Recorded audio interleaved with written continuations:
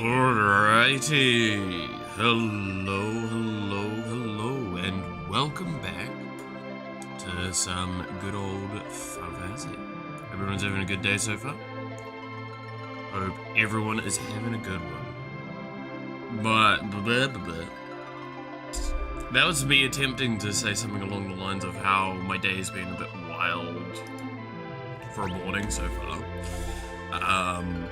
Yeah. I slept terribly. Let's get into it.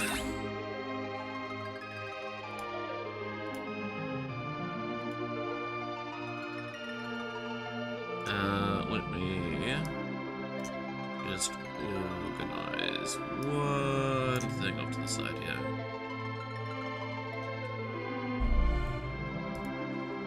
And double check everything is turned off. Yeah. That's fine. I'm also mildly thrown off today. I'll say this openly. I've talked about this before. I normally play Star Rail before stream as my way to set up my brain for the day. Yeah, that didn't happen. I'm still doing the update because my internet's still trash. Which is a bit annoying. So, I currently have it paused on the PC in the background. It is not even an hour away from being finished. And it's just really frustrating. So I'm gonna miss out on one day cycle. Hey you devil, how's it going?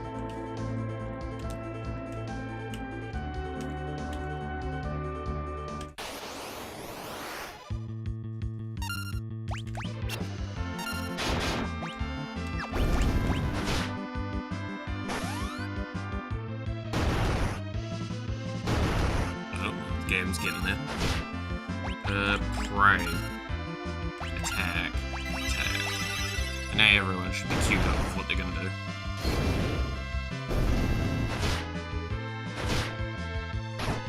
Oh, yeah. Bloody brain fry sort of thing. I don't know. I'll figure it out as the day goes on. Fish. Yeah. So again, I will be respectful and talk about this a roundabout way. But there is some VTuber news that I do kind of want to talk about, which is that Senzawa, a very famous Gura fan, in fact her #1 fan, has recently given us final info on her next Oshi, and now that's kicked up a whole stir in the internet. So a lot of people are very excited for that.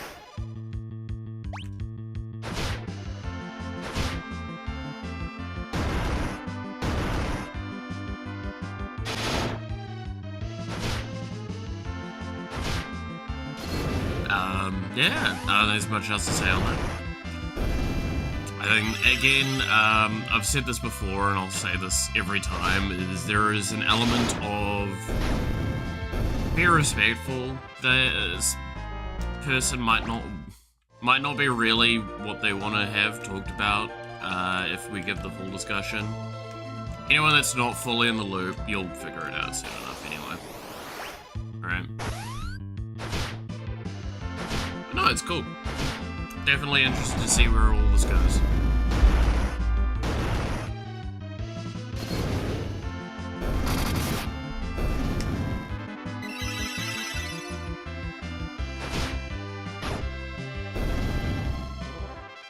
I do think we are very clearly hitting that point though, that I've talked about it before, but VTubing always suffered from the speed of its own growth. In the sense that, the growth rate for it was insanely high so quickly because of the events of, pandemic and things like that, that it kind of hurt itself in its own confusion. and now we're seeing, like, it finally, I would argue, coming closer to a normal, stable sort of feel.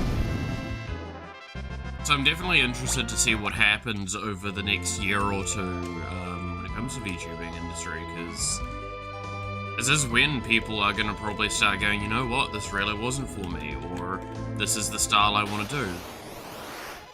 Now that indie VTubing is so much more accessible as well.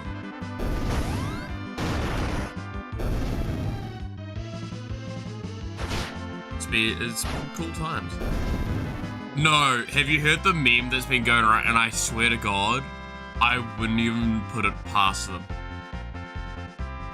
It's the first thing they say. But. But.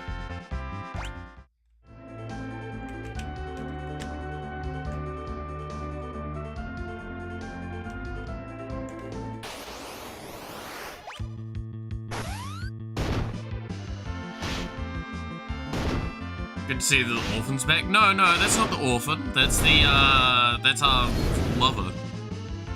We haven't found the orphan yet. I think the orphan's still inside the Leviathan.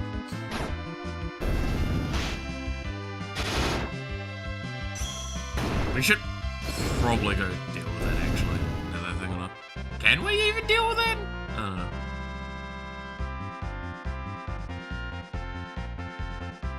It's a collection of sea-themed ones. Yeah, no, that's Rosa, not the orphan.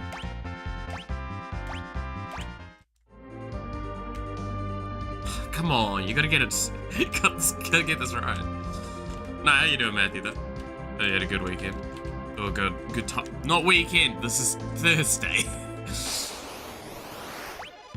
Dude, when I take time off, my brain gets so scrambled with everything that's going on as well for me. Like, I don't want to be that person, so I'm not going to go into details, but I did mention briefly I had to go to the doctor's on Tuesday. And that went as well as I expected it to.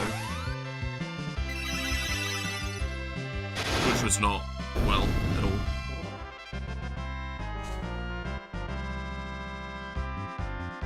Yeah, the weekend. Well, no, it's because it's like I do stream Monday, Tuesday, day off on Wednesday, Thursday, Friday, Saturday, and then day off on Sunday, theoretically. I didn't really have a huge full day off on Sunday, because I did the collab, which was great, and I 100% am glad that I did. But it doesn't stop the fact that, like,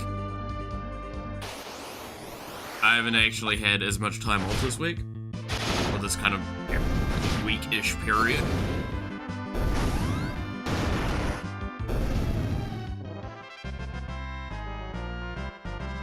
Oh, I already talked about it on Tuesday, but just as a reminder, there's gonna be no stream on Monday next week. Because of more doctors-related stuff.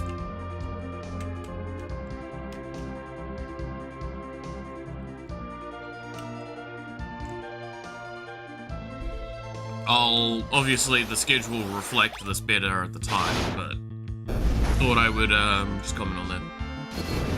Does not love us and will not stream.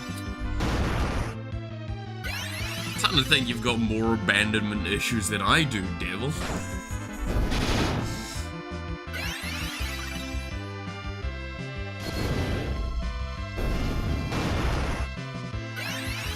Which, gonna be honest, that's a very, very high bar to beat.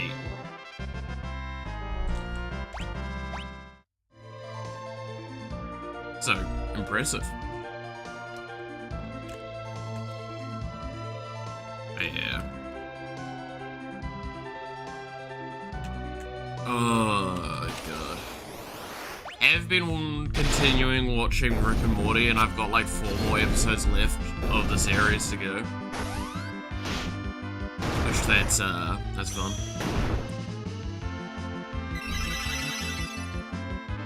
Because, like, again, I haven't watched any of Season 7, just because, like, when it came out, I was just really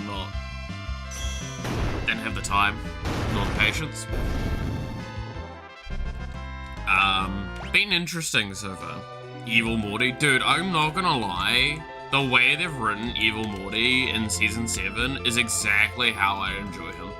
It's just, he is basically, like, just the most Rick Morty there is. And it's really fun. I actually love seeing the normally cowardly figure just go, you know what? I'm worse than you.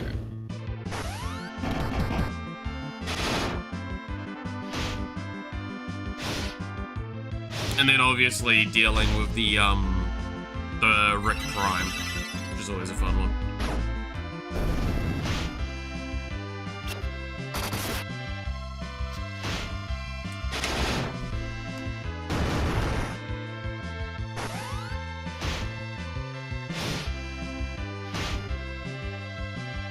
Wish they started developing regular Morty and that. Like, okay, can I say the one thing I love about regular Morty throughout the seasons, if you watch, is he has actually just genuinely become, like, a miniature genius. Like, I actually kind of dislike a little bit of Season 7 and a good bit of Season 6 for the fact that, like, they've shown he can just put some stuff together and kind of do what Rick does with stuff. But he doesn't do it as much there, and it just doesn't feel, I don't know. Yeah, they did quite a bit of inconsistency with his character. Like, that's kind of what I mean. It's like his character bounced around a lot, and like, I'm all good for having the storylines where there's a message that they are telling with it. Alright, it's great. I'm fine with that. But like, the fact that there is so many times where Morty has proven he's actually like a mild genius. Yeah, like, I would actually prefer, right, so, okay, personal speaking on this one, let's go with this. What I would love to see from the Rick and Morty stuff with it is to see Morty go down this route of being smarter and more cynical, but still keeping a more innocent approach versus evil Morty. Right? And that being like the thing that separates those two, is it's like the one that's just basically good Morty versus evil Morty, and that actually being a good major plot line for it. Because I think that would be a really cool way of doing it.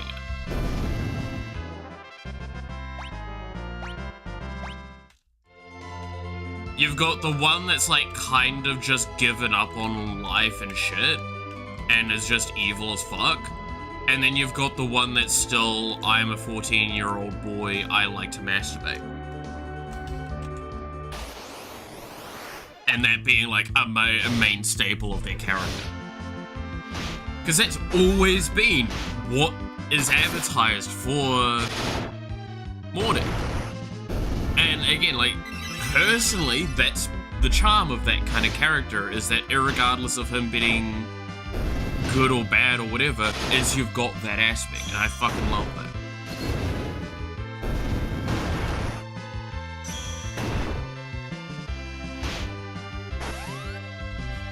But again, Rick and Morty's not...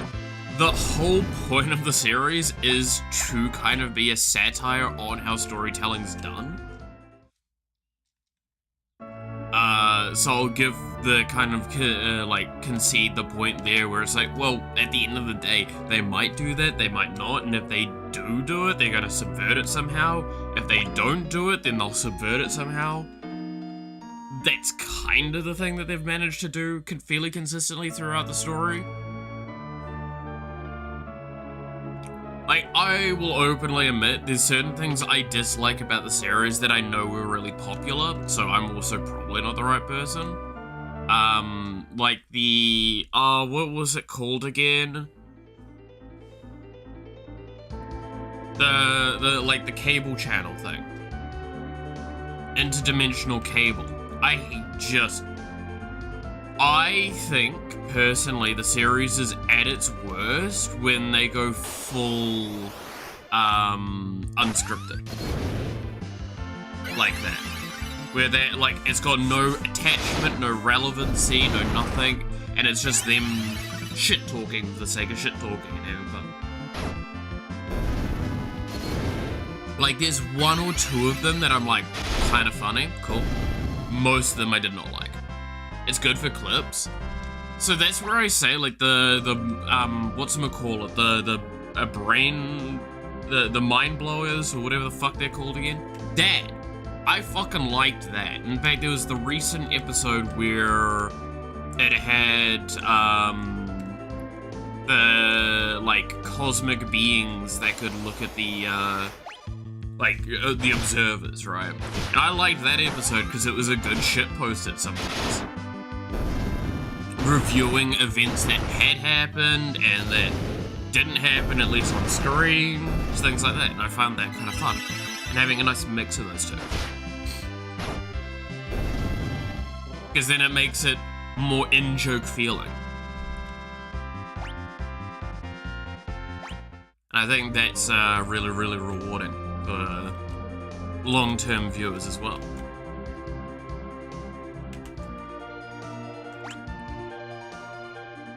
It is really strange to me though, because again, keep in mind, I'm coming in having binged watched all of the series right now. Hearing the voice change for Rick.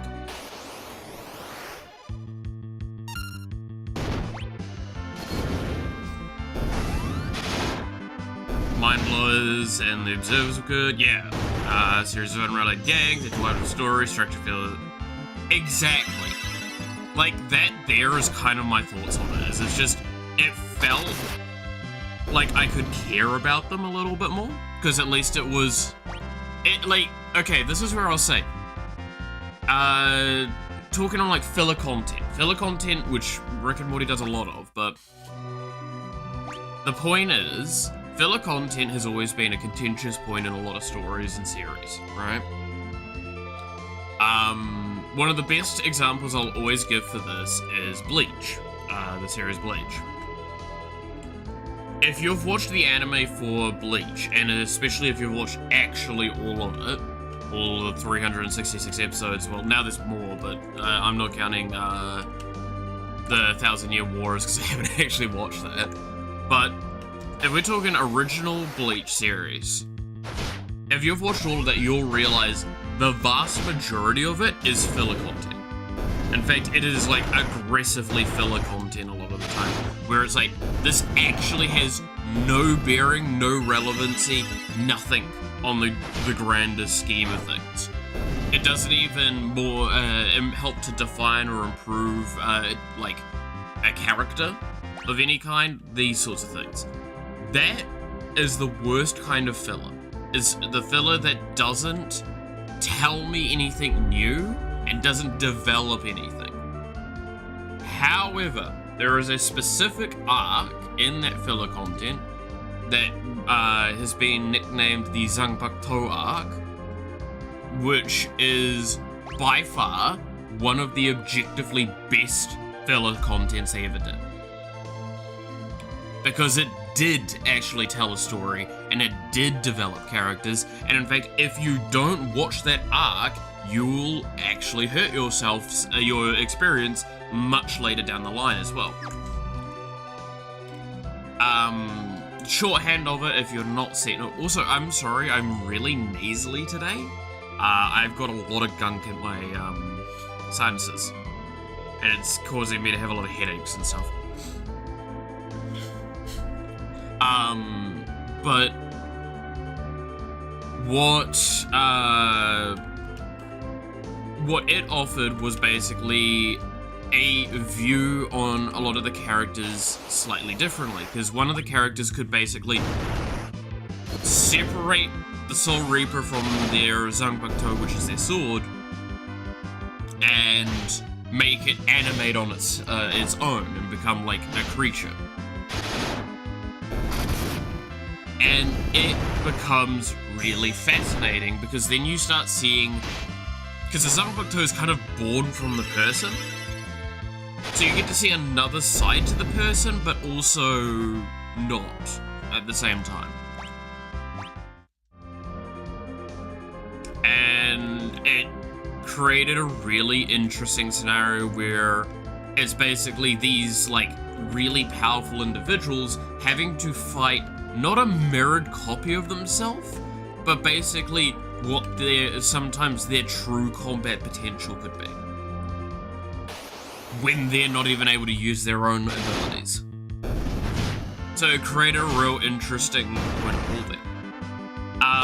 Another example I'll give to the correct way to do filler, and I'm sure this is probably something that more people have watched, the one episode of Avatar: The Last Airbender that was the mini-stories one.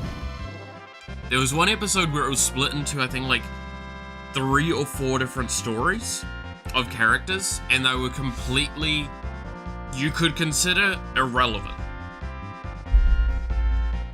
But there was, and it was basically the same day told from multiple perspectives. One of them was Momo. One of them was Iroh.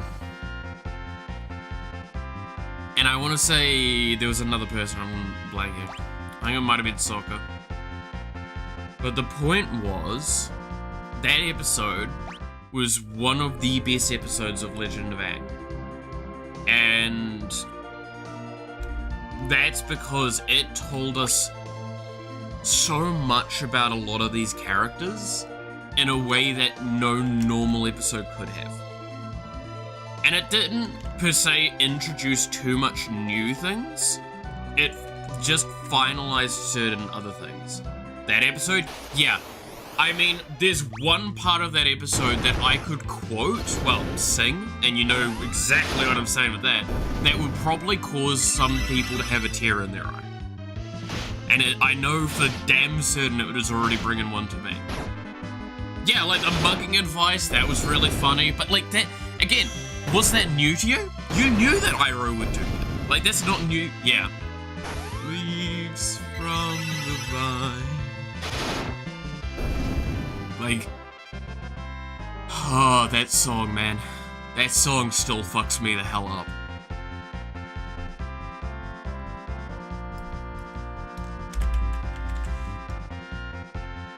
Like, again, this is one of those times where I've got...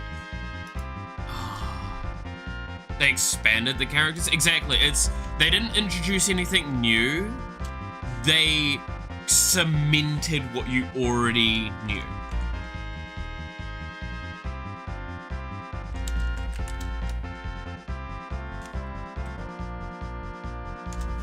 Right? There wasn't no grand development, no anything like that. It was just a clean thing. I'm going to play it right now, because it's just... Can I... Sweet. Cool, I can just drag it. Yeah, Little Soldier Boy.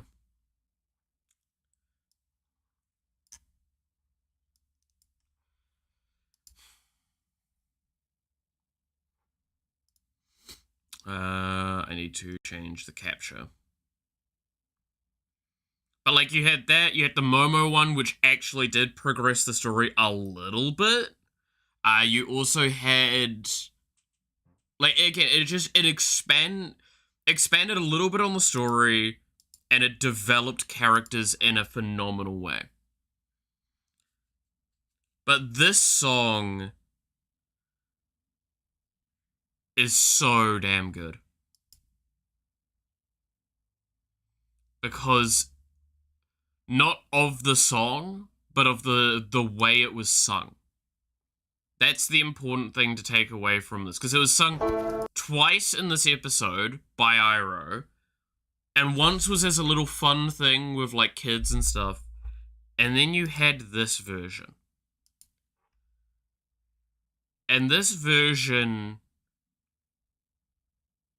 let's just listen to it.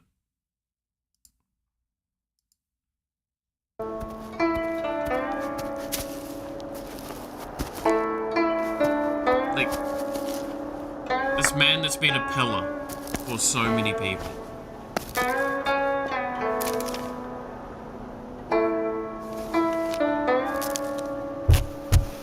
Happy birthday, my son. If only I could have helped you. Leaves from the vine, falling so slow, like fragile, tiny shells drifting in the foam. Little soldier boy, come marching home. Brave soldier boy comes marching home.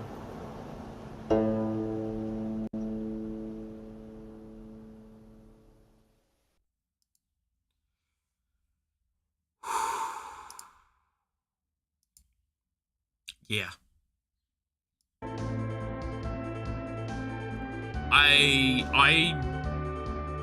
I don't know who you might be and all that, but if you've watched that series and you've seen that scene, I feel like everyone's felt at least a little similar at that moment.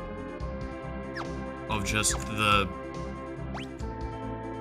pain in that singing, and God, it's fucking good.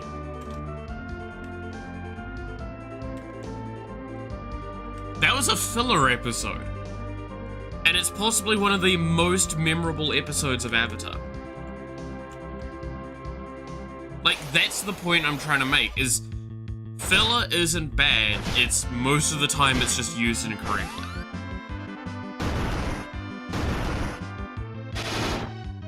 Like, using it in a way to just, like,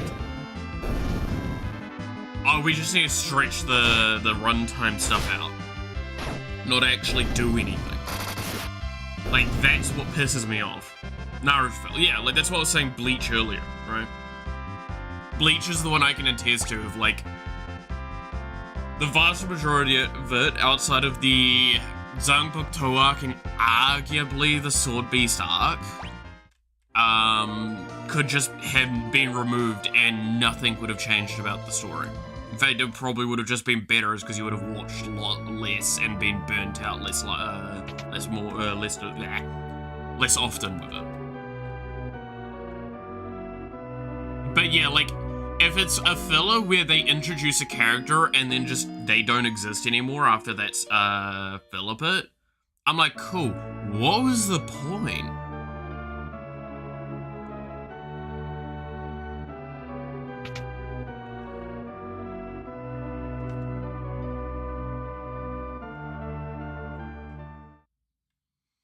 Like, I've watched a lot of magical girl stuff, and they all do the whole, like, there's a filler arc, and there's either a new character, or there's a new power that comes out of it, and it sticks.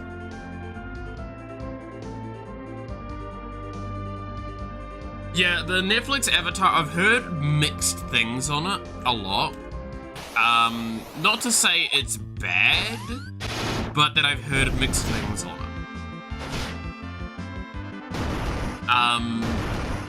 Which, I mean, in the nicest sense, I kind of expected, because, like, no offense, but Netflix isn't really showing, and for basically ever, a very good and consistent, like, quality and understanding of things.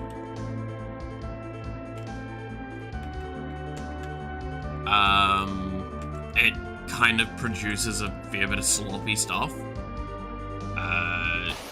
But, like, when it's not, like, one of the things I'll reference to that is, like, and I'm wondering if anyone actually watched it, have any of y'all watched Altered Carbon?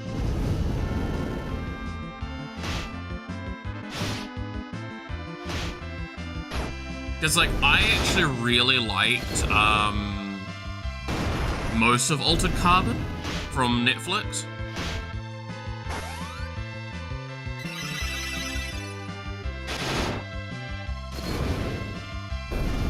And it's not an anime or anything like that, it's just a straight up, like, live action thing, and it was great. No, not Alter Carbon, Altered Carbon. Like, altering this sort of thing. It's pretty good. The shorthand Okay, so the problem a lot of people had with it is one of its also kind of compelling points, which is that it's in an era where bodies are kind of just not what matter anymore. You basically, your memories, your person, are separate to what the brain, the body is. The rich can just repeatedly go through bodies and never have to worry. The poorer people can only maybe expand their lifespan by once or twice. But like the main character was what was kind of considered a shock trooper, where basically you would be dumped into a body and you need to be able to immediately go and fight. They would like fire these in stasis bodies with no brain in them, basically, or no mind in them, to a location. They would flick your memory into that body, and you would immediately have to hit the ground running and shooting. Like, I think they had a very specific window of how long they could basically do that, which was very rare. Normally, people take a long time to adjust and get used to the body. And it was really, really interesting because it dealt with a lot of, like, what is considered a murder, what is considered this or that. And it had a lot of, like, really interesting social commentary that I quite liked. And I liked that. I genuinely enjoyed that series. But one of the complaints people had is that they just replaced the main character with one of the seasons. And it's like, that's the point. I will say the second season had other issues with it. Not just that. Playing to watch, Pagan. Yeah. But yeah, Altered Carbon is... it's interesting. I would definitely say it's worth at least giving a bit of time to having a watch. But it's an example of, I think, Netflix getting it kind of right. Is like this creative endeavor, seeing what they can actually do with a very, fairly well-established concept. It reminded me very much of Mass Effect as well at certain moments. It was real cool. I remember enjoying it a lot. Again, stressing, I'm not going to say it was good, but it definitely had a lot of interesting moments that were worth, like, looking at and considering in my eyes.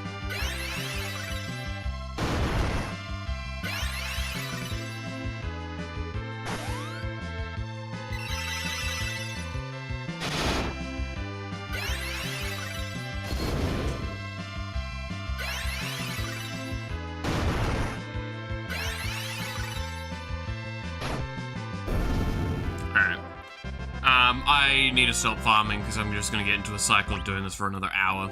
Alright, let's go heal up and then go explore, because I have a feeling we probably need to go to the mountain with what we were given. Or the volcano-looking island, because we were given molten rock.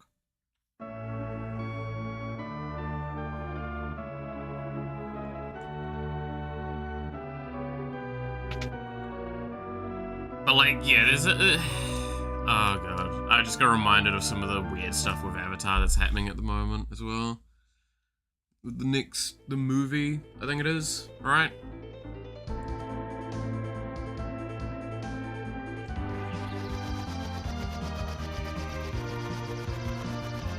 So I have a feeling... okay, this is probably not where I'm supposed to go, because that looks like... maybe it is. Oh my god, there's 3 towers. At least we can't make one of the jerks. I mean, there's a destroyed castle here.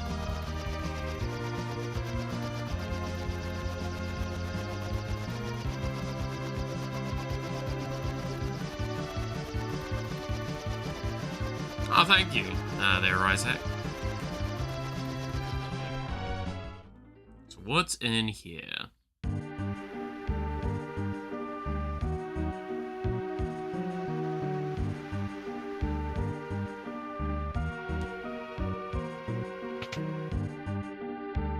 But yeah, no, basically what Devil said there is a summary of why I'm like really uninterested in exploring that discussion, is because it's such a silly fucking argument to make.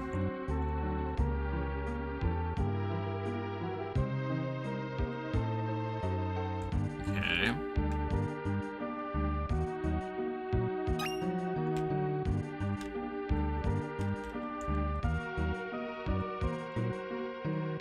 Oh, there's more here. Okay, we got a bomb core. How do I get into that one then? Ooh, secret tunnel.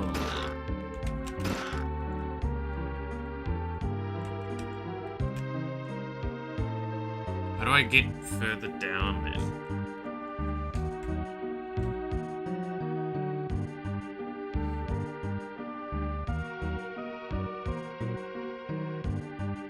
Don't forget about the Magic the Gathering set. Yeah, well, I mean, was it, I'm blanking on their name. Ultimate Guard, I think's just released, like, some stuff around that as well.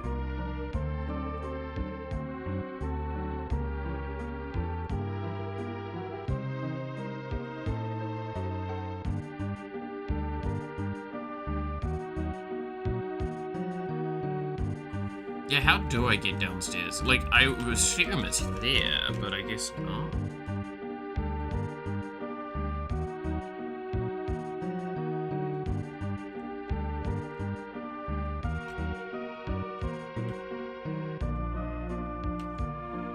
Maybe like the count of orphans. Well, I mean, okay. Well, that's what Ryder is. She's an orphan. So we did create an orphan.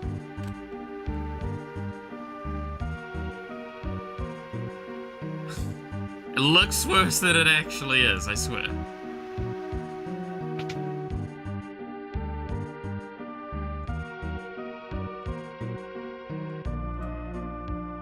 I mean, we did start looking after her, so it kind of makes it fine, right?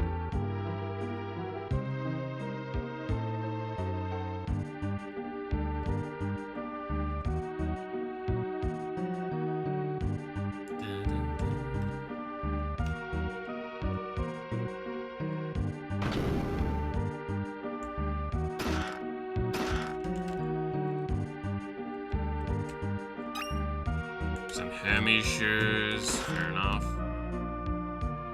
Well, I don't get to...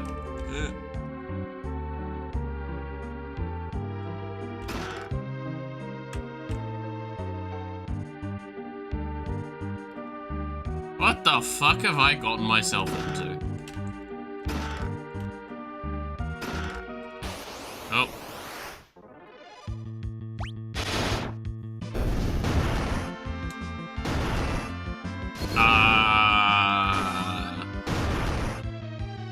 I'm trying to figure out if I'm over-leveled or under-leveled. They're doing a lot of damage to me, but they're also taking a lot of damage.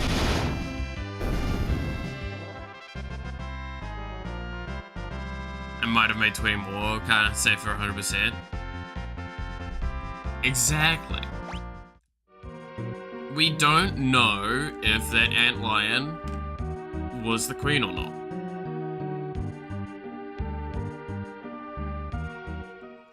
Because we don't know if it was the queen or not, we can't assume that we... Alright.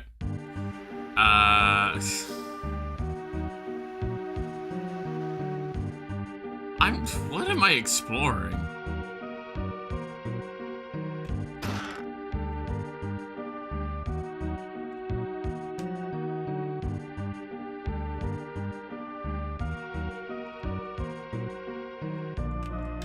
I mean, I guess I gotta go upstairs to get to access to that.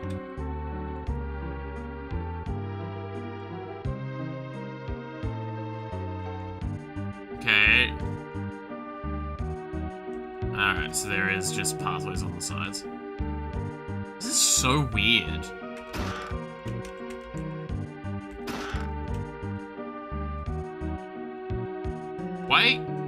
Wait, why can I get down there in this one? Normally you don't get access to going behind the wall. This is so confusing.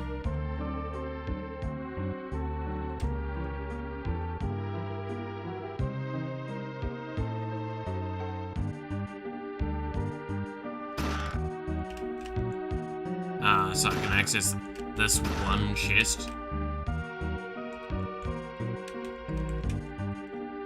This is so strange. Random castle found, I guess, and looted. Okay, so we've got one more chest we need to somehow loot from this place, though. There's one chest we're missing from opening, which was we saw earlier. On the left side.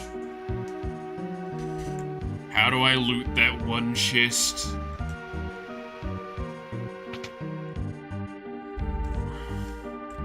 On the right side's right here.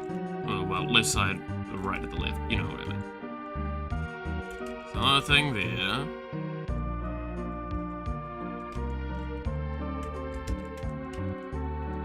Another thing there.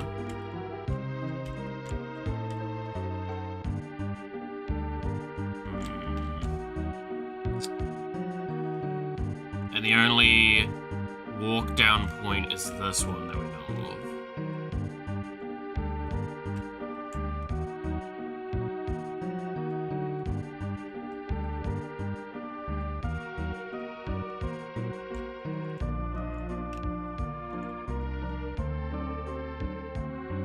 But you're Australian because of your accent could have been mistaken for some English dialect. Then I saw the New Zealand. It's pretty close.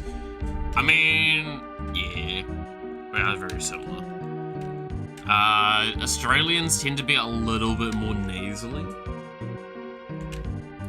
but very similar otherwise.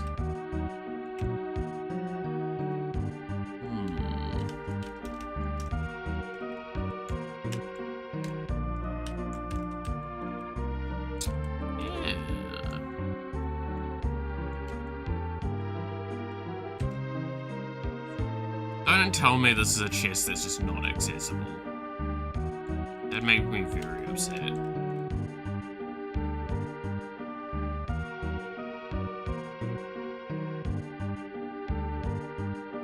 But New Zealand's not hell on earth. Exactly. Is by the R's. I mean, the one best one is about the schwa in phonetic usage, because the usage of a schwa is pretty unique to Oceanian English. We've also got, but yeah, like ER comes out as a schwa noise.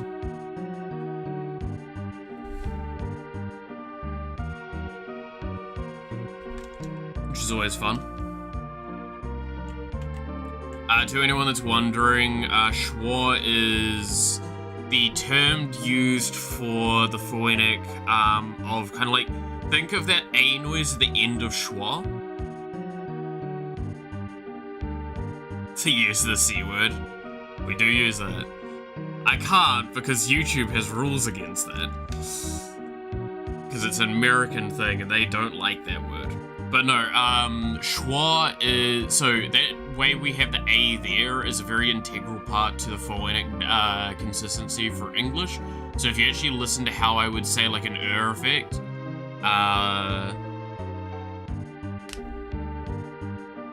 you can't, you say? Yeah. But like what's a good ER sort of thing, or similar? It's that at the end there. It's a lot of R's get lost to the schwa noise. ER and AR sound very similar in pronunciation. I mean, if you want a real funny one that I know will always get people is when I start talking about card games And I'm like, oh yeah, so I've got like, I built a deck. I've got like a really good deck. I really enjoy playing with my deck.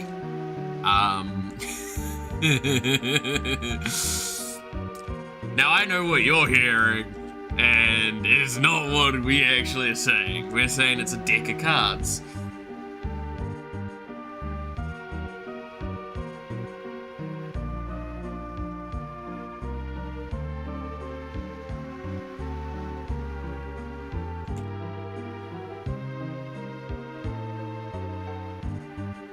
What the fuck have I...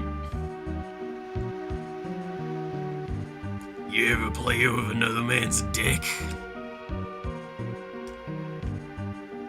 Of course I have. It's always nice when people let me play with their dicks. Such a See, the best part is, well, if we do a comparison point, you'll immediately hear the difference. Right? Deck of cards, dick. Deck, dick. Deck, dick. Big difference.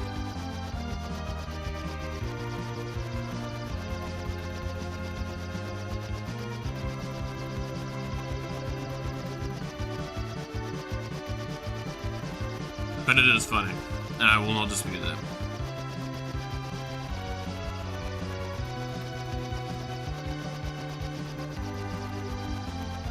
I've also come to terms to laugh at that joke as well, myself, regardless of my feelings on it. Too many people made too many jokes. Eventually you get bullied into laughing along anyway.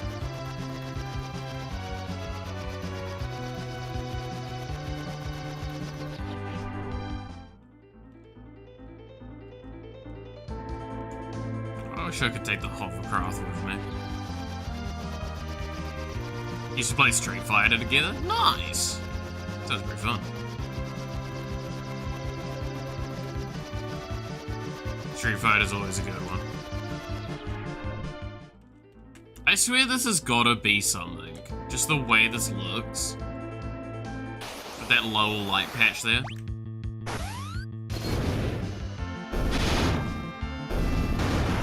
I have to wonder.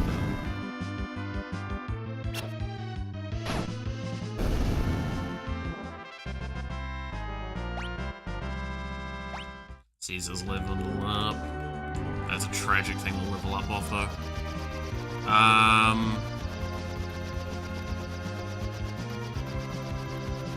Yeah, where am I going? Just kind of had a moment of realizing I don't think I've got, like, any idea what I'm doing right now.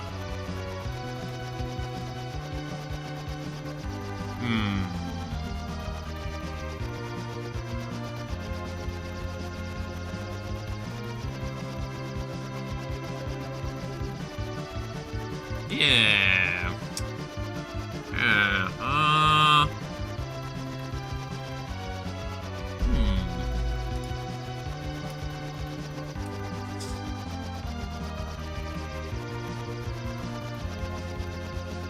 I guess, I need to figure out where the hell the access to the underworld is.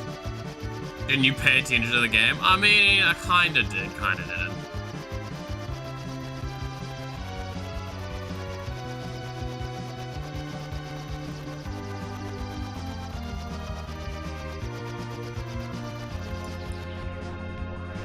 Oops. I clicked back into the game and wait a minute. Wait a minute, wait a minute. What if... was it... No, so this was the mithril place. What if...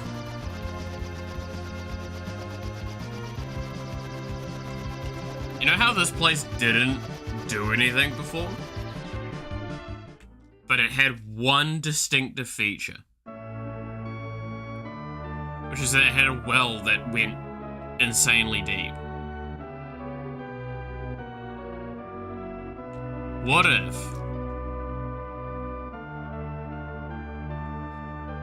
What if this is the gateway to the underworld? Oh my god. It sure looks deep. Oh my god, it is.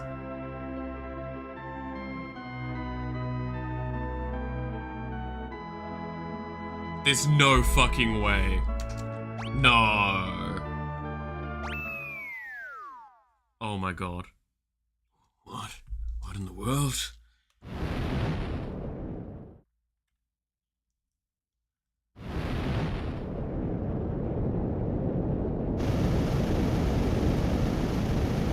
That wasn't me.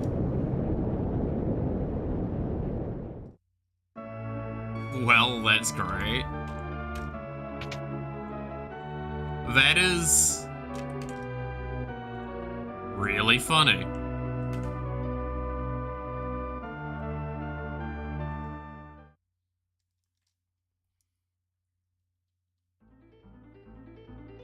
Well, I guess I opened the gateway to hell. You sure that's not you? Nah, it's definitely not me. What the fuck? We've gone to the nether.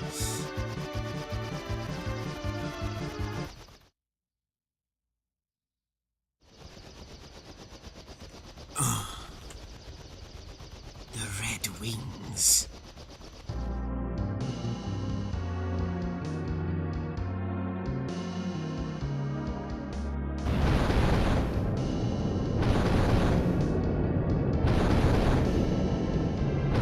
Oh, don't tell me we flew into no man's land. That's rough. The nether. Tell me that's not the fucking nether. That looks 100% like the nether. How did they beat us here? Who are they fighting? I'm gonna bust through the line. Hang on.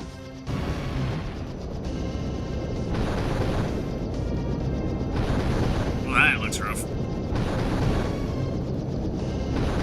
I still haven't actually watched the Minecraft movie. Is that still in cinemas?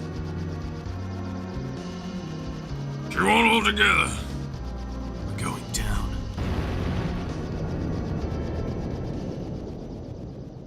Oh god, are we stuck in the nether? Cecil?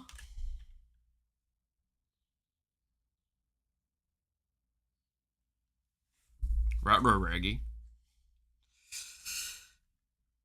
Rosa. Is everyone alright? Yeah, but the Enterprise, we'll have to land. It's too risky to fly in this condition. We have no choice. Let's take her down.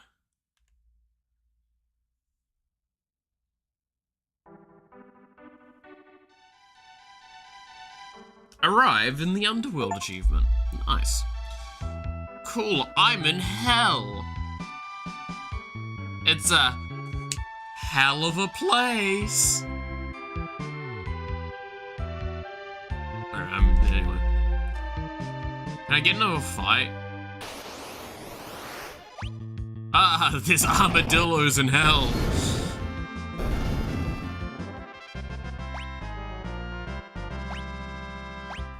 Alright, well that was it. Got high before for a better experience. Yeah. Again, I know it's bad. I'm going into the movie expecting it to be bad. Doesn't mean that I'm not going to enjoy it. A good movie and a bad movie don't mean it's an enjoyable movie. I wonder why you're in hell. Looks at the counter. No. Look. I swear it's not that. Look. Most of the things we did that were evil were war crimes while we were still under Baron's control. While we were with Baron.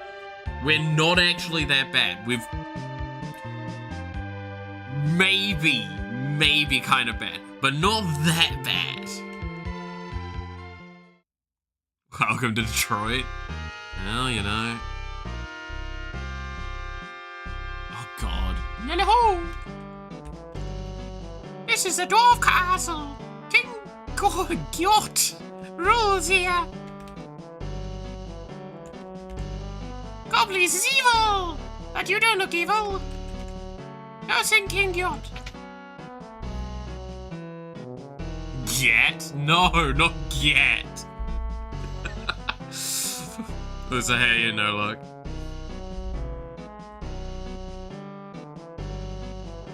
It said it was a bad movie, but liked watching it. Yeah, exactly, right? I'll always stand by. So going and watching a bad movie, like, a bad movie does not constitute a bad experience. A bad movie can be fun. That's why B-grade horror is one of the best things ever.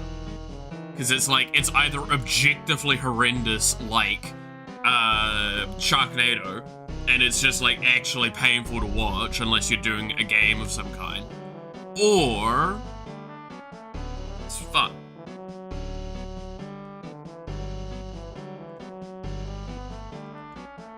Hello, no entry! This room is off limits!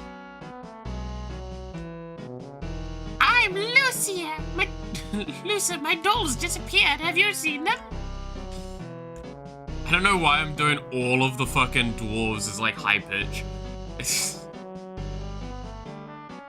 I guess it's some sort of bit that I'm, Dwarf items hold magical powers! Humans can't handle them! Let it go! No entry! 600 gold per night? Yeah, this is fucking hell.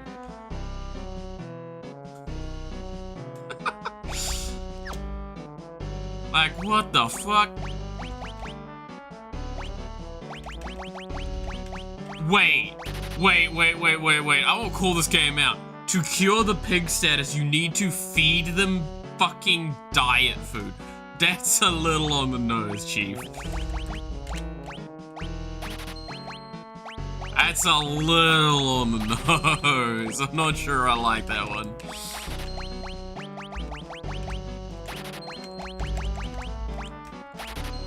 Alright.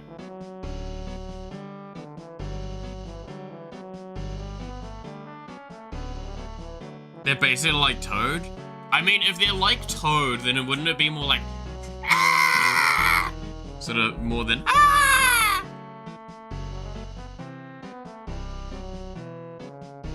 You created these prices, Satan. Exactly. Dude, if you're charging... Dude, upstairs, they're charging $50. What the fuck happened to inflation? Damn Toad Voice. I mean, Toad Voice is just make a creature that's screaming in pain and you'll get there. I'm Toad! Let me free of my mortal flesh! Right?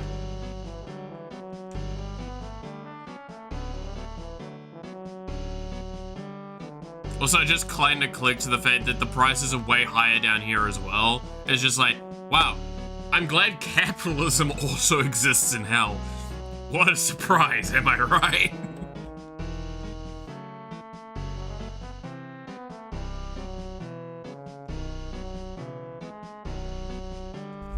Welcome! You are?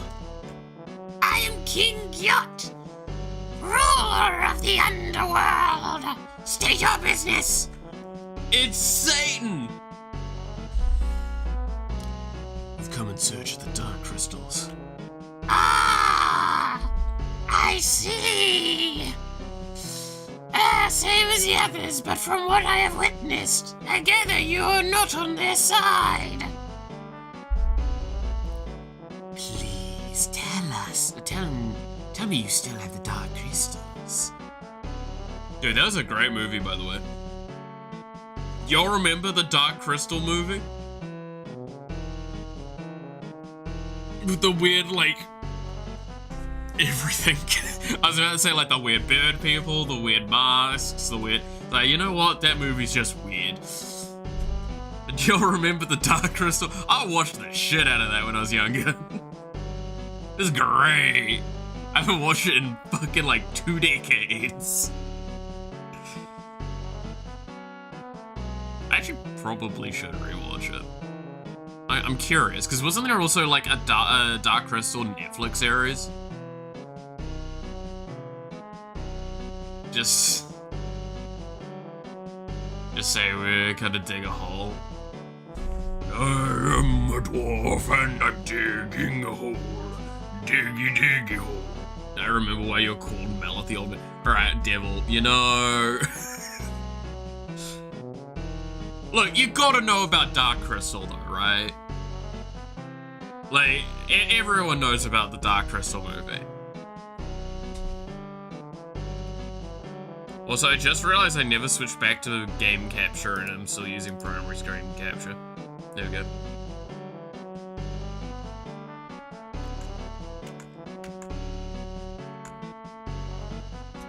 It may not look all that different, but there's a little different.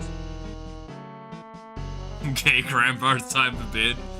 Dude, I fucking cracked up laughing with the recent trailer for Star Rail's character, Hyacinth, where she actually has the like, okay, Grandpa, let's get you to bed, with Mighty. That fucking broke me a little bit. I was not alive when it came out. What? When did it come out? Actually, now you'll meet Dark Crystal. 1982. Okay, well, I wasn't alive at that point.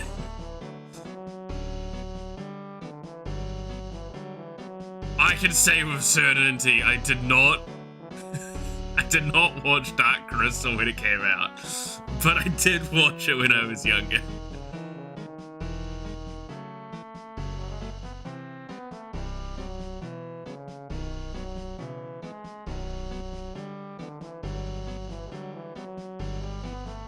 God damn, I didn't realize it was...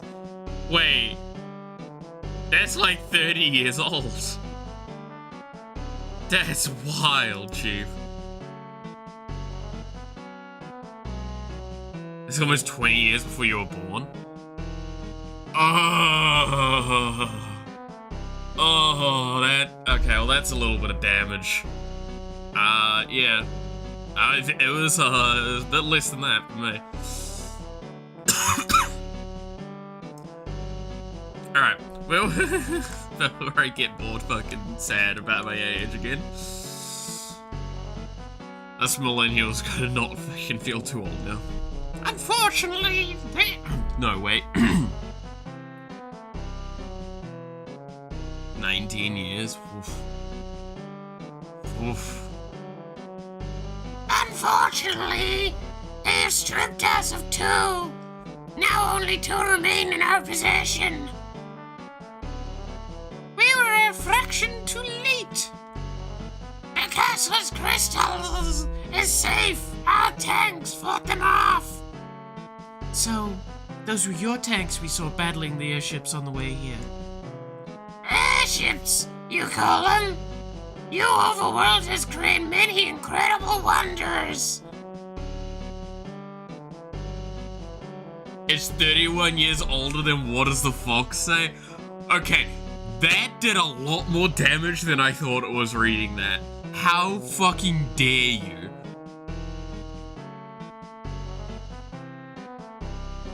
That actually is almost criminal to say, Matthew. That's actually obscene. Holy shit.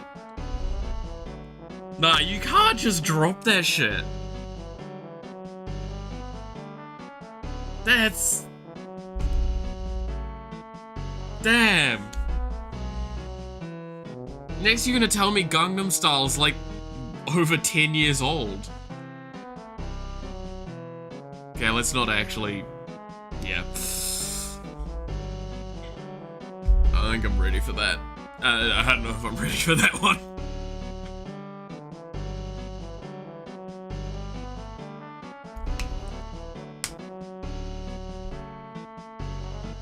Oh look, YouTube's 20 years old. I still can't get over that.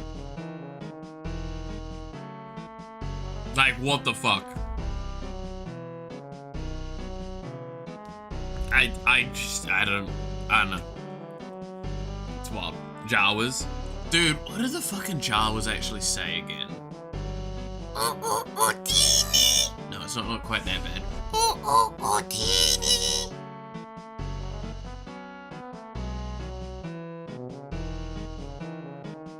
Gangnam Style came out in 2012. I love how all of you rush to go like, hey, by the way, you wanna feel older? Fuck you guys.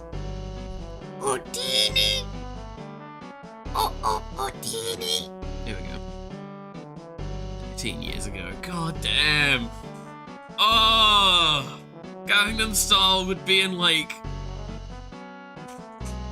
Oh my god, Gangnam Style would be in secondary education? Ah! Closer to the year 2040 than 2000. Stop! I'm not ready for some of this shit, man. It's worse because my birthday's coming up soon as well. Don't do this shit to me. I need to feel older.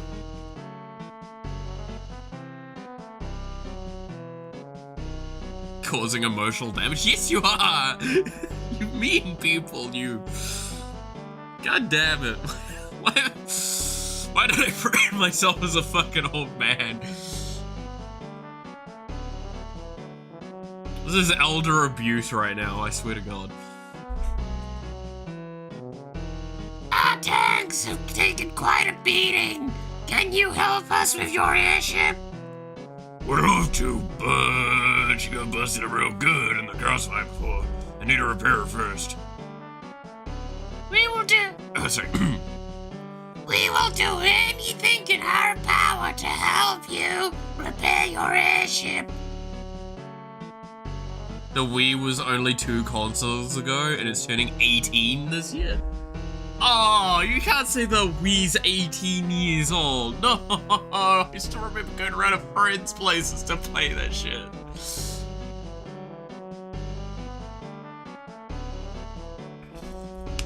Man, like, I've still got an original Xbox, I've got a fat PS2 somewhere. Dude, I still remember the day we finally got, like, a DVD player. Or the day that we fucking got broadband. What a glorious day that was.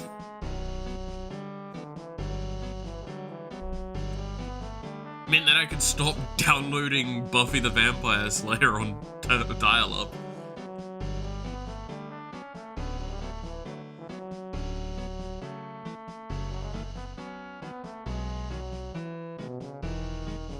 Who wants to tell him the age of this game? Oh no, I remember the age of this game. This game's actually really fucking old. You know what's worse about the age of this game? Anytime I set the,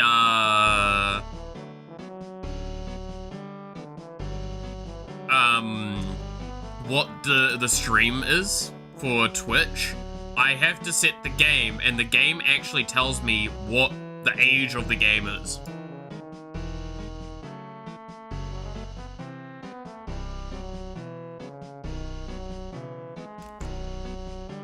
I watch anime in 3 parts on YouTube. Dude, no one will remember the era of not downloading stuff from like pirate sites, but like watching it on YouTube. Dude, I still remember it was Sword Art Online and Tokyo Mew Mew. Well, specifically the Tokyo Mew Mew and Mew Mew Powers, the English and Japanese variants. I watched that shit on YouTube. That was how I got into anime. Cause I watched that shit on YouTube. Like, fuck me, I guess. Then I heard all about this, like, just go pirate it, and then eventually Netflix comes along, and like, there's TV series on it, and there's anime on there, and I'll watch it there as well. Wild times, man, wild times. Oh, she won't last in the heat of this magma anyway. I'll fix her as best I can for now. But I need to fly back up to the surface and gather some mithril to armor her better. Sid. Just button up and relax. I'll be back before you know it. Be careful, Sid. No worries. I'm a tough old man. Sid has left the party. King God. Where is the crystal? In the safest place in the castle, hidden behind my throne.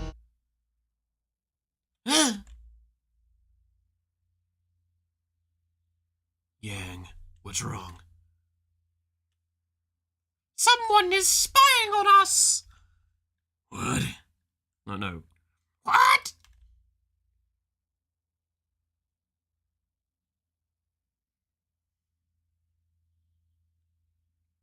Perhaps it was your imagination. I wish it were so! But I definitely sense a presence!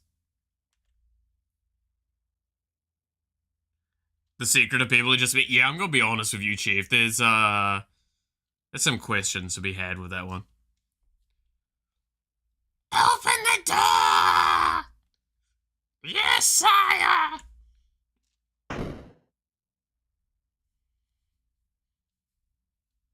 And he just lets us in as well.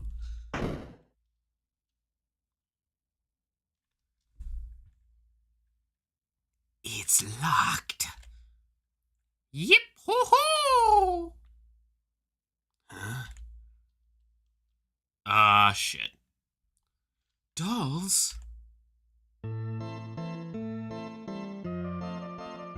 Not this shit again.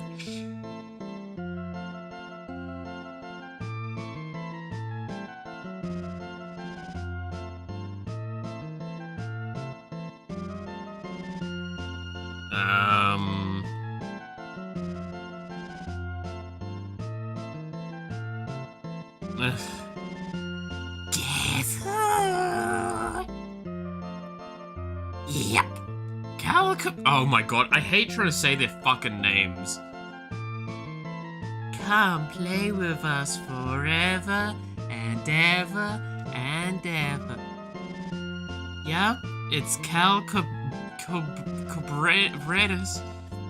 We're cute and we're scary. We love to kill. Let's take their heads. Yeah, a gift for goblies. Yippee-ho! I mean, I should probably just autopilot this, because I don't think anything's going to change about how I play this. I am already going to do a lot of damage. They hit very often. That's kind of rough.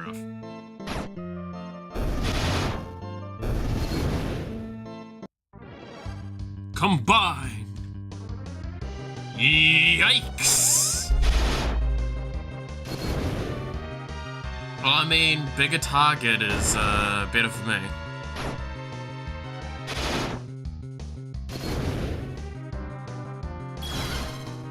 Glare? Oh shit. Oh god damn it, Kane, could you stop being in the bad guy's side for 5 minutes?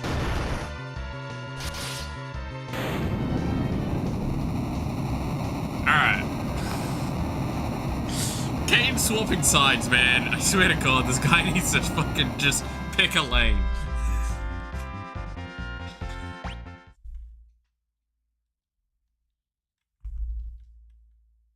Ow! You big bullies. But now Goblies knows about this place. He's gonna get ya. Sir Goblies.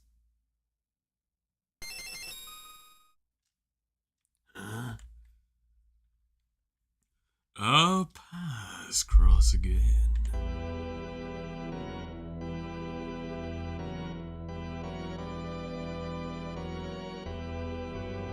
Swapping sides is Kane's hobby. It really fucking is. Goblies. I commend you for finding your way into the underworld. To reward your efforts, I shall tell you why I'm collecting the crystals.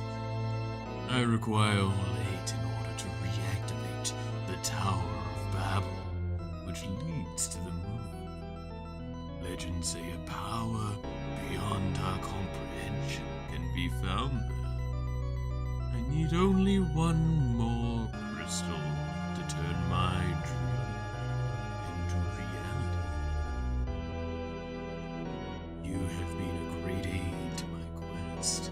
Now, prepare for your final reward! Alright, Chief.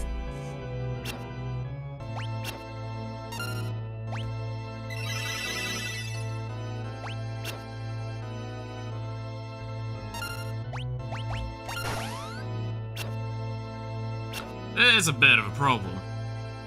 You pals, I expected more. Open your eyes and gaze upon the shadow. Come.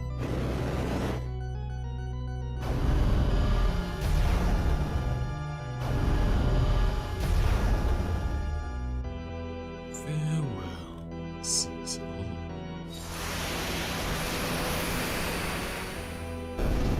Huh. My shadow dragon destroyed by his. You're okay. You should be able to know his voice. Voice. Hey, it's Ryder.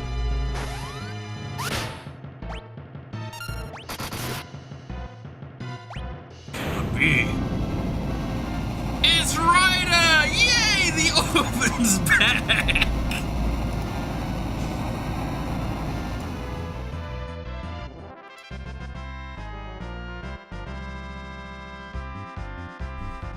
I'm so glad she's back. Also, that outfit's hella sick.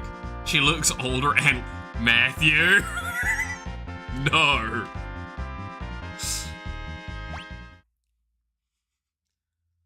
We did it. We defeated Goblies. Ryder! You look so different. What happened to you? The Leviathan took me to the land of summons. What's that?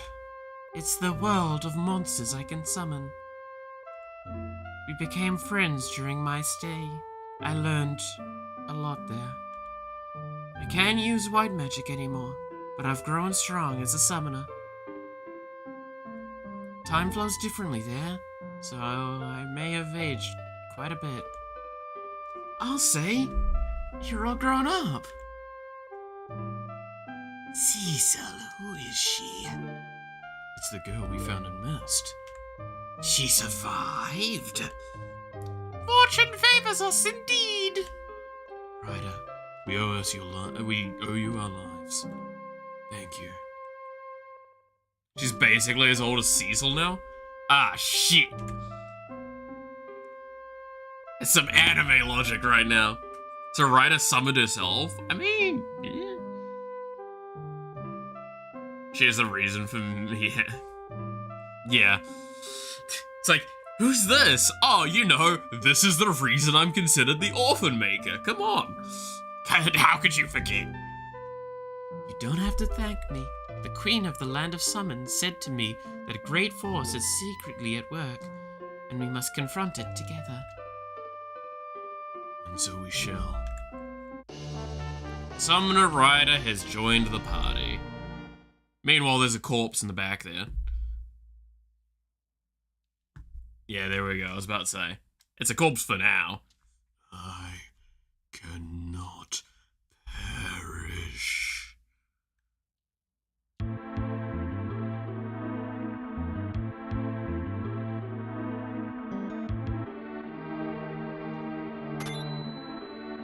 Yoink!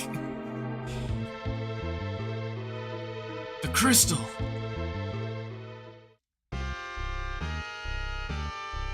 Forgive me, Goblies has taken the crystal.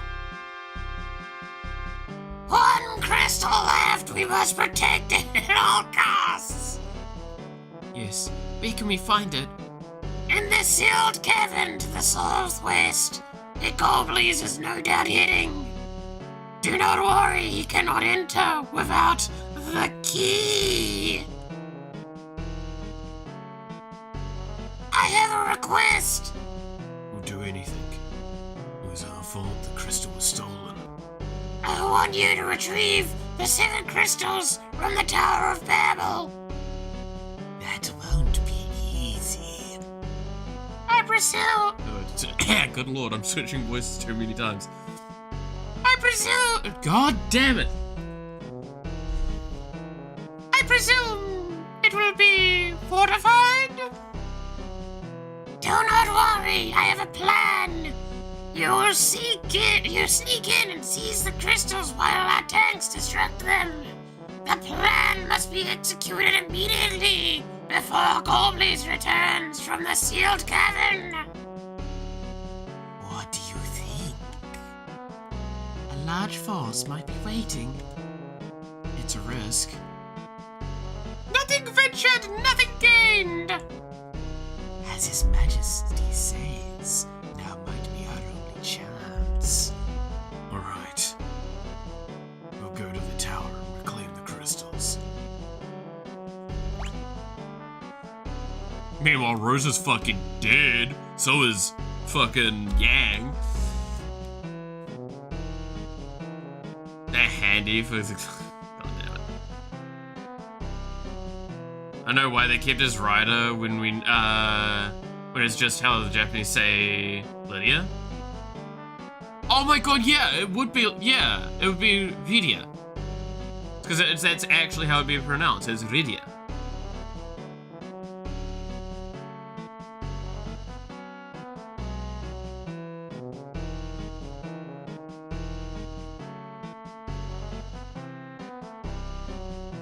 Oh my god. Yeah, why is that? Wait. It's actually kind of wild. I guess I gotta fork out the fucking absorbent Satan prices though for the sleeping.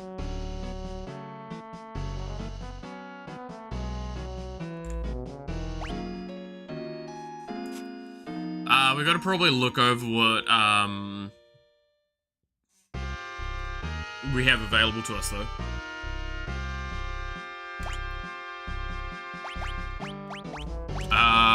So you can look at summons under this. So she's got black magic available, which is pretty good actually. Ooh, okay. So now we've got instead of just that, we've got Shiva. We've got Ramud. We've got Ifrit. We've got Titan. And we've got Mist Dragon.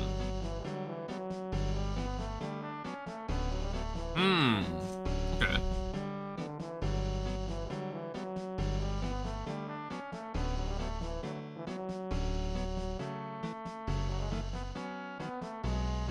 The Archdevil of Greed. I'll give you that, sure. So the MP...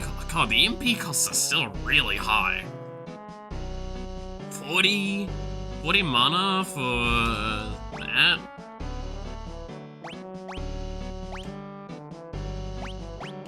So we've got 30 for each of these. Okay. Why did I type Santa? You know... Common problem, don't worry about it. I think we're at a point now where we swap back to... having a 2-man frontline. Or the 3 at the thing? Wait. No, I need to order this differently. You swap there, you swap there. There we go. That's what I was trying to do. So Kane, Yang, and Cecil at the front. Vidya and Rosa in the back. Is that Shiva Titan from Magic the Gathering? Shut up! Dude, the spoilers have been getting really cool though. I'm not gonna... Dude, there are some cards that I'm like, you're printing that?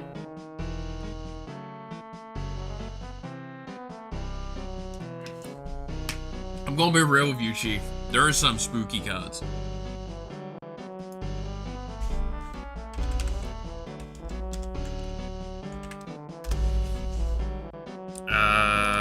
What were the...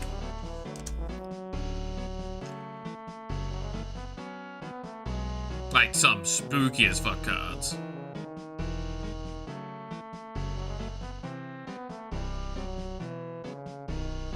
Yeah, the guy that makes the... Yeah, it's, the first set of flips you do in a turn are heads and win. And I fucking love that. Have you seen the crystals, by the way? like the other crystals that have been released. Holy shit! Like, the darkness one got announced ahead of time, and I was like, oh damn, the darkness crystal, that's pretty OP. It's like the worst of the three. They're all insane.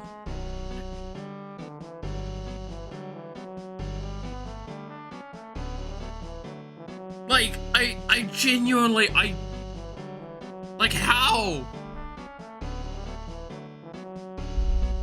Yeah, no, I mean, your series, the first thing that a lot of people talked about with that one.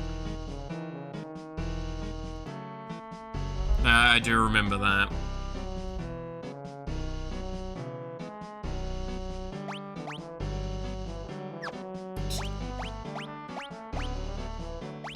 Let's double check equipment in case we've got any upgrades that I haven't been paying attention to. Probably not, though. Oh, she's got the whip now, boys. May cause paralysis. Interesting. I mean, is that even worth it? That's actually really good. Okay, she's probably come in with better gear than I have available to me. Oops. Yeah, like... that is so good in stats, my god.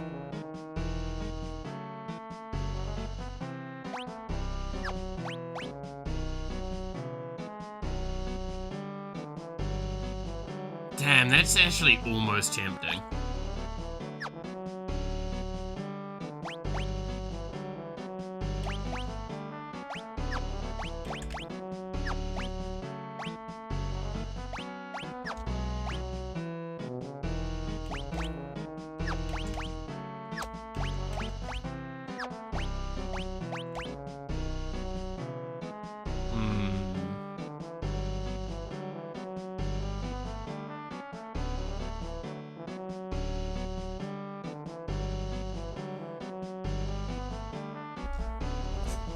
Let's see. Zell for the Hazazon. Zell. Oh, no, Zell again.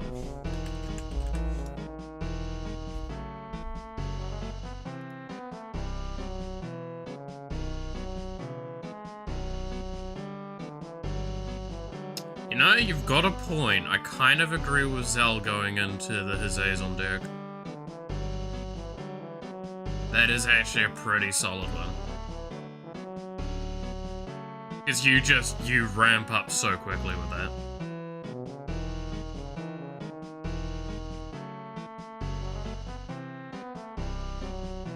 Yeah, I probably should keep an eye out for Zell then, to toss in my Hazazon deck as well. I mean, like, it's because, yeah, you've got... Gladios is probably one of his best fucking commanders. Just because of the way he's gonna work.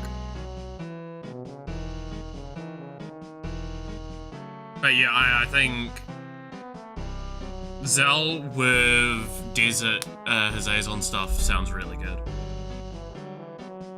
I probably need to actually think hard on that one.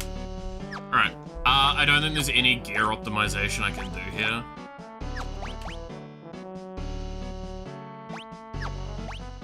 Because, like, this Confuse has actually helped out quite a bit.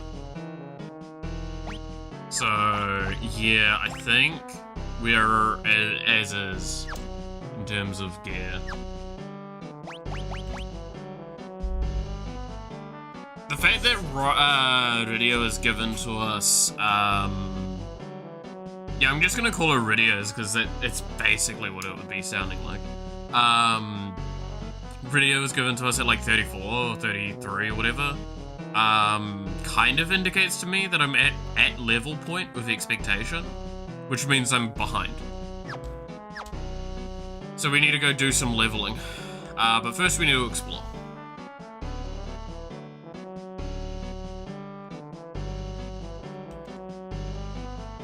You have permission from the king, then you may enter.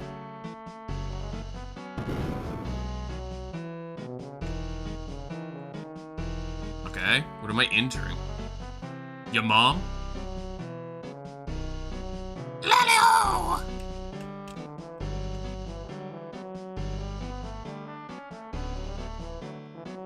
there's no loot there. Take it. Oh, is this where I actually need to be going? Oh, I shouldn't go here then.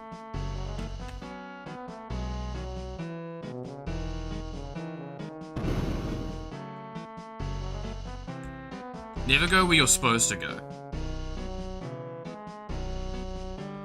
This is the infirmary. We dwarves are tough, but even we get hurt once in a while. Ugh. I'm getting better. I can't steal from the infirmary? Damn.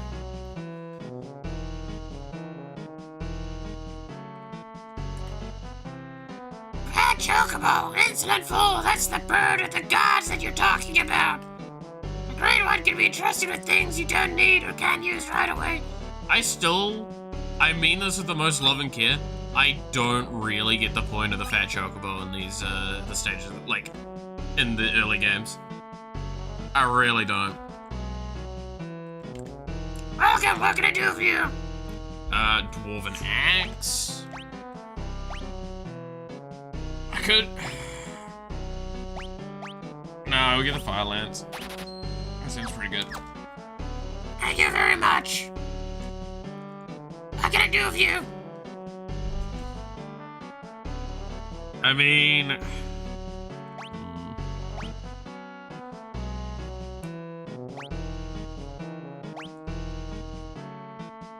Well, I mean, I probably want to get that and... Do I want two of those? Yeah, might as well. And I can buy a spear of that.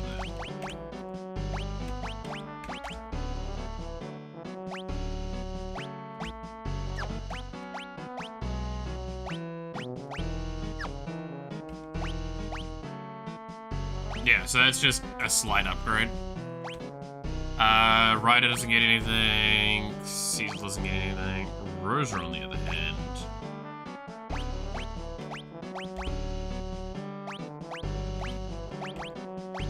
So this is going to, yeah, I was about to say, it's going to lower our attack, but like, lowering our attack by 1, but increasing defense by 3, magic defense by 6, and magic evasion by 7. That seems kinda good. Kinda worth it. Not gonna lie.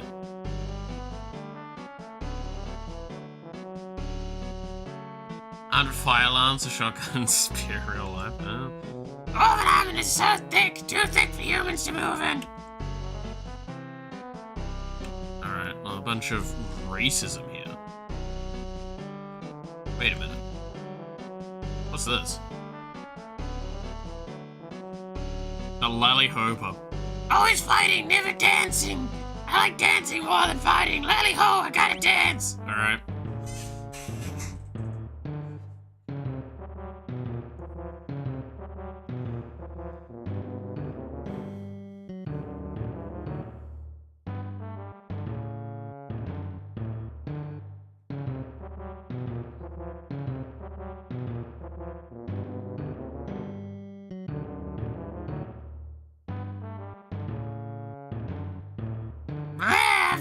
Dance myself dizzy.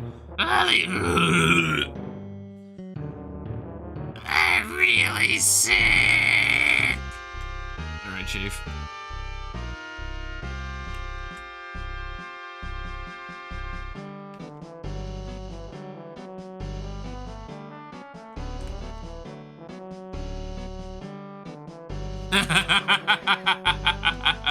Ah, shit. 1991. Dev team office abandoned.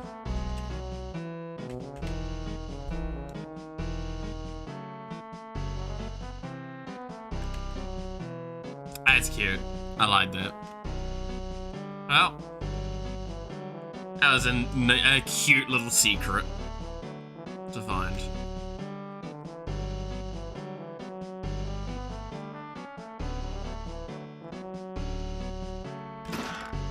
A dwarven axe.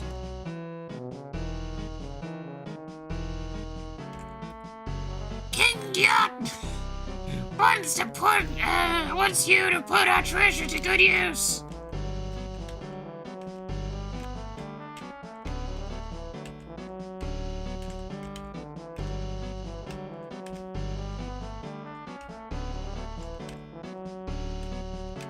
Alright. Oh, wait, let's go further up. Oh, jeez.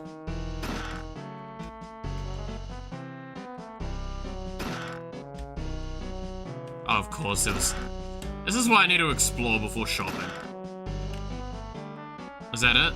That's all of them. Alright. I'm gonna be back in just a quick second. I'm gonna go bathroom.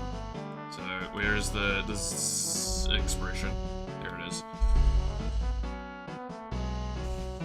Be back.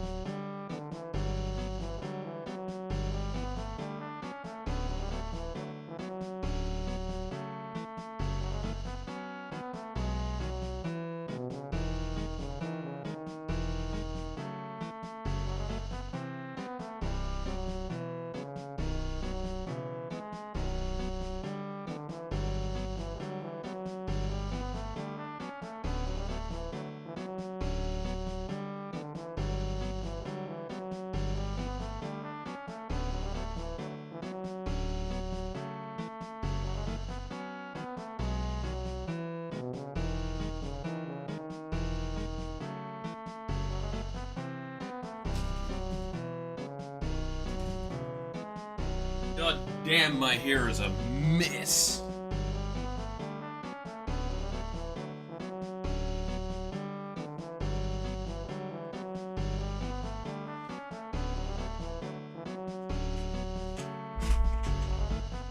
There we go. I am back now.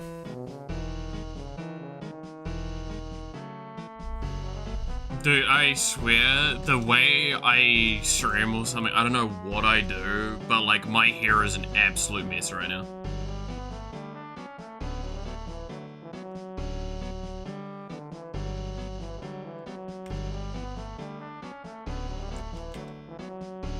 Okay, so there's a door here. And this is outside.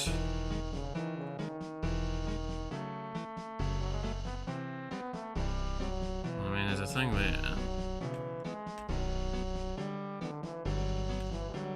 Goblins retreated!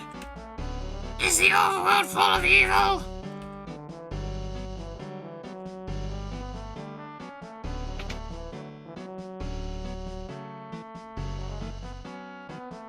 I mean, I gotta just keep exploring at this point. You're fighting goblins too? Take the treasure upstairs, I hope it helps.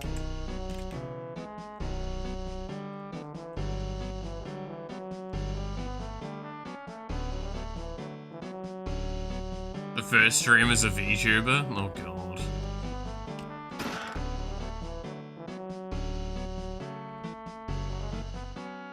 I'm trying to even think what I did wrong during that. I did a lot of things probably wrong during that. I ain't gonna rename, fuck off.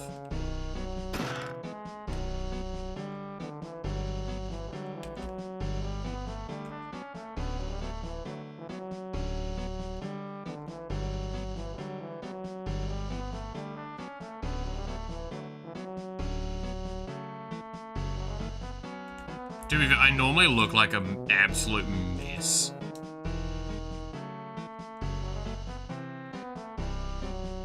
Just streams in general. Back when I did have webcam as well, I just hit it better. Now I don't have to care. So that's great. So I do think I got a little bit more equipment to work with now. Yeah.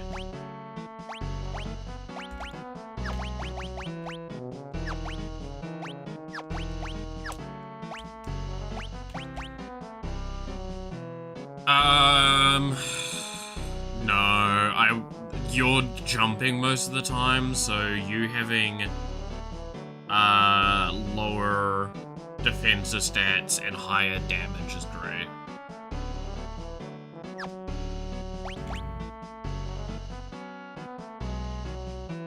There is a temptation to go up in damage there. Not gonna lie.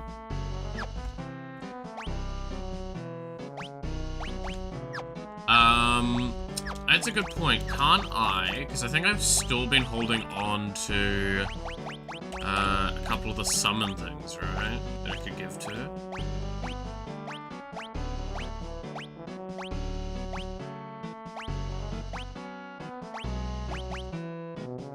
Yeah, that one.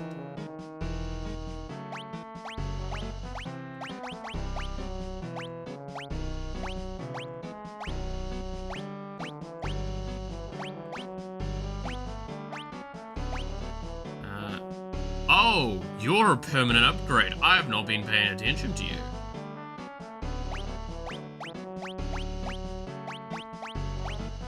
Do I have other permanent upgrades around?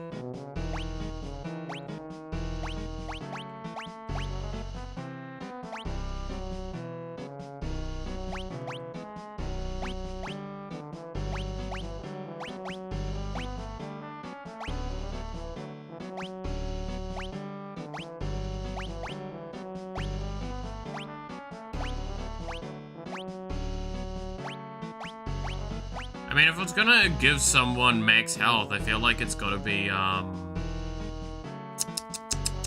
Cecil, right? I feel like that's just gonna be the correct character to give him more, opposed to give more.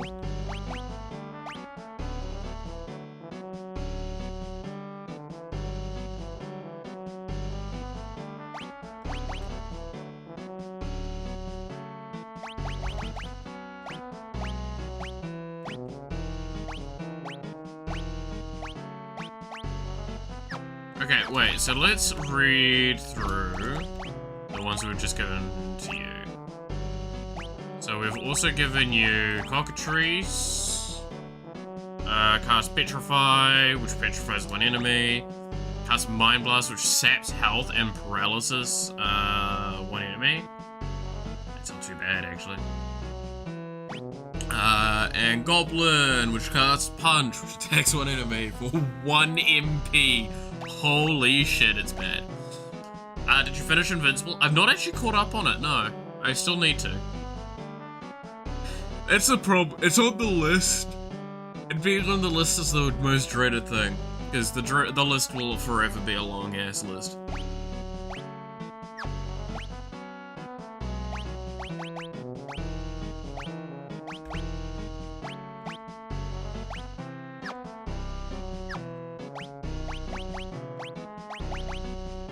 Okay, I mean, like I said, I'm watching Rick and Morty at the moment. Name Cecil just reminded me of the series. Oh yeah, isn't that the,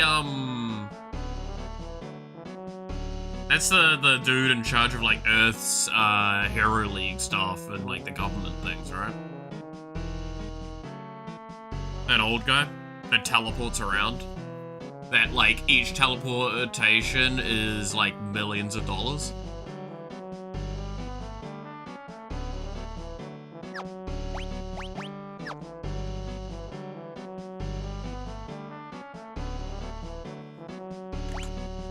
Which I don't think that's ever explained in the animated series for it.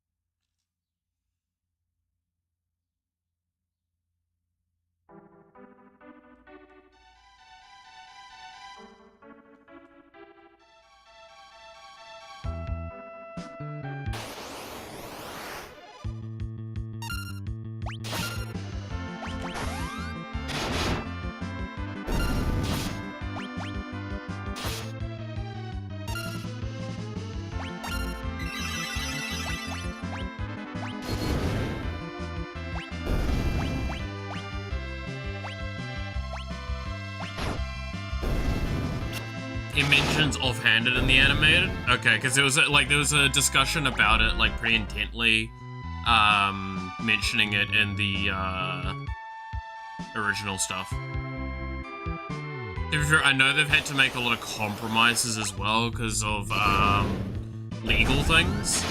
Because fun fact, I know in the more recent parts of it, he does the multiversal travel stuff, and the multiversal travel is supposed to actually go to those IPs. But like obviously they couldn't get the rights to that stuff. Like he's actually supposed to meet with Batman and Spider-Man and shit.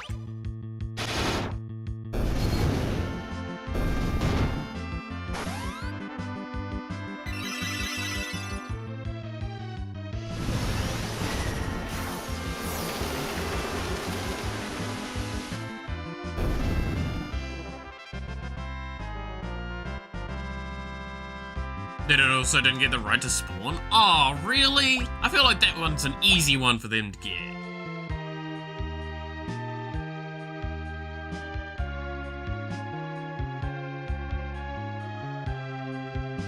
Was that seriously a hard one to get things for? I guess it is recent. Right? It's like recently they've, because isn't Spawn either coming into a movie or was in a movie recently?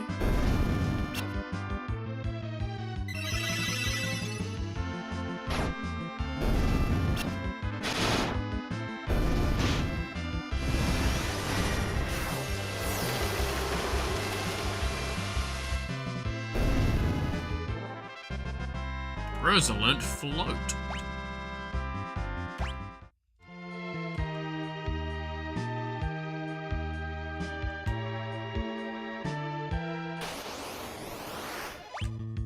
So far these seem very easy battles, which is really good for us.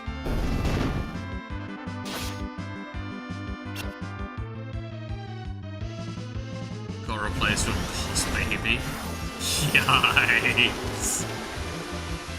I mean, it works. Holy shit, ready to fucking knock shit around. Glad to see our little orphan girl is growing up.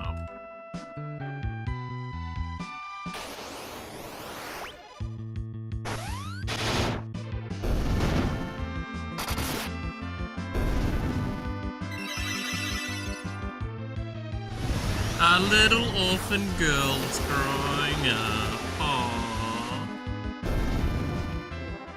Yeah, she actually just fires off nuclear bombs. That's great. I love that. Alright, let's actually go to do the fucking thing. Like I'm supposed to. Let's heal first though. Let's well restore. For 600 gold.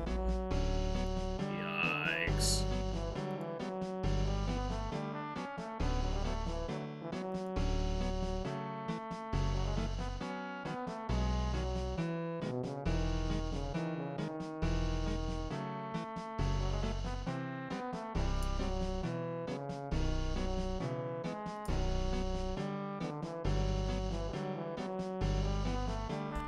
Sorry, I realized I had a message that I need to respond to.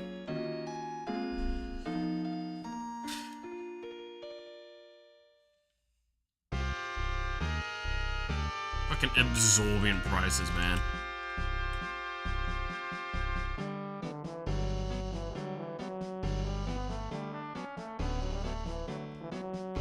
Open the door.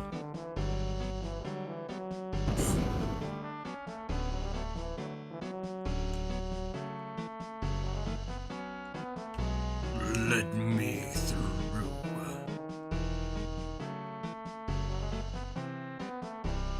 Ah, an open chest, you say. cottage, and a cottage, and a cottage.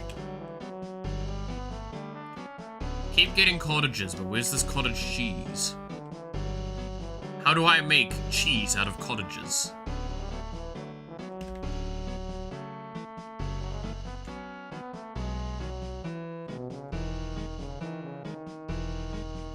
Rubicant!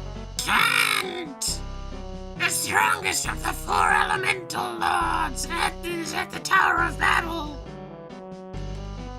Come back in one piece.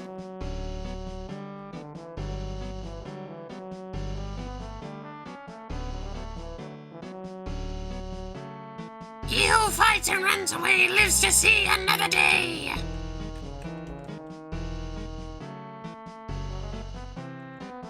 You sneak into the tower while we distract them with our tanks. Thanks for helping us out! Oh, nice. Inside this pot is the water of life. Drink some before you go.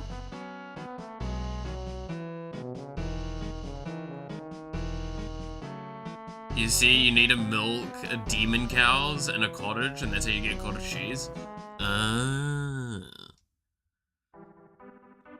That makes all of the sense.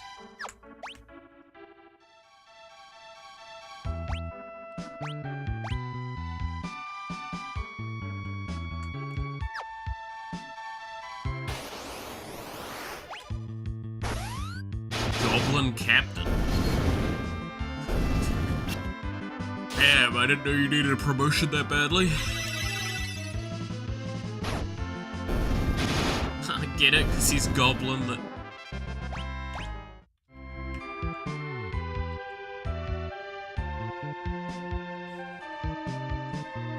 I stopped that one as soon as I saw how bad it was going. Oh. So don't worry, I hate myself for these jokes probably more than you guys could ever hate me for them.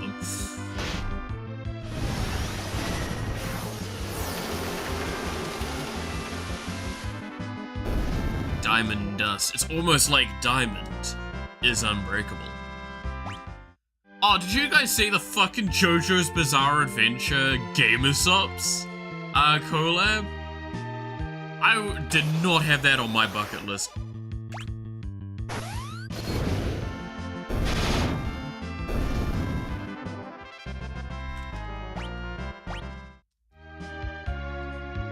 I think they've even got like a flavor as well, right?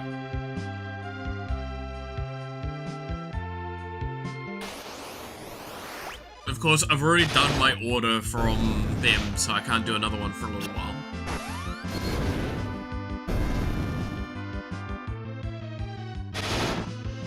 So I'm probably not going to be able to get anything from the JoJo's collaboration unless it sticks around for a while. Stone Ocean fruit flavor? What is the actual flavor of that, though?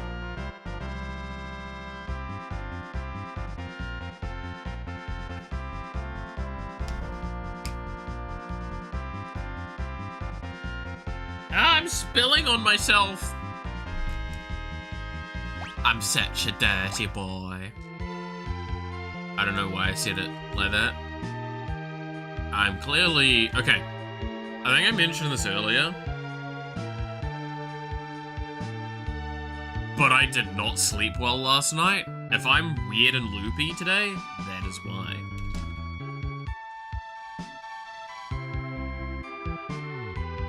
Ocean, stone, and fruit. I mean, yeah, just milk a few oceans, squeeze a few stones, and like smash a fruit in there, and that's a drink, right? Have you not milked a stone before?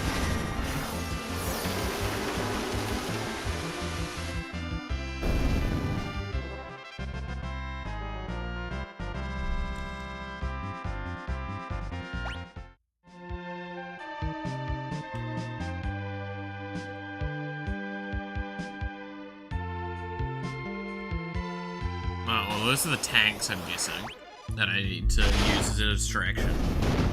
I love using other people as distractions. Human shields are the greatest. Maybe I Maybe I shouldn't say that. You know? Maybe I'm already in enough trouble with some of the things I say. Maybe I shouldn't say that.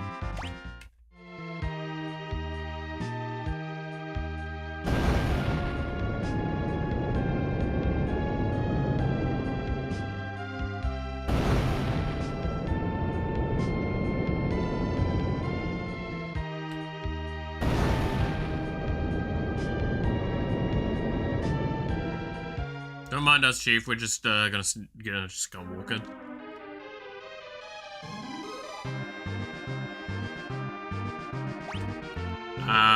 There are 2 chests to go. 3 chests. 3 chests. I need to go. Ooh, this one's not. It's just these fuckers again. That's fine. Oh, I need to switch to fire on Lydia.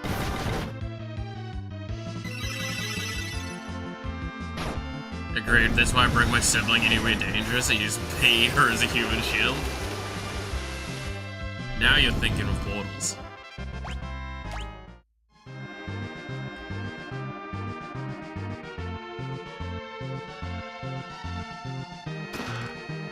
Contained an ether.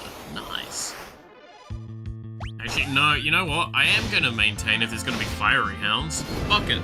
They can get hit by ice. They don't like getting hit by ice.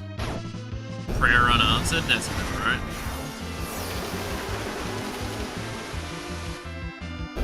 I summon my JoJo stand. It fucks your shit up. Has there ever been an ice-themed stand before?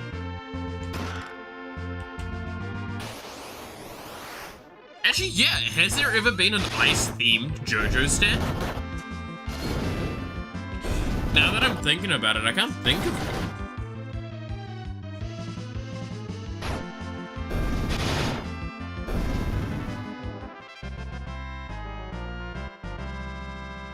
No, I can't. Old Man Meteor died? Yes. Also, hi. Yeah, hey Eugene, how's it going? White Album? What? Ice Armor in Part 5. Oh, fuck yeah! No, how could I forget the dude with the ice skates? And how weird as fuck he was.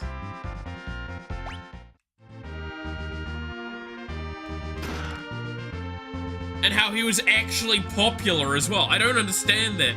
I'm gonna be real with you, Chief. How is that character popular? Yeah, Italian JoJo. Yeah, or Giorno. Yeah, here's the ice skating arm. How could I forget him? Holy shit. I hated that character. It was so boring. Like, that fight went on for way longer than it needed to sometimes. It was voiced by Bakugo. Was it? That's kind of funny.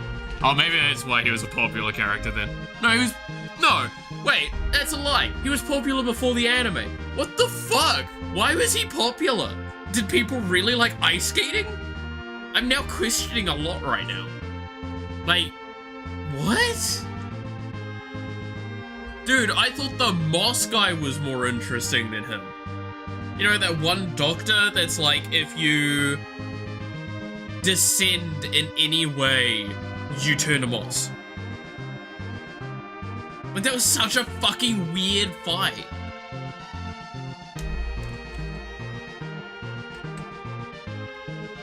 And then you had the ground fish dude with him. Sentai, people love power suits? I guess. I like power suits as well. I love Mecha. I still didn't like him. I don't know why. I just found...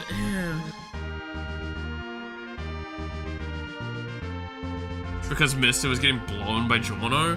Probably.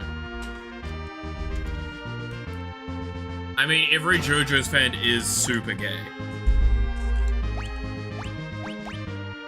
As a JoJo fan myself.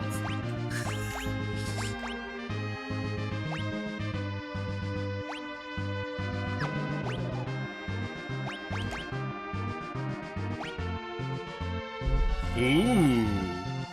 Ooh. do I want the Green Beret on video?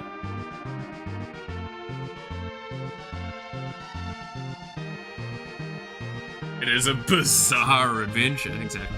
Can't relate, don't like JoJo characters that much. JoJo's fun. It definitely is a style that I can see a lot of people not enjoying. I think it's completely fair to not enjoy it. I will openly admit that I absolutely love it. Like, JoJo's Bizarre Adventure has so much interesting, weird, and wacky creativity put into it. And I'll never, like, not love seeing the weirdness of design decisions in that series. Like, Part 5 was probably one of the best examples of that. Part 3 and Part 5. Not JoJo characters? Really? Interesting. Because, like... I don't know, like, I think Part 5, for example, if we're using that as a thing, the main cast was fairly interesting. I liked a lot of the motivations and stuff going on with them. A lot of the villains were just very shitty. But that was kind of the point. I enjoyed that. Like, if we're going to original, I think the first arc of JoJo of Jonathan was fucking, all of the characters in that are really cool. The problem is that I feel like some of them just didn't have time to be more. Even in the manga, they didn't really get a lot of time for some of them. I will say in the manga, the, what were they called? The two fighters that got resurrected. Right? The two fighters that got resurrected in, by Dio in the graveyard. Like, that was a much longer storyline in the manga than it was in the anime.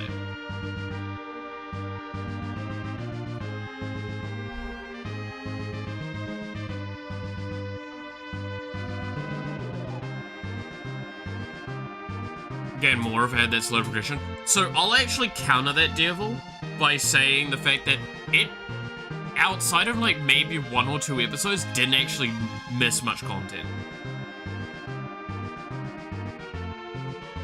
Right? Because... And it stretched out a lot of content as well at the same time. There was that... The first part of JoJo's is really basic. I don't think it would have improved by a slower progression. I think that's actually one of the things that hampers it. I think the thing that hampers it the most is that so many people,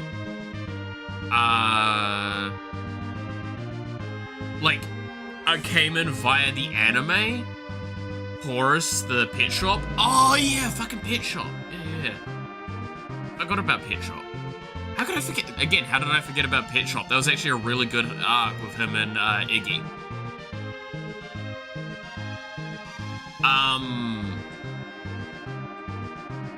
But yeah, no, like the fact that most people came in with the anime and Part 1 and Part 2 kind of just got tacked on together, and Part 3 is when they finally started doing like the stuff more feeling individual.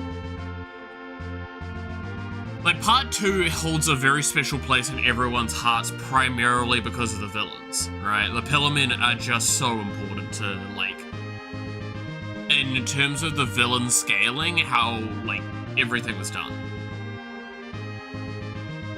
It also has arguably one of the strongest, if not the strongest, villains of all of JoJo's as well.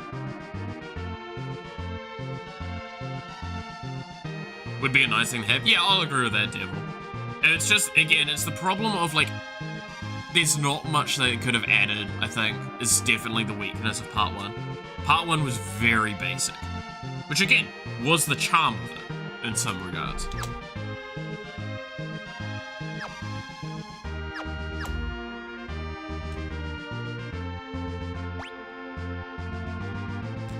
Well, I assume that's the correct way to go, so I'll go through these two ones first.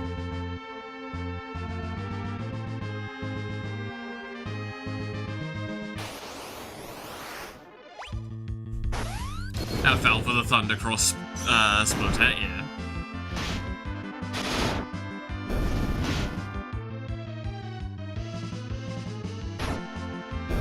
God damn it.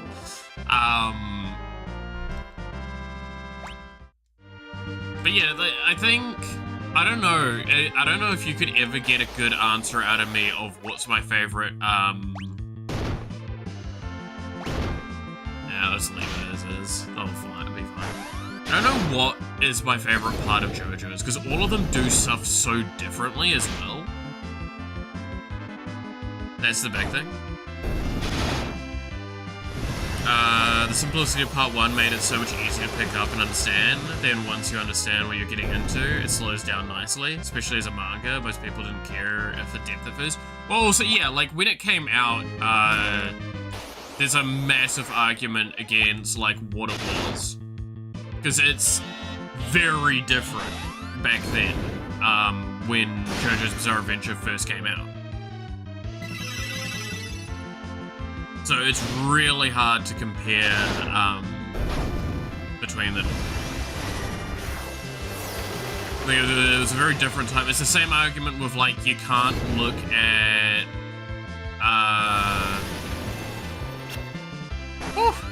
modern day like standards of TV versus like early 2000s, because early 2000s was still Monster of the Week, right? Monster of the Week is basically a bygone era now. Is the obligatory off-brand stand names. I will always get a bit miffed off with that. Again, being a fan of both the manga and the anime, because just as a little reminder, that stuff, that is like them going, we need to like do something here.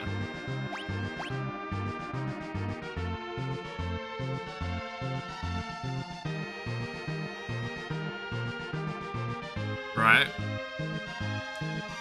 Like, it was something that wasn't the case. Like, all of these were actually named things. Like, I know Wonder Review's got a really weird thing. You've also got, like, Zipperman... I think it's Zipperman is the translation for Sticky Fingers, or whatever it is. It's one way around. I can't remember off the top of my head. Yeah, no, it's Sticky Fingers, I think, instead of Zipperman. Right? For, things stand.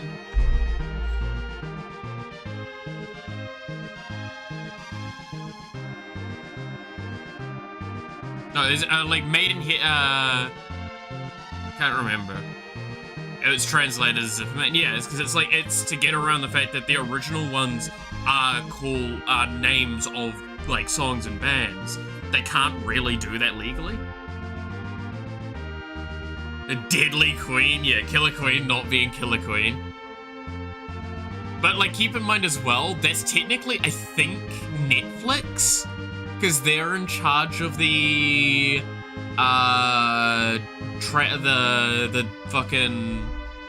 lines. So, like, the original wording is, like, Sticky Finger. All that sort of stuff. Like, it's saying the original, but it's not reading as the original.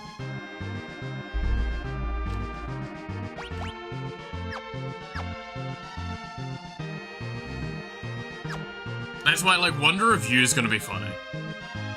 But, like, Made in Heaven, I know was, like, I think it was translated to Maiden Heaven, or something like that. Like, maiden as in, like, a woman. Which is just really funny.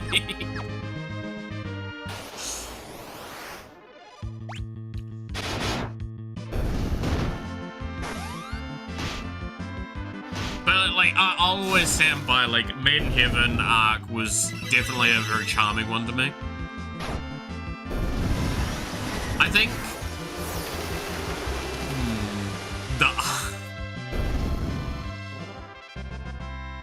I'm trying to remember what ones, like...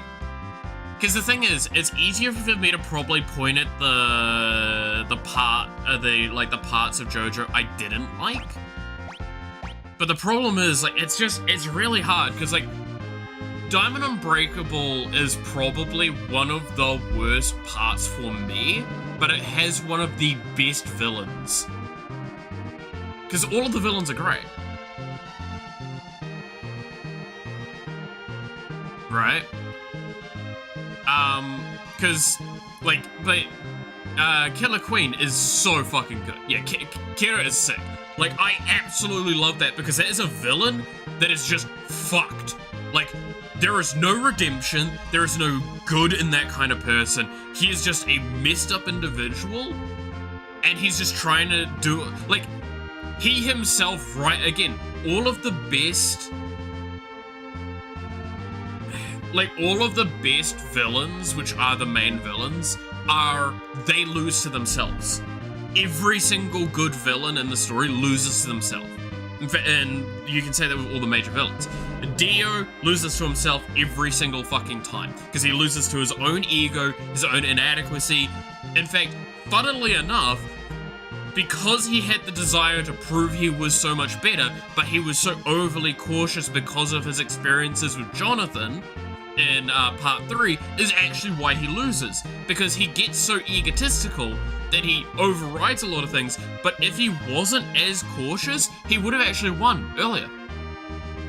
Because he wanted to both show off, but also be smart about things, he lost. If he'd, like, early on, if he'd fought against Jotaro and stop time instead of being cautious and go like, huh, he seemed to have been able to move. Maybe it was a trick, maybe it wasn't. Finds out it was a trick, finds out it wasn't a trick. Stuff like that. Like, that was great. It was awesome. But that there is why Dio loses. That, and also, again, his arrogance, his ego in the situation. The fact that he kicks with the leg that is the weakest because it's the leg that was cut off, and he was still dealing with the fact that he wasn't as vampire powered, but his stand was stronger. Like, if he'd actually committed to being smart, like he'd kind of been tactical, the smartest thing to do would have to actually just be back the fuck out, right? I love that it wasn't just brute strength. Well, it's because that's the beauty of JoJo's, is JoJo's doesn't like brute strength fights. JoJo's Bizarre Adventure has always been tactics and weirdness, right?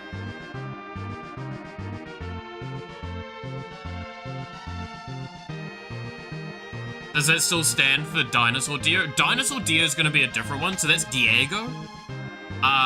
Diego Brando. That's a really interesting storyline. I cannot wait to see what people are going to do with reacting to that one.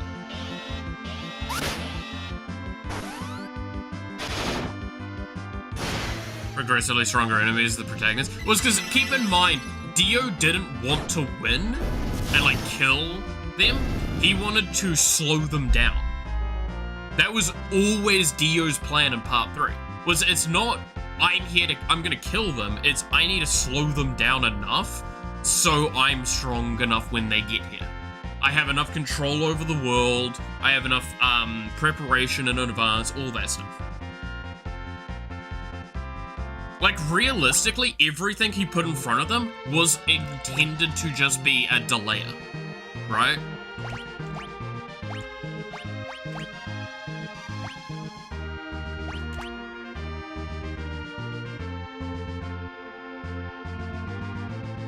A lot of stands were only strong in certain conditions, and they believed they were invincible in those situations. Yeah. Again, it's kind of the beauty of it. Exactly, Devil. Like, that's not even a joke, because, again, keep in mind, Vanilla Ice, even before he was a vampire, is one of the strongest stand users of all time. Right? Like, he literally has a theoretically unstoppable power for the most part. If he was sent in before they had any, like, time to prepare, he would have ruined them. Because the fact is, Vanilla Ice still killed 3? Let's see, he killed, Avdol and Iggy. Didn't he kill someone else? I know it was those two. I feel like he killed a third.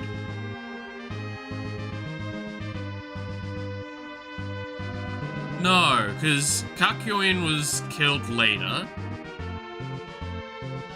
Polnareff survives the whole endeavor. He's the only other surviving Crusader.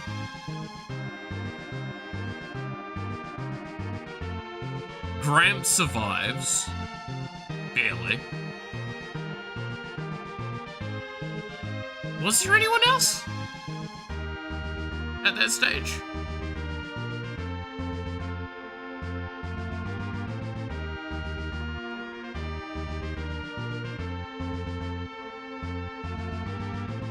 Also, the amount of times Abdul fucking died in that goddamn series.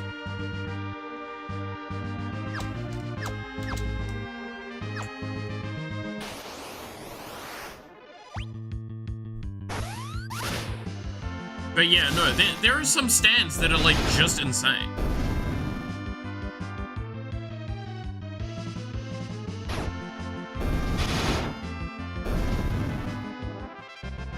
More strategy. Yeah, no, Araki, again, so this is where we actually give a lot of credit to Araki. Like, JoJo's Bizarre Adventure Part 3 is the very beginning of stands, right? They are fairly straightforward. Most of the time, they're a power-based thing. Part 4 is when he starts exploring with utility, right? Like, utility stands being interesting and all that. Part 5 is where he goes full-blown. The main character is a utility stand. You cannot tell me Golden Experience is not a utility stand. In fact, again, the beauty is, Giorno isn't even technically the main character. It's Bucciarati, right? Bucciarati is the main character, and Giorno is just there to get him there. And then he wins in the end.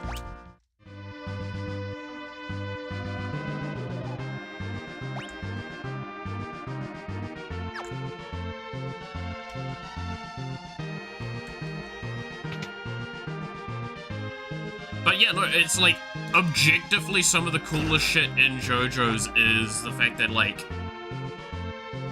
Giorno got carried, don't at me. Oh, 100%. I actually agree with that sentiment. Like, unjokingly, I will stand by. Giorno did not win on his own.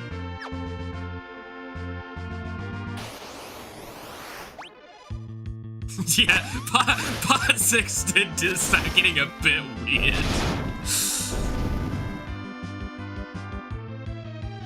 I mean, like, yeah, no, I can't say shit. It definitely got a bit weird.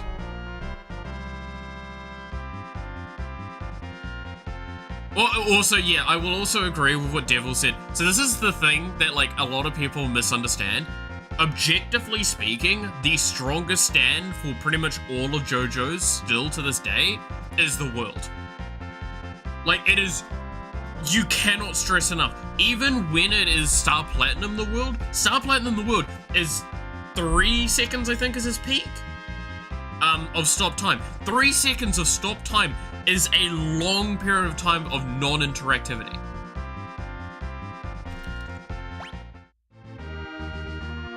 Like, keeping in mind that, like, King Crimson literally could not ever beat that.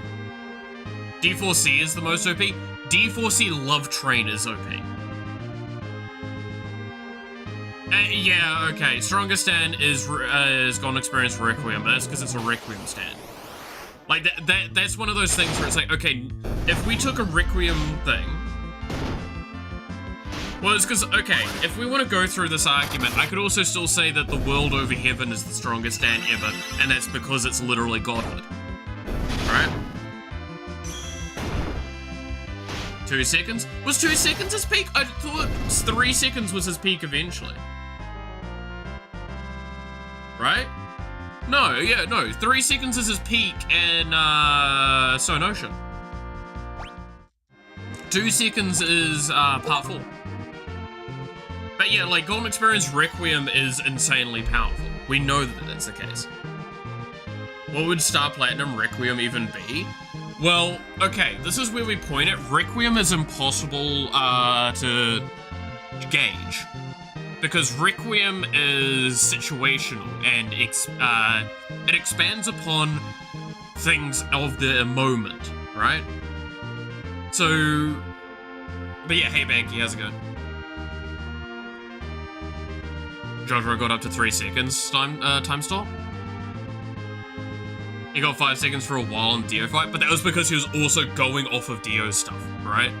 Like, that's the thing you have to acknowledge. He didn't stop time, he was able to work within stop time, and he got like 1 or 2 seconds himself at the time.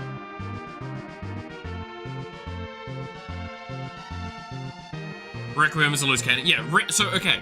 To explain Requiem in case people don't know, Requiem is a specific arrow, because all arrows can reinfect, but it's whether, like, the person's got the correct things for it, right? The correct conditions, all that. That's what we got with, the third bomb, right? With Killer Queen Bites the Dust. Bites the Dust is technically not a Requiem, because the Requiem arrow gives Requiem. It is a reinfect of a different arrow. It is always based on the mentality of the person at the time, all the stuff. With Giorno, Golden Experience Requiem is, in a sense, the universe catching up.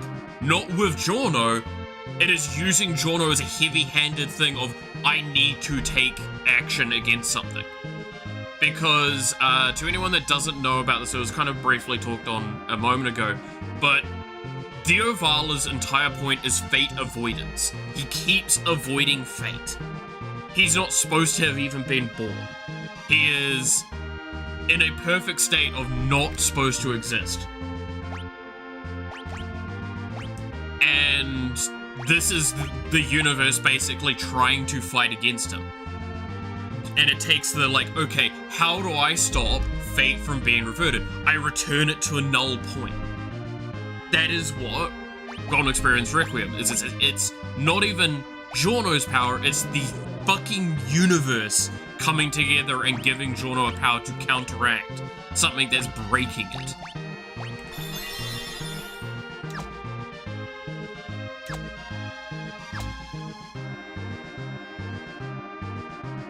But if we're talking non-upgraded stands, even basically non-Requiem stands,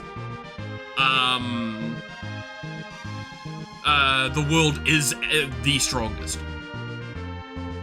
Until we get to Wonder of You. Wonder of You, I think, is objectively the strongest. Just because, like, of what it does. It's also one of the only independent stands to have ever existed. And it's the most independent of all of the independent stands. But that's why I say, like, if we're talking about, what was his long-term goal? It was to just gain more power, really.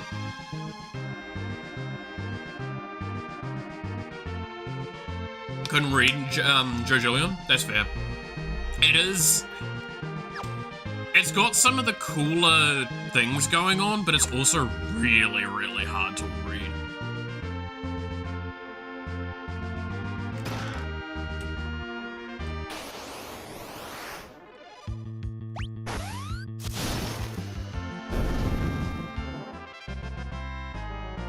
What the fuck was that?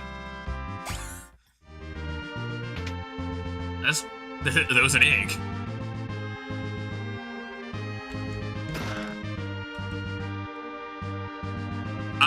Alright. Anyway,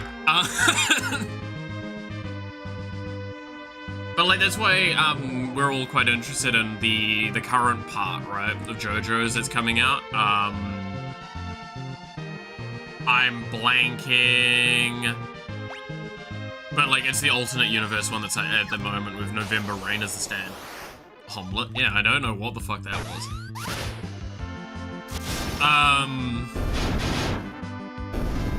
Tusker's plot armor, don't add. Oh, Jesus Christ.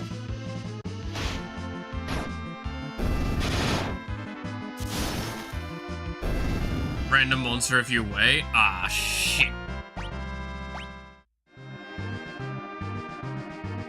But this is where it's like, okay, so JoJo's is always best defined by its villains, though. And this is a statement I think most people kind of agree with. So, but it's difficult as well, because like, it's all narrative tools. Wait, so if I don't do anything, I leave this going, right? Want to talk, but it's late? All good, devil. Catch you later. Can I just keep waiting a turn? Or is it... What do I do? Do I have to do actions, at least? It's because I'm just gonna kill it if I've tried to hit it.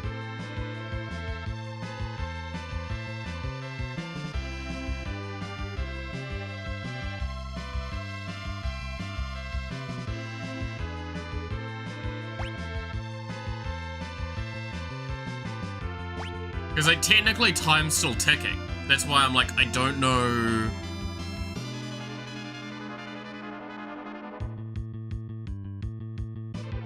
If you kill, no gallery XP. I mean, I don't really care too much about the rewards at this stage.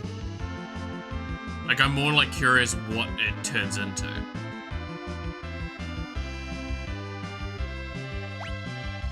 If it's just, like, random encounter, for example, then... Yeah, like, this is weird. I feel like I need to be doing something, because obviously it's not reacting.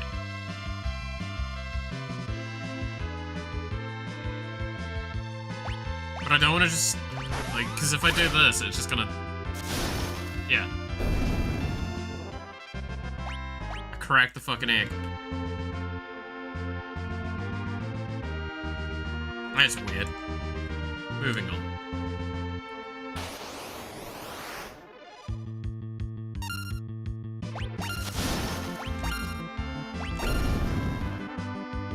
Yeah, just...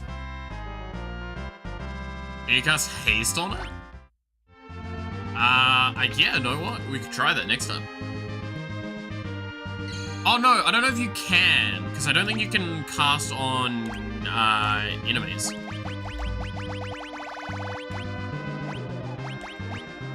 Like, I don't think you can cast support on enemies. Is this Pixel Remaster? Yes, this is Pixel Remaster. Cast Steel? Okay. Who the fuck has Steel?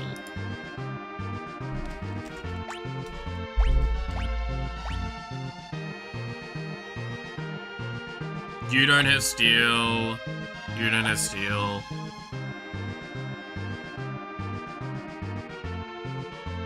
You don't have Steel. I don't think I've got anyone with Steel. What's the problem?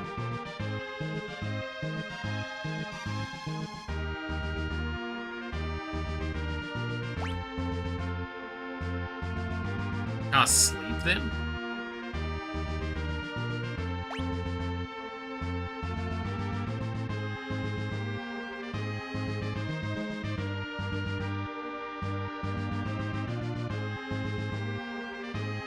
Osmosis? Okay.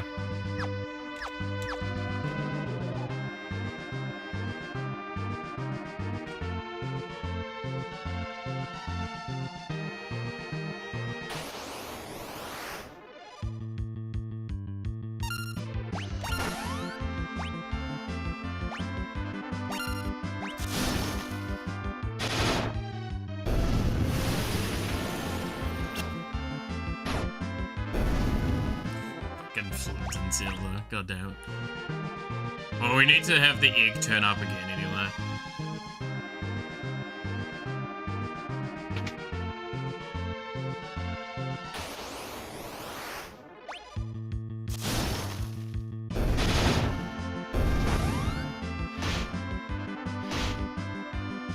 At least one attack or cast? Okay.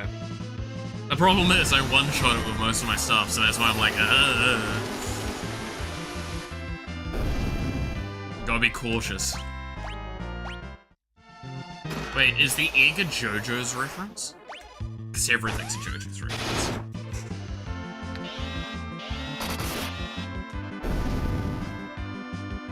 What was the... Oh, fuck, what was the name of the goddamn stand? That actually did turn into an egg and evolved. Let's kill the whole beach. I actually can't remember what the fucking name of that stand is. Is you breathing a JoJo's reference? Yes. Ice armor.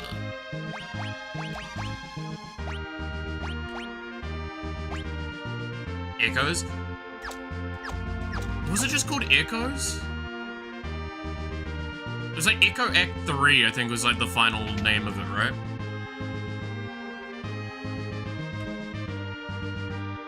Oh look, that was a Final Fantasy II reference with an empty room that's wasting my time.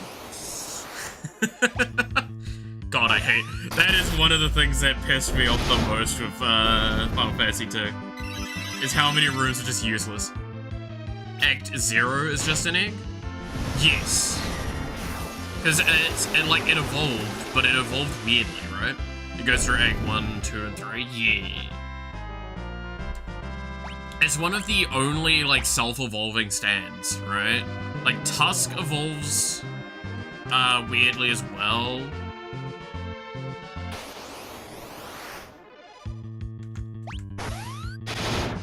Because Tusk also has multiple act versions, right? Is it Act? No, what was that one's names?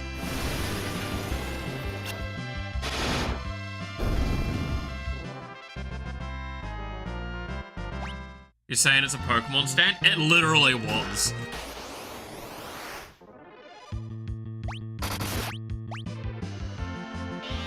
Reference to, Koishi's potential and character arc. Pretty much. Dude, it's real funny, because, like, the more we talk about this, the more it's like, anyone that doesn't know JoJo's listening to this kind of conversation is so fucking obscene. Was also Act 1 to 4. Yeah, it's because 4 was, it was able to cut through, right? Which one was the... I'm trying to remember. So... Oh, trying to remember the power levels for it all.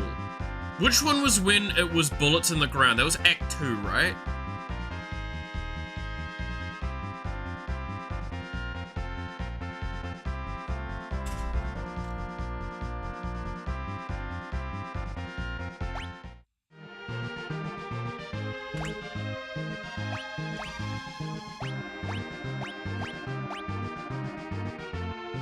Was it Act 2 or Act 3 where it could do the bullets through, like, terrain?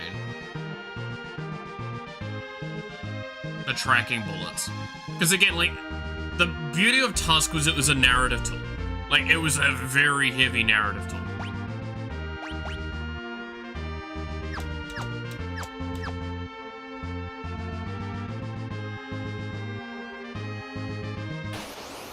Because I think Act 4 is when it incorporated the golden ratio, right? Was the idea? Like, fully?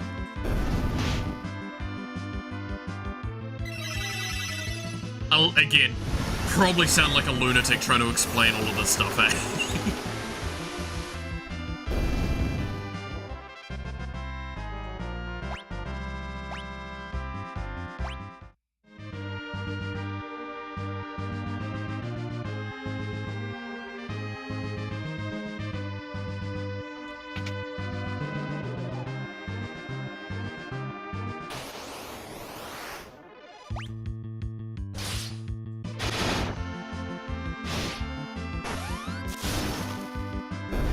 Oh god. Okay, so it's... Accessory is unlocked when Johnny witnesses Jesus consoling him and finds renewed resolve. Quote from the wiki. Well, I mean, the point of... Okay, the point of that story was it was, again, I'm gonna actually literally talk on this one. I'm sorry if this is slight spoilers, but I'm gonna say it in a way that's not gonna be spoilers, right? The next act of JoJo is the President of the United States trying to get all of Jesus's fucking body parts together to become, like, the most powerful being ever. And, like, Jesus, a stand user. Yes, Jesus is the original stand user. This is not a joke. This is canon. And I'm not, this is, none of this is a joke. This is all legitimate. Jesus was the original stand user. Or one of the original stand users.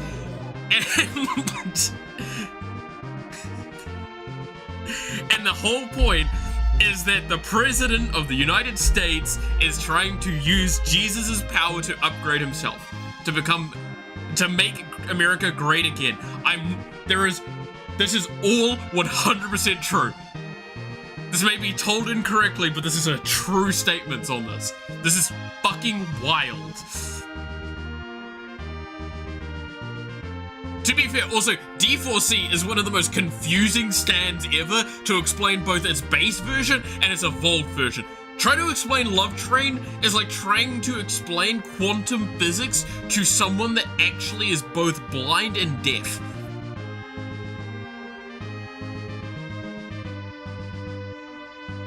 Like, look, it's almost on that same level of bullshit as how, like, what was it? It's Moses used a Beyblade to part the seas, or whatever the fuck it was in Beyblade. Act 2 is the one that leaves holes. That's right. Dude, I love JoJo's is so good at making it sound like you're a fucking lunatic explaining mechanics. Like, the early ones, it's like, oh, guy uses power from the sun to punch vampires. Okay, that makes sense. You start getting later on, and it's like, okay, so the power is that you've got this priest that was told by a vampire that he wants to become God, and he's like, you know what, that sounds pretty cool. So then he decides to forsake God, says a bunch of words in a specific way to a baby made from a bunch of dead and bad people, to then proceed to ascend to a heavenly power that then resets the fucking universe.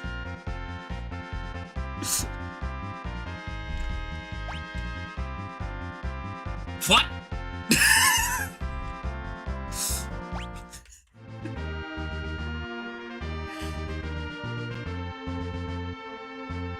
The power is that some cripple gains the ability to spin his fingernails to create cheese. God damn it.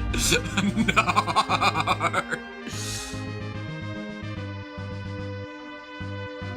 I love no context JoJo. It's so good. Dude, the rat that has a stand that basically just is acid bullets. Like, there is so much going on.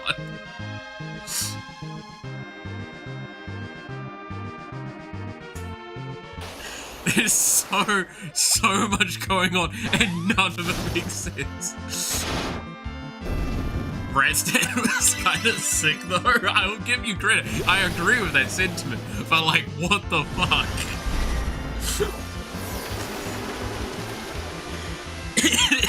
There is no way you can explain JoJo's Bizarre Adventure to a normal person.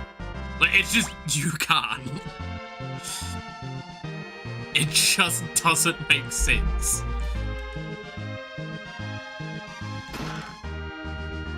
Like, I hate being that person, but it's like, if you ever want JoJo's explained, you just need to experience that shit. And that is something I don't know if I can recommend to everyone, because my god, is it an experience.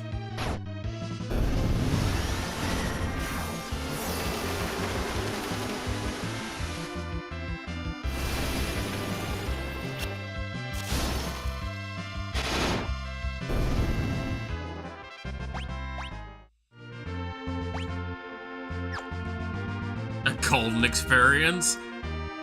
Exactly.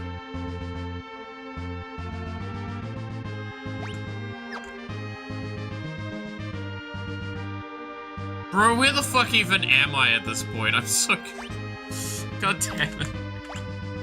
I need a heal.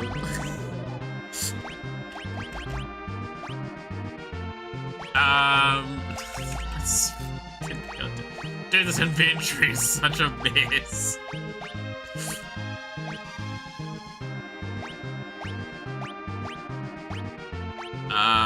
Yeah, I'll use a high potion here.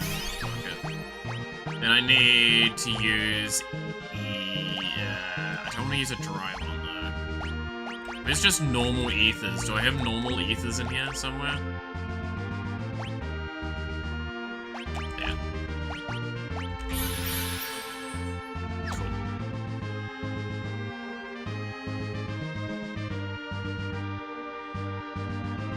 Thankfully, it's still not banned. Nah. It's a bizarre adventure. Sadly, it's an active for 5 years. YouTube banned my message again. Oh, god, okay. Tower of Babel is my favorite part. Dude, this part's just... It's a long fight. A long lot of shit going on. Need mental health from the damage done by JoJo's. Kinda, yeah, I'll be honest with you, Chief. JoJo's does a lot of damage.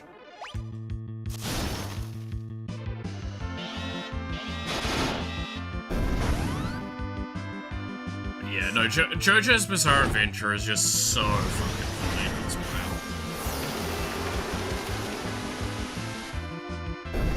Like, I don't think...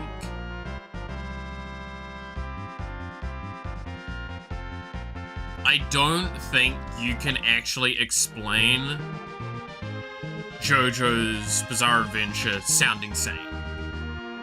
And I mean that with, like, the most love about the fucking franchise. Right?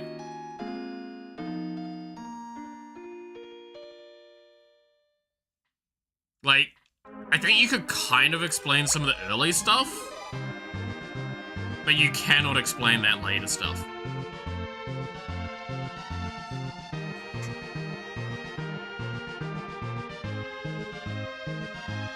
Like, dude, I think by, like, part 4, you can't explain things anymore.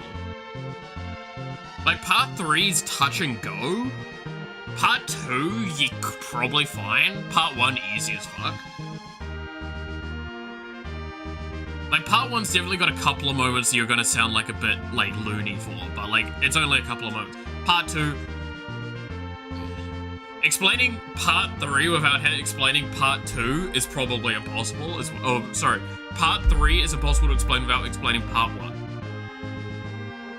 That's just objective, I think.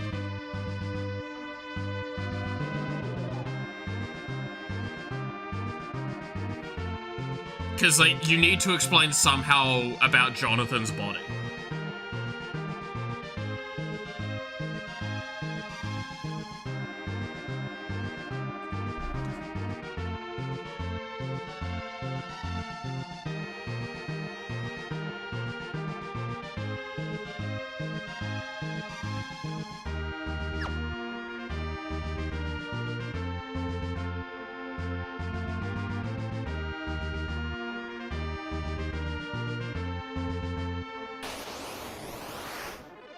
Dude, I feel like my brain is like going through all of JoJo's stuff to try to figure out ways to explain stuff without sounding loony. I don't think it's possible.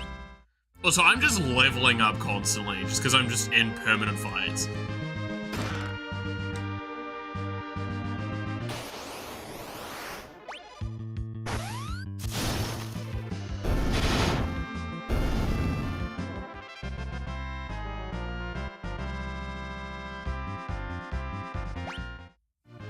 But Tumblr getting filtered is kind of weird to me, I'll be honest. Why would Tumblr be filtered of all things?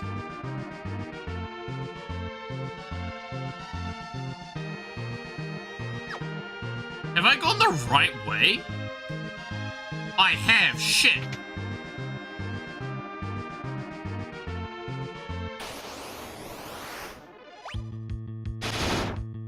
I thought I'd been going the wrong way this whole time. Because I wanted to get more loot. You gotta go the wrong way to get all the stuff. Fuck, now I need to go back. Oh, that's gonna take so long. Shit.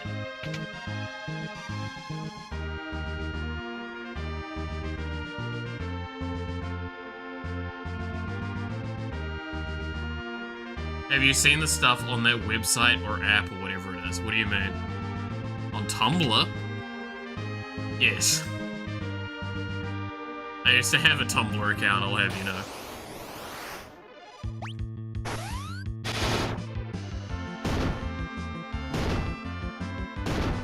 Yes, that does open me up to jokes. Go for it, Chief.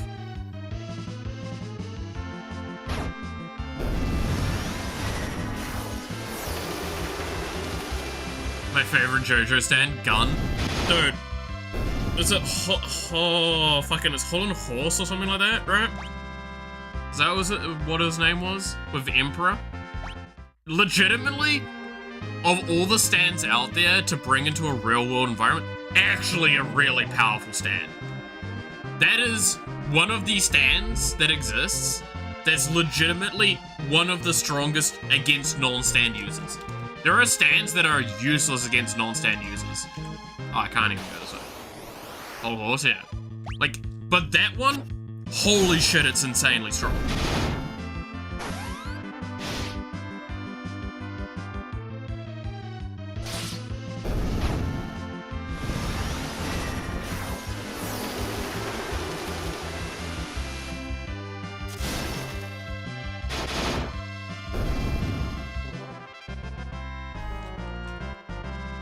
Like, same with Hangman. Hangman is insanely powerful. Versus non-stand users.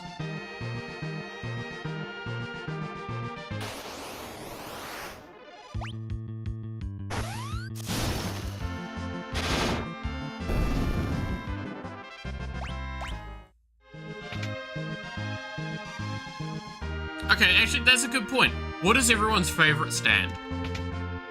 Not stand user, stand. Remove the stand from the stand user. What's your favorite?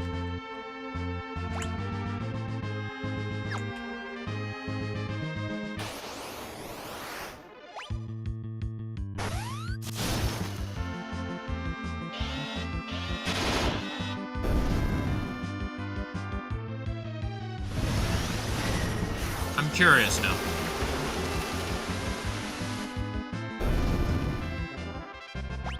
You can argue for either design, by the way, or one that you would want to use, right?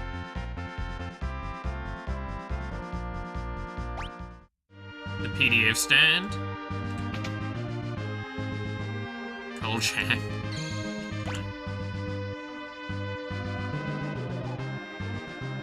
Because it's like, I will not deny there's a charm to thinking of any of the, like, OP ones. Like, it's kind of hard not to go like, oh yeah, the world, it's fucking insane. Being able to stop time for potentially, like, an increasingly theoretical amount of time. PDF stand. I'm trying to think what you mean with that one. Because there's a few ideas I could have with that one.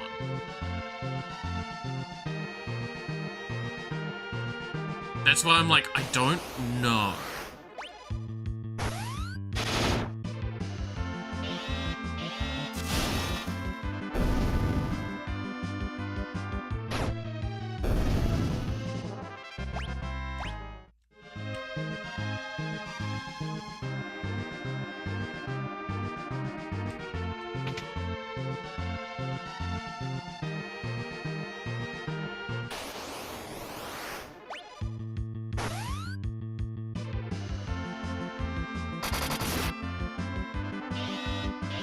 Mean ideas on how to use it?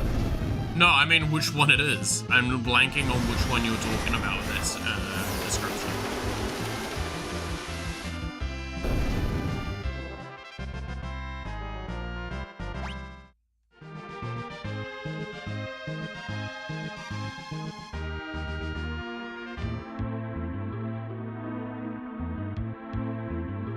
Have a safe trip, Master Rubicon.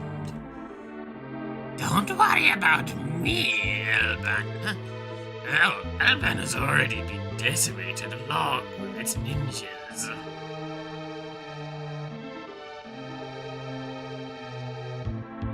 Oh! Yeah, the one that turns them into kids. Yeah.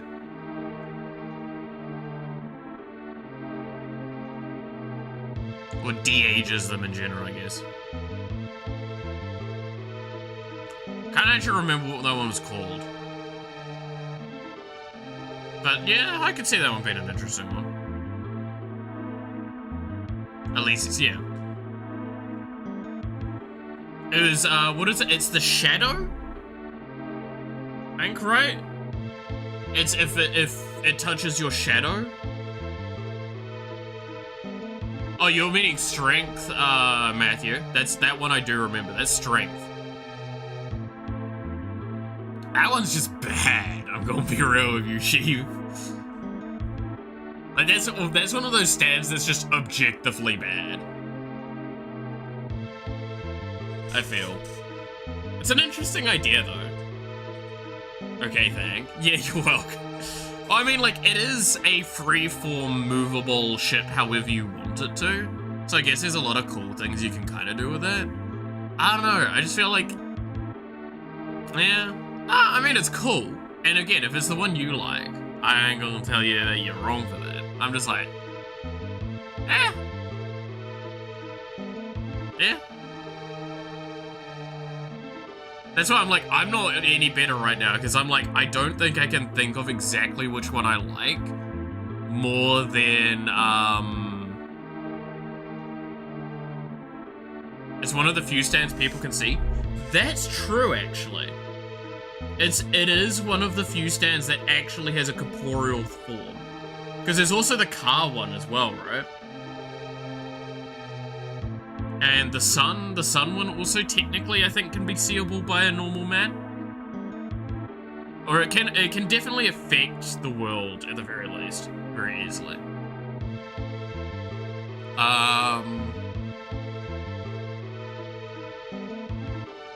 Yeah, what is probably my favorite stand? It's probably one of the weirdest and wackier ones as well. Like, I'm not gonna lie, I do kind of like, is it Soft and Wet is the name of it? It's the Plunder one from Joe Gillian. That one's not too bad. I kind of like the idea of it. Combat-wise, I like Killer Queen the most. Oh, if we're talking combat-wise, that's a very different argument for me. I, like, 100% combat-wise, Golden Experience. Golden Experience is very high on my combat-wise one. Because of the amount of things you can do. Like, Golden Experience will always be very high on my list just because it is one of the most interesting utility stands that ever existed. Like, we went from having stands that just straight up heal you to stands that can, like, move things around and temporary do answers and all that stuff. And I liked that more. I like it more when the answer isn't linear, which is what JoJo's does more and more as time goes on.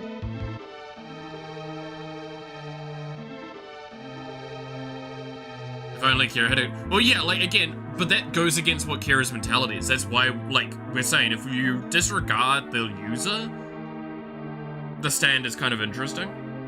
Like, Killer Queen, I mean, again, just look at how it utilized, the bubble cap, right? Like, that was insanely strong. But, that's the point. Is, like, could Kira have just gone like, here's a gun, not even like a BB gun, here's a gun, fired the gun, and even if the bullet misses just as it's about to miss, bomb that shit. And would you look at that, all of a sudden I now have manual detonating explosives that either kill you on impact or kill you by proximity.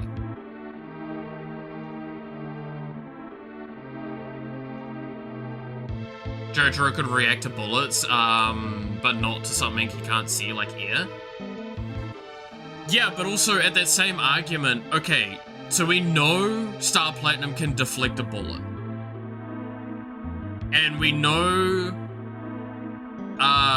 theoretically, he can stop time, but he also can't stop time in high succession, right? So if you pace out your gunshots, you just kill Jotaro. But again, this is one of those things. If we were talking hyper seriously, this is actually how you beat that man. There's the reason why the rat was probably one of the biggest threats to Jotaro throughout the series. It was just an only convenient... Oh yeah, no, 100% it was really useful, and it made a lot of sense. But like, it's that same argument. If he'd kept sending sheer heart attack as well, that's insanely good. Sort of luck and pluck. Dude, Sword of Pluck was such a dumb fucking moment, and I will always stand by that. But it defines JoJo so well. Do not worry about it. Take care of things until I return. Isn't there a fan theory that JoJo Stan is that it will pull BS to defeat the world? So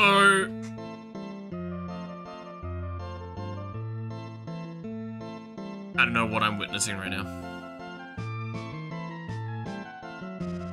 I mean, but like, by all theory, the point of JoJo's is that they have always got luck on their side. It's every JoJo is extremely lucky. Range can beat Star Platinum if he's not ready for it. Correct. That was the point, right?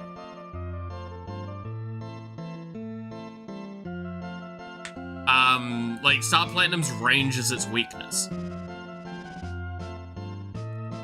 Like, it's a stress point that needs to be added is that at the time of Part 4, if, I'm blanking on his name, shit. If the JoJo of that part, I'm actually blanking, holy shit, was not there, he might not have actually been able to beat that rat easily. If at all. Josuke, yeah. The theory that Dio was, by mistake, so powerful that they had to give JoJo the same power to fight him. I don't like that theory a lot, because... So, I will agree with the BS-ness of two stands having the same power. But... there is some legitimacy to the argument, especially when something got pointed out later, is that we've learned stands are both one of two things. They're either gained or hereditary. We know this. So there was an argument made that because we saw Dio able to use Hermit Purple, and Hermit Purple is theoretically just a stand manifestation of Harmon, that we get to this point in time where theoretically if you're hereditary gaining a stand, you actually can generate its power, or at least something similar. Because keep in mind, Dio had Jonathan's body, so Jonathan, like, it went down the line. So there's an argument to be made that technically speaking, Joseph should have actually been able to stop time as well, but it is probably because he wasn't able to generate a substantial stand that he might never have been able to obtain that. Yes, this is argument stuff I have read and listened to and discussed around a lot.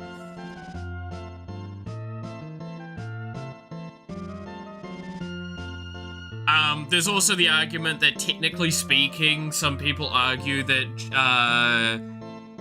Star Platinum might actually be a like ditto effect as well. So he actually can like adapt to the situation and evolve something in relevancy. But the difficulty with that argument is that that doesn't keep occurring later down. I think he likes JoJo. I love JoJo's Bizarre Adventure, it's great. The whole premise of Stan's awakening is because of Dio. Yes and no. Keep in mind that Dio utilized Stans, but he was not the only one to. If we're talking about relevancy to the Joestar family, yes. I like the Jonathan equals Star Platinum theory. Yes, I agree with that one. Is that it is, in a sense, both the world and Star Platinum are Jonathan's manifestations. And all that sort of stuff. Did you hear his ringtone? Oh god, yeah. My ringtone and all that. Wait, give me a sec. Oh, I'm gonna be frozen on the thing. I'm gonna just play them a little bit. Where do I go for this stuff again? Sounds and haptics. mix. So my ringtone is... Yep. And my alerts for like alarm and everything is...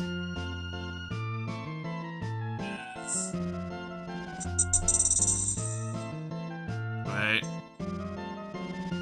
Oh, I fucking had the YouTube video in the background as well. Wait, give me a second.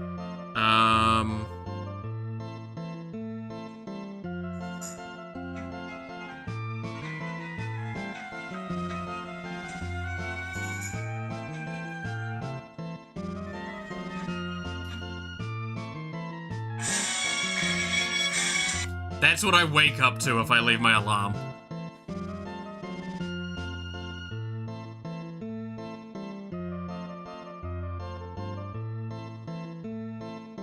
I know how easy it was to hear some of that. But yes, JoJo's Bizarre Adventure is the stuff that I listen to. And I enjoy.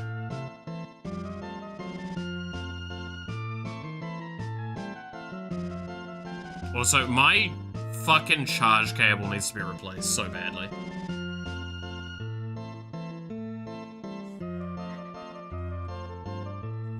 That doctor from MTG, from not MTG, is he not in there yet, is he? But yeah, like, there's... Again... I'll just spam the out of context JoJo memes in the channel. Fuck yeah, I'm down for that.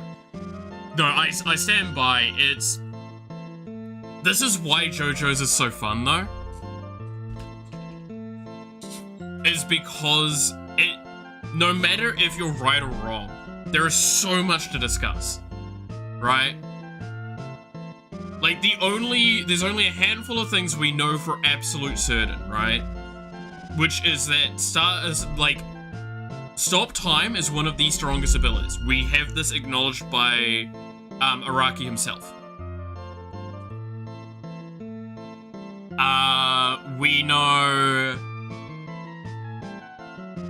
that the stand that I think Holly would have gotten was shown to be very Purple Hermity, and she would have been able to stop time if she was a fighter. Like, we know for absolute certainty she could have developed a stand if she hadn't been weak, if she'd been more of an aggressive person. That's the point, though, is we actually saw, especially with how she interacts with Jotaro, that being the exact opposite kind of person she is. That's the important kind of takeaway from it all.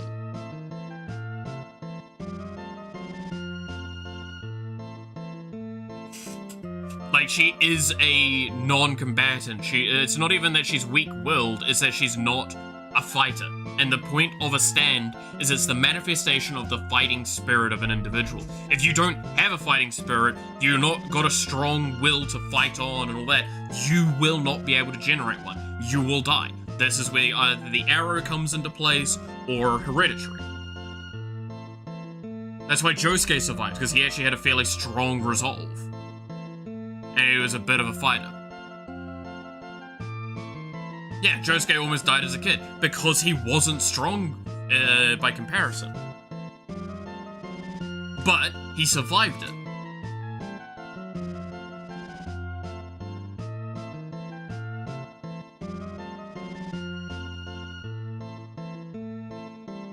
It's where it gets, like, real weird and interesting. All of that.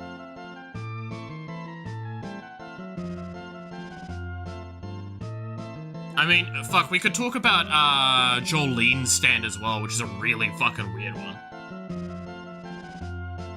I like to think he survived because he was given hope after the car rescue. Yeah. Well, again, it's him with the ability to fight. Like, this is the thing that kind of is where we're going with it, is like, it is a manifestation of fighting spirit. So if you're a fighter in life and like actual physicality, you'll probably be able to generate a stand. If you're not, if you're a very peaceful individual, you don't like conflict, you want to avoid that stuff, but not in a strong manner, so you're very reserved and out of it, you probably would actually die trying to manifest.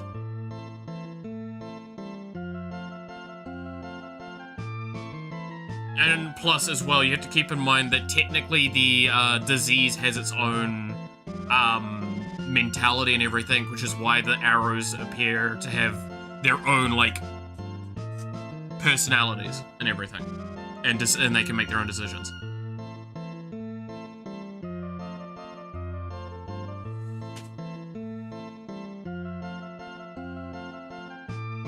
That's why they care about strong resolve, is I think the main thing. That's why, again, Yoshikage Kira got re-stabbed. Because the arrow sensed his resolve. And was like, it doesn't, again, keep in mind as well, the arrows aren't good nor evil. They will not care. They just go to what has the conditions they want met. That's the same with the Requiem arrow.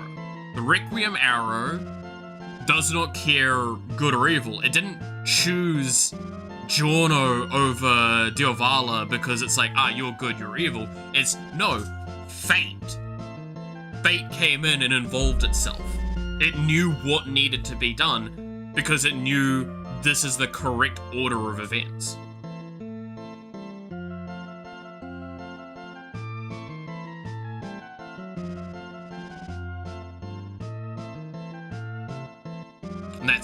And it's weird as fuck.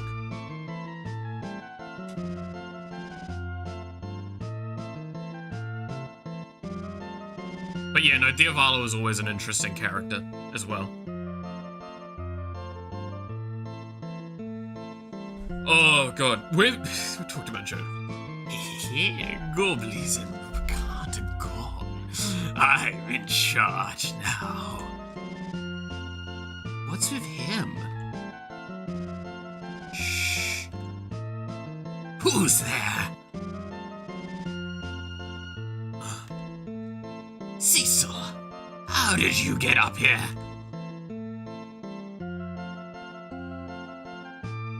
Caught you at a bad time, eh? What a pity Rubicant isn't here to protect you. You dare disrespect me, fool! I may not be an elemental lord, but I, Dr. Luge, am the brains of Gobley's operation. On my honor, I will protect this tower. That's a laugh. I've heard enough out of you. My greatest creation will shut you out soon enough.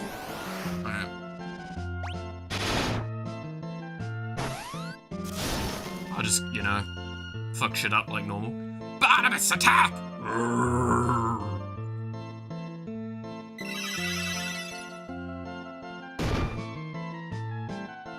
Yo, you big oaf! Over there, beat them up, not me! Show no mercy.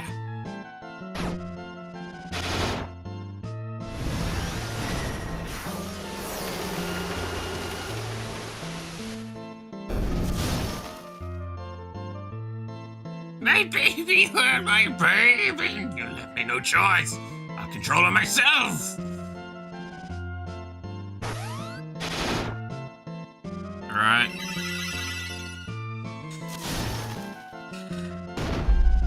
Oh god. My brain's fried from talking about JoJo's for so fucking long now. Goddamn. Yo, when do you think we're getting a JoJo's Bizarre Adventure Magic the Gathering set? Also, I just left that on auto. Difficult fight, everybody.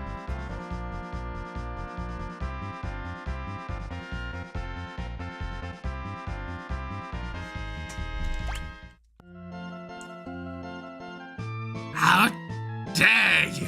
I want another JoJo fighting game. I don't know, All-Star Battle R is still really good. How would stands work in Magic the Gathering? How would you do something like a stand in Magic? Like, surely it's gotta be something like an enchantment creature that can only attack while... That, like, it's a partner one, like, so it'd be a token? And it's like, this can't attack, or like, something. Some rulings. I mean, it's like exile it when, the main creature disappears, clearly.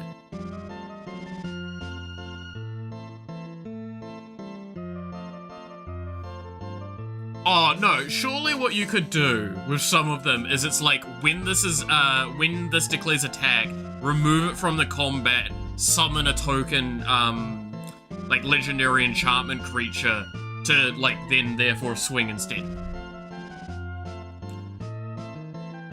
Yeah, tapped and attacking the same target. Holy Corpse is Exodia. Oh yeah, no, the Holy Corpse has got to be like, you assemble the Holy Corpse and it's just your OP. Legendary token type. Yeah, it's got to be, again, it's got to be a legendary enchantment thing normally tied to a, like, another creature. Or something. Like, that's got to be the way. I mean, you've also got to deal with, like, White Snake. Well, how's he gonna work? Pale Snake. What the fuck? No, Pale Snake was the localized version, right? It's I think. Is that what they did to it? Dude, I mean, like, Made in Heaven is gotta be, like, one of the stupidest ones, because it can't... No. Made in Heaven means that you have to put a timer on the board, and people only have so long to do their turns. And it keeps getting faster. Put a fucking chess clock on and you have to start pressing the thing. You got 5 minutes to play the game. Oh my god, this would be such a good uncard set. Now that I think on this actually sounds fucking hysterical. Imagine. Oh my god, that would be so funny. That would be so fucking funny.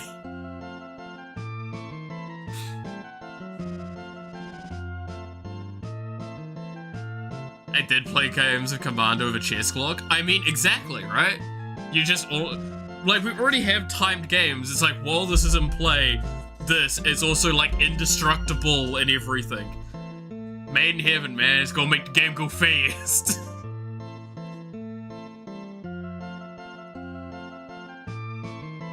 And realistically, if we were to do something a bit more intense, it's like...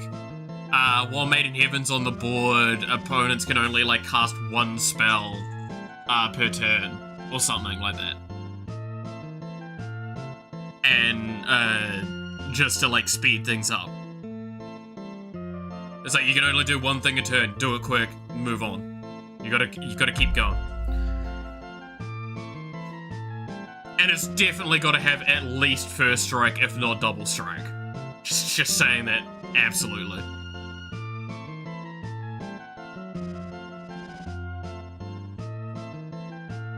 Or it's got triple strike. Fuck it. How dare you? I'll show you why I'm feared.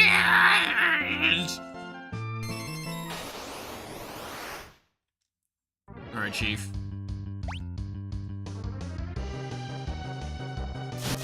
Make them draw more per turn? Actually, that sounds great.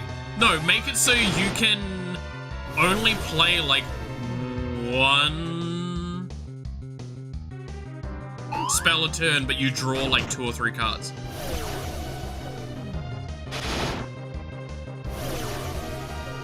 So, like, everything gotta go fast.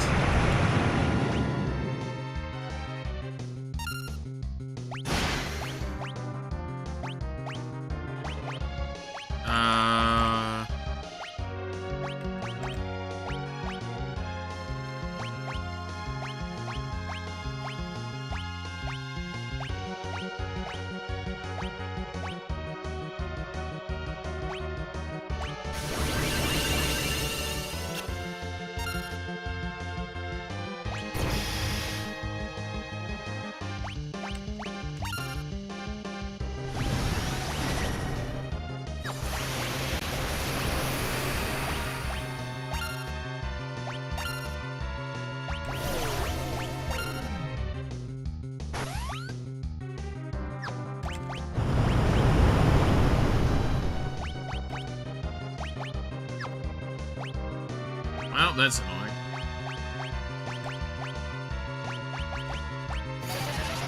I'm too slow for some of this.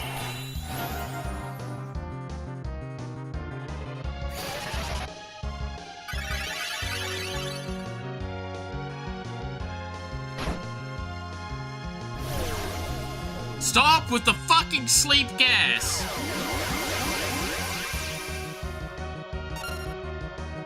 Oh.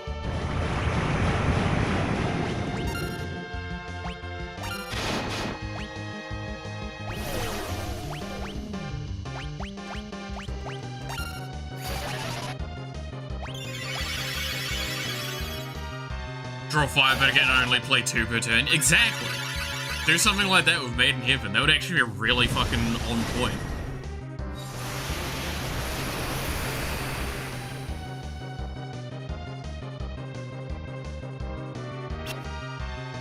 Could you fuck off with the goddamn sleep shit? This is really fucking annoying.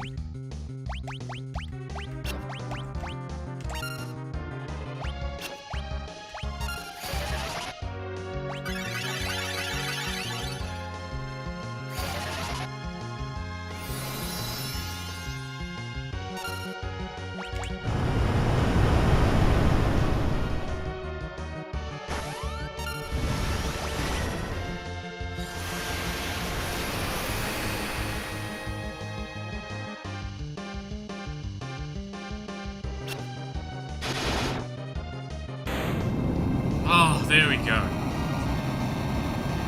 Oh, that was a really rough fight. I actually had to take that one seriously. How dare this game? But yeah, no, I think you could genuinely just, like, force a speed clock with that, right? No. What you gotta do with Made in Heaven is it's gotta be a windfall effect or something, right? Where it's like... well, not windfall, but a wheel. So it's like, discard hand, draw this many cards every turn, or set amount of cards every turn, and just go like that. That would be actually just cool. I like that idea. It's, yeah, it just forces everyone to draw, like, 5 cards a turn.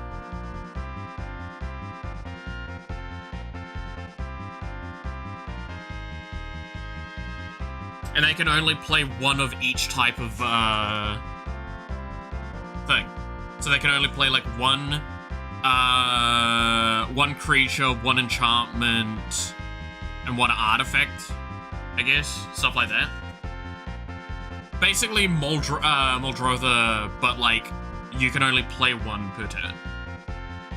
So it forces the players to, like, be a little cautious, and it means that you can't do, like, a Spellslinger deck into it. Now you need to, like, hope to find your removal.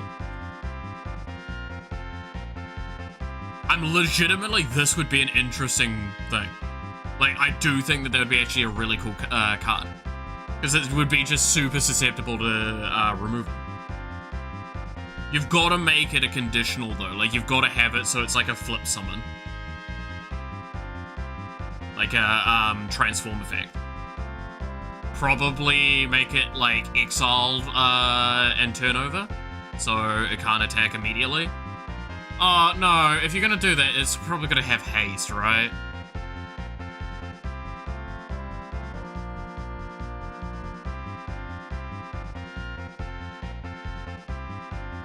Oh, no, what you could do... Actually, okay. Depends how win-conny you want the card to be. Give it an effect as well that's like... At the beginning of your upkeep... sort of thing, you get another turn after this turn. This can only trigger on additional turns, sort of thing. Like, there is so much power you could load into the set, but so many weaknesses you could lead into it. And that's exactly JoJo's, right? Like, what is the world gonna be? You gotta have, like, that be an extra turn, right?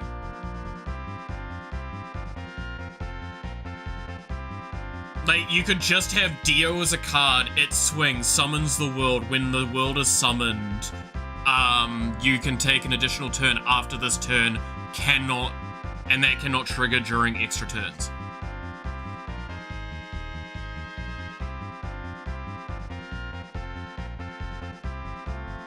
That actually sounds kind of fun.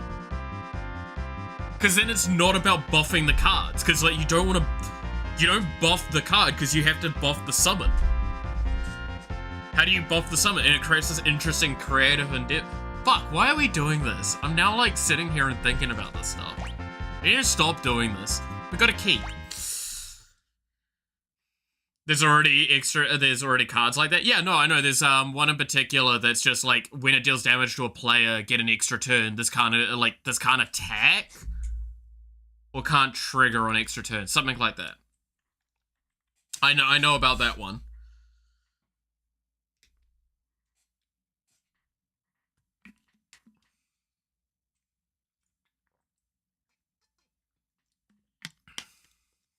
Mid-dome of the edge, yeah. And it's like Demir, isn't it? Or something? I think it's blue something. I don't know if it's blue-black. It might be blue... What is that card off the top of my head?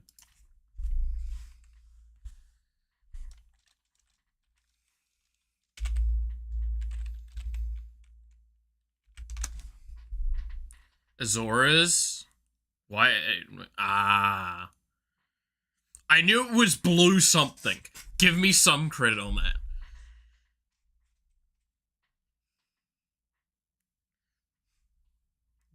Darby? Yeah, no, you could easily do, like, a flip coin effect with Darby. Dude, you could just make, like, a fucking version of, Mr. House for Darby, where it's, like, all about coin flipping. Like, whenever you flip a coin and succeed, you, like... drain, I guess? Drain punch someone? Like, deal one, ping one, gain one health? You get half marks? I'll accept that. Dude, 50% is... C's get degrees, my man. C's get degrees. You're too late! The Tower of Babel connects to the underworld and the overworld, and Rubicant has already taken all the crystals to the surface. The dwarves will be annihilated with my cannons. Victory is mine!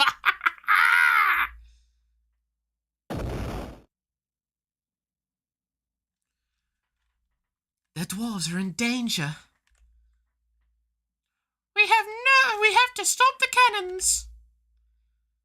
What are we waiting for? Let's go. Oh, I'm still poisoned.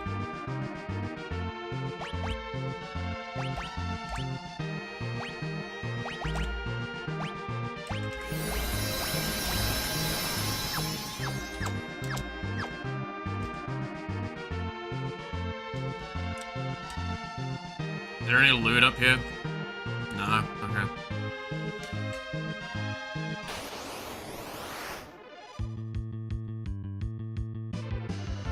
Get evil intruders.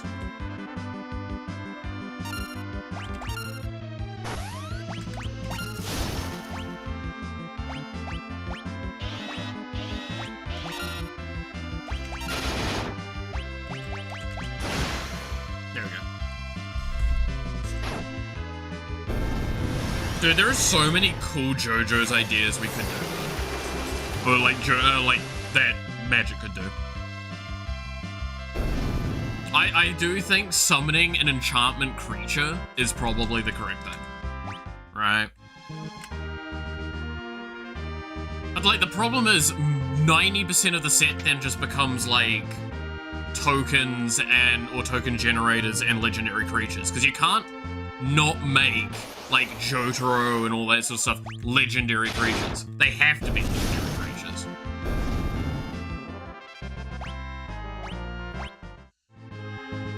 Like, you telling me you'd make Dio and it would not be a legendary creature? Also, you gotta make 3 Dios at minimum. There's a lot of things with that one. I should probably go actually back here, because there was a rest point. Just rework it into a new card game?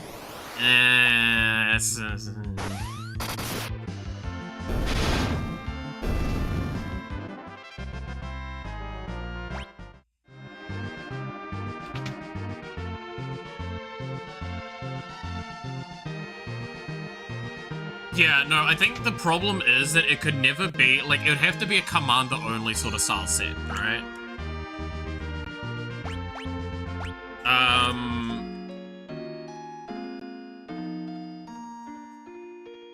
Like, that's gotta be Hater. You wanna know something about the dwarves? Go on, Chief.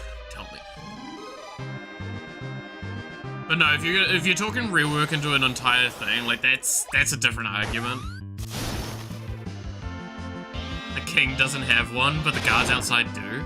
That's kind of sad, I'm not gonna lie. Surely they're gonna do. Oinky Boinky can deck search? Oh, 100%. That's a tutor. Dude, the fact that the card game I'm designing is fucking so heavily based off Magic and Hearthstone and Mix should say a lot. Like, you don't just make a new card game anymore. If you do, you're trying to find a way to learn from the other ones and do something interesting. I mean that with the most love and care about that statement.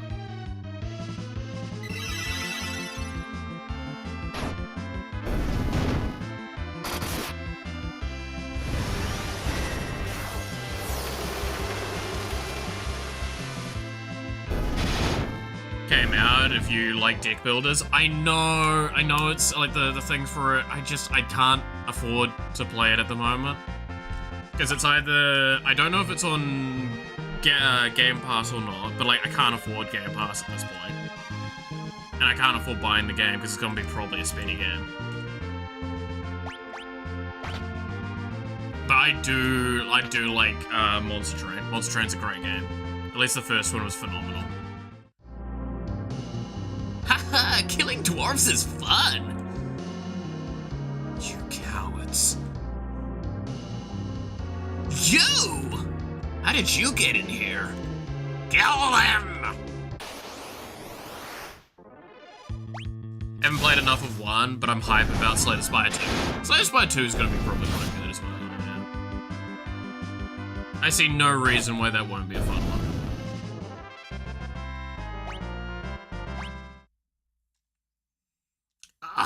Destroy the controls!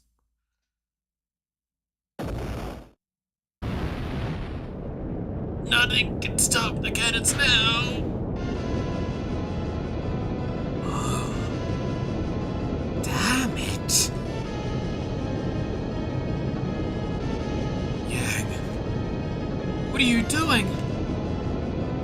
Leave this to me. Go. Get out of here. No! It's going to explode. Go now.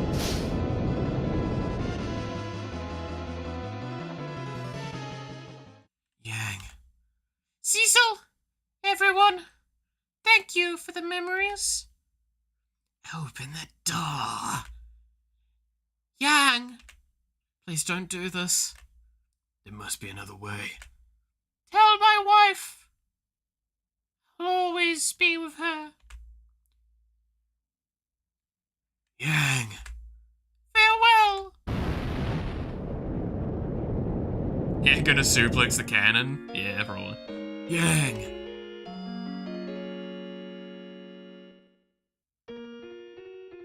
Yang didn't have a kid, did he?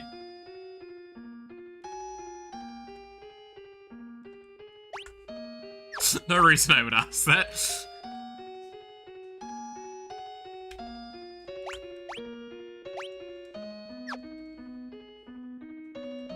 I think he does. No! No! No! Oh god, please no. No, don't. Don't do this to me.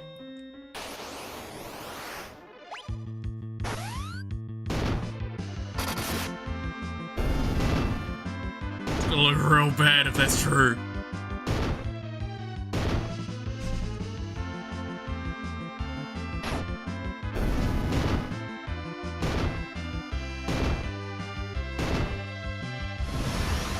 No, the wife's still alive, right? We're fine. It's not full orphan. We're good.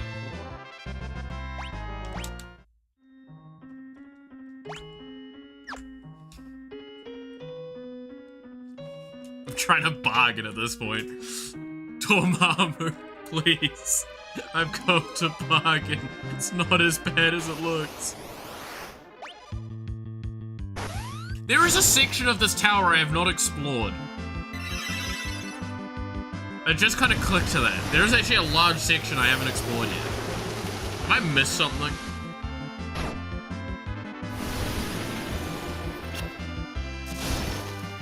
The wife's still alive, so no addition to the count. Yeah, I'm fine. I'm fine. The tower's huge. It really is. That's why I'm like, I think there's a section I missed.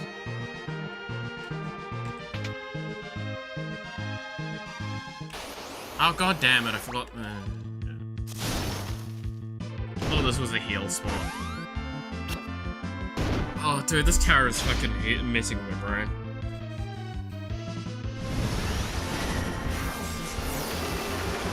Look, I blew up one tower, I haven't blown up all three. I'm still doing a little bit better for myself. That's mean that there's only probably 2 towers now. Now, that's a real bad joke there.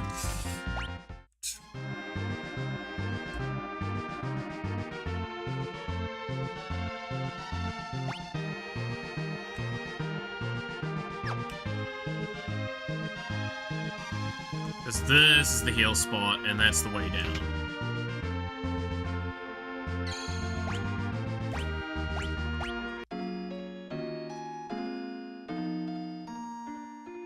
God damn it.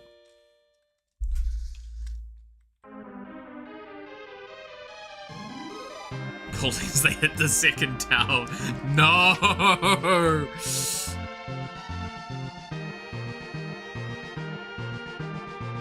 Sire, they've struck the Tower of Babel.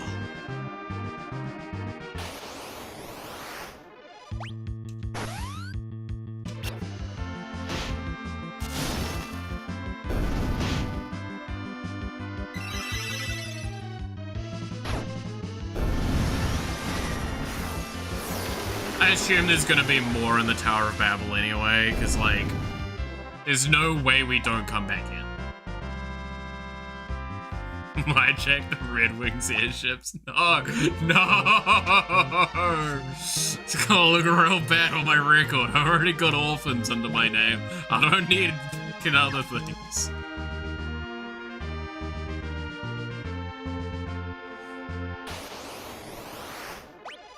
The crimes I've committed.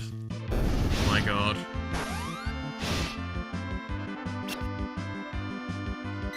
Isn't Final Fantasy supposed to be lighthearted and fun and silliness and like all nice good times? The fuck am I saying? No, it's not. Like 80% of it is crimes and war crimes. What? I know I'm not speaking from much experience. All I've really got under my belt for that shit is, again, reminder, just as a little fun thing, I have only ever played Final Fantasy 1, Final Fantasy 2, Final Fantasy 14 before doing, the Final Fantasy series that we've been doing. So now got 3 and 4 under our belt. Well, 4 partway. You never cease to amuse me. Please. When the cat is away, the mice will play. But the game ends now.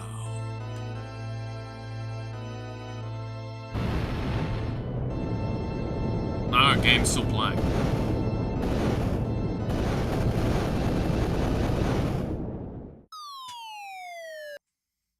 What's his full name? Cobley's nuts. No. Cobley's nuts. Yeah, it's got to be this full name.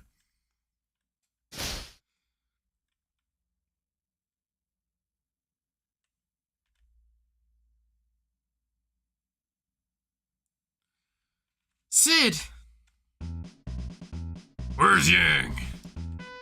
He was a hero until the very end. So we lost another good man.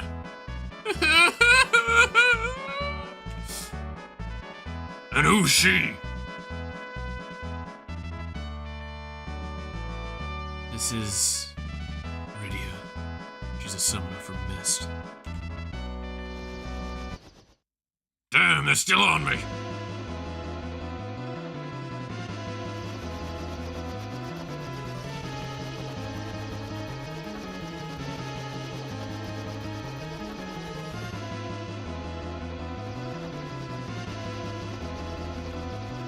Can we lose them?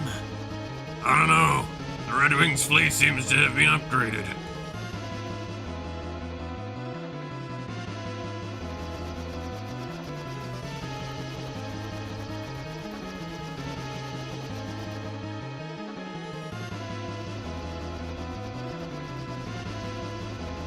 They're catching up! Come on, baby, you can do it. It's just that fucking thing from before, but a muscly guy, old guy. Switching in, like, releasing limiters. Ugh. Dude, I still can't get over that scene. Engine's not gonna last, Cecil. Take over. Sid! Where are you going? Once the Enterprise flies out of here to the surface, I'm gonna seal the entrance with a bomb. Wait. Oh yeah. Head on back to Baron afterwards and get in touch with my men. Cecil, take good care of Rosa. Treat her well.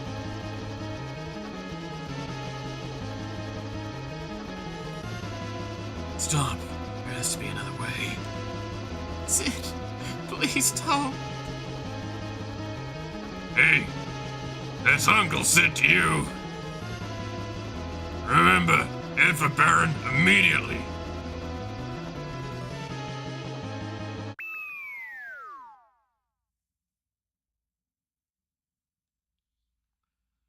This is what I call going out with a bang. Ha ha ha ha ha!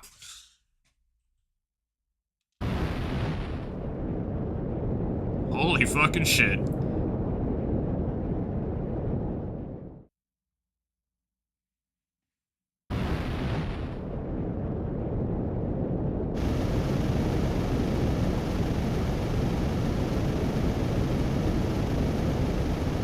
No! Oh my god, wait. No. No. No. No, no, no, no, no, no, no, no, no, no, no, no, no, no. Fuck! Wait. No. No. Sid's wife's still alive. Right? No, Sid isn't Rose's father. No, no, no. No. Don't make me do that. No, no. We've seen the mother separately, right? Because she was in the other place and she's like, take care of Rosa. And she's still alive. So, so didn't make another. Don't make me fucking. Oh wait, no! He does have a daughter! And he does, and she's, no! Fuck! Fuck!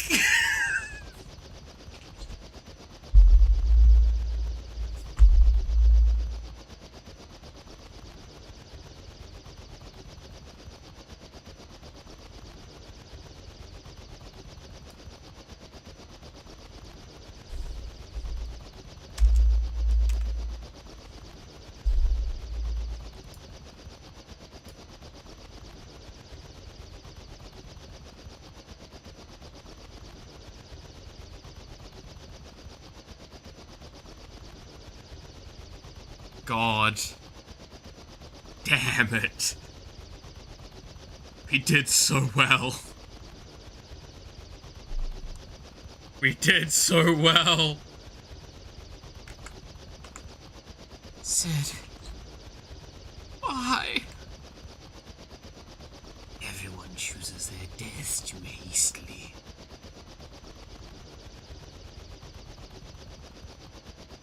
Let's head to Baron.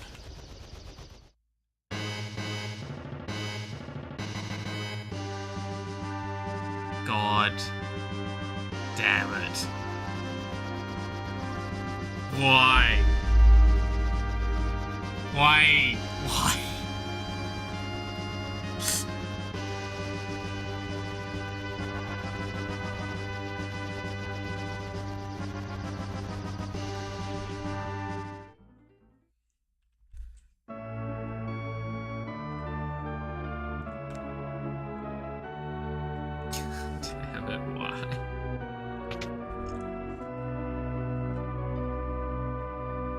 No!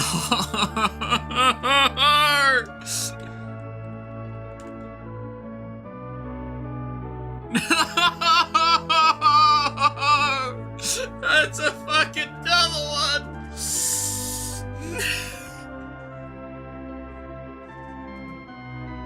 The town of Baron now from MTG. Is it on the fucking list of ones that's on there now? God damn it.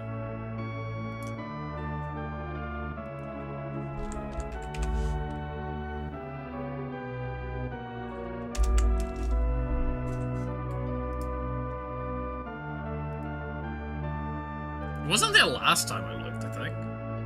Alright, let me... category type... Because I know there's a few on there. It's like, it was 3, I think, last time I think I looked. Land. Command tower, blah, blah, blah.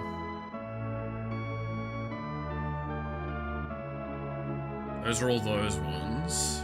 Where are towns?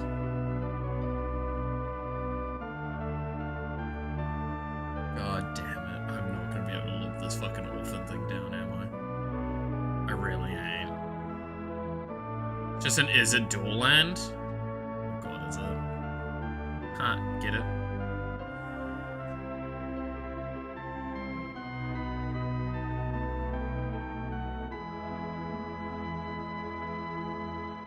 Get it? It's is it? Is it that?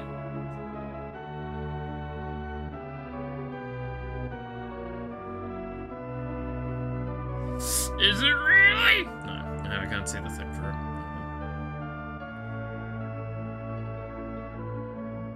What site you viewing? I just went to EDH and searched the set. I couldn't see it there. But I know that that's like super outdated. MTG Goldfish? Okay.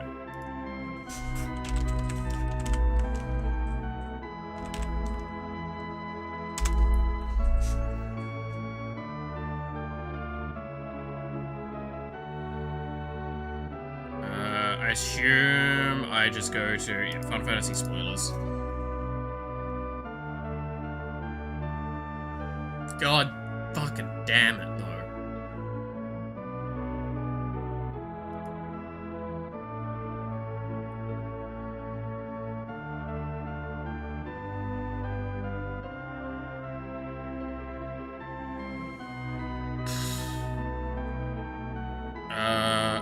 Is this gonna load?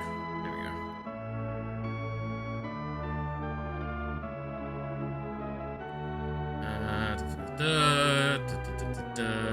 Gohan Baron, Airship Kingdom. Final Fantasy 4. Yep, there it is. Wow, it really just is a land town this enters tabbed, huh? It's kind of mildly disappointing, I'll be honest.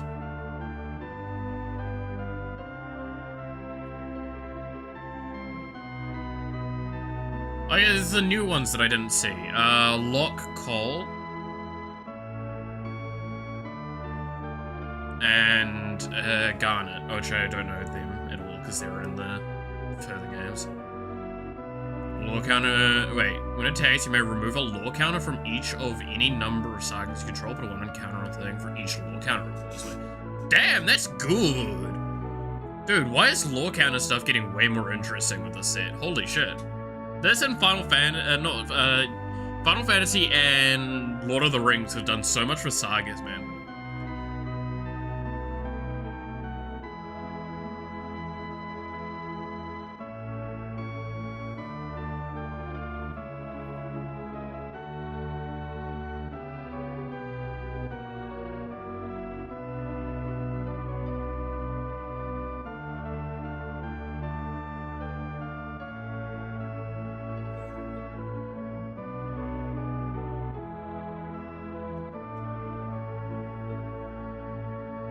Huh. There's a lot of cool things here.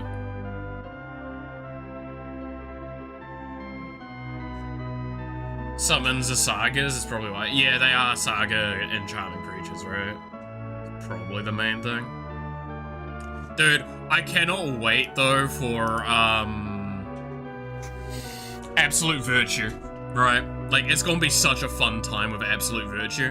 Absolute Virtue, I expect to be such a bitch of a... Like, anyone that's actually playing this, like, their commander or something's gonna have such an asshole deck. How's my father doing? I bet he's playing around with airships again.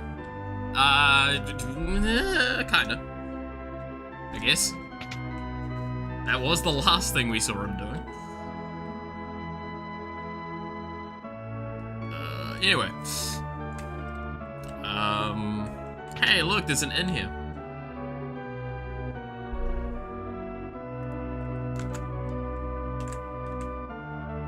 Yeah, I'll pay $50 to sleep.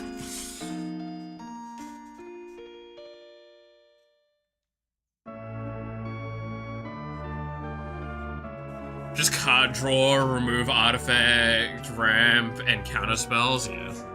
It's gonna be such a bitch of a fucking deck. Like, Absolute Virtue is just a perfect example of a card that, like, is it gonna be super strong? Probably not, but, like, there's gonna be that one person that's gonna play it in the most assholey way, and I kind of am, like, both excited and depressed at the thought of that.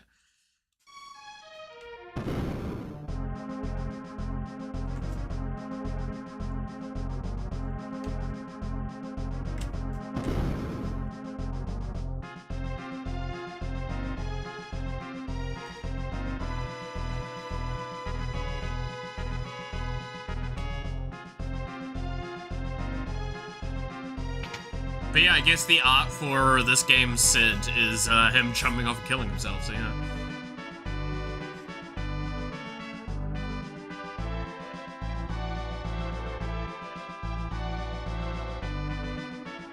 Hello, Cecil. The boss ordered us to attach this hook to the Enterprise. It won't take long.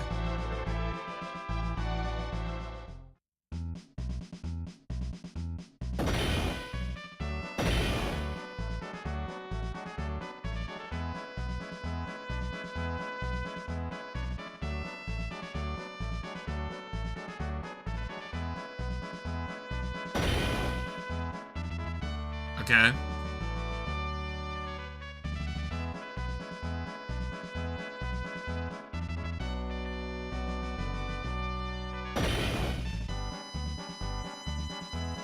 It's done. You can now hoist and carry the hovercraft. Just fly the Enterprise right over the hovercraft and press confirm to pick it up and drop it down. You can go pretty much anywhere now, even the cave of Eblan that leads to the Tower of Babel. Simply lower the hovercraft over the shallows and board it. There's something I must tell you both. It's about Sid. It's impossible. Yo, he's impossible. Yes, we know. With all that crazy energy, I can't imagine he'll ever check out. I doubt anyone could put him out of commission. He must return to work. Good luck to you all. I like their optimism.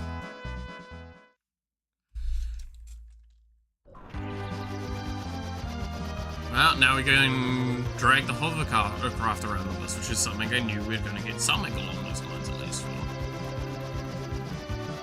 So let's go pick it up. Yoink. Are we going to this? No, we're not going to the... Don't call it the second tower. God damn it.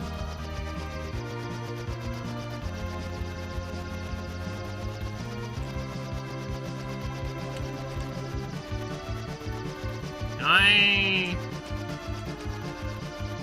can't go back in? No, I cannot. I can't also... Oh, that's annoying. What then? I don't know, but I don't want to fucking blow up a goddamn second tower and become that person.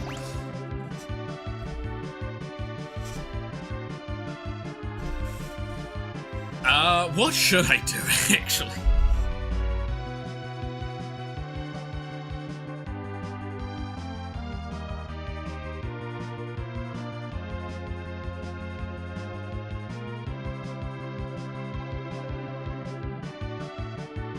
I mean, how much of the game is left at this point? We've got to go to the thing. I think we're probably Shit, we probably get done in the next, like, 3 streams, right? Pretty consistently.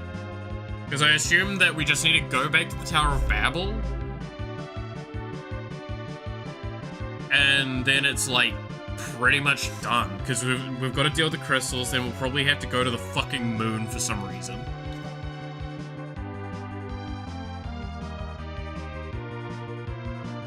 And then...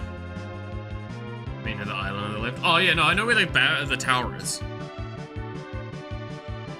There's a couple of other spots we have to do. So I'm trying to think what I want to do. Because there was one other thing I remember. There was a place in one of the archipelagos that I wanted to go check out, but I can't until I have the hovercraft. I'm trying to remember which one it is.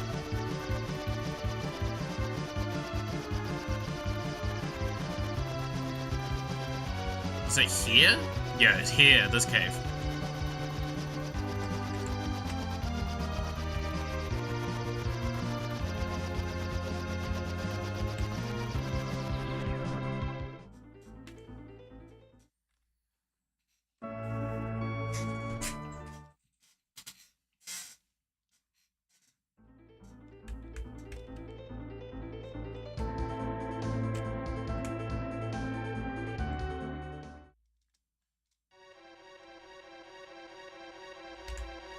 Dad found an unusual ore here, but he'd rather find a rare animal tail. He collects them.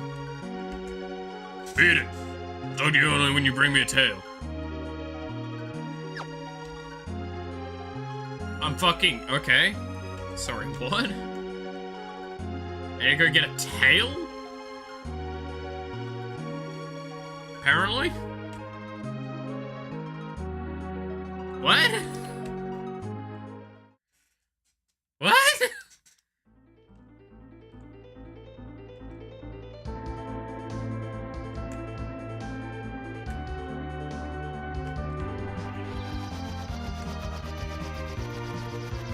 Okay, Alright,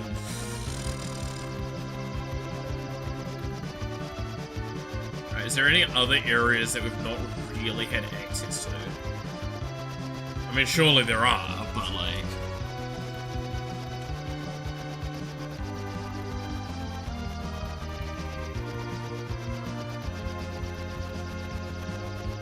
I feel like there was one over here.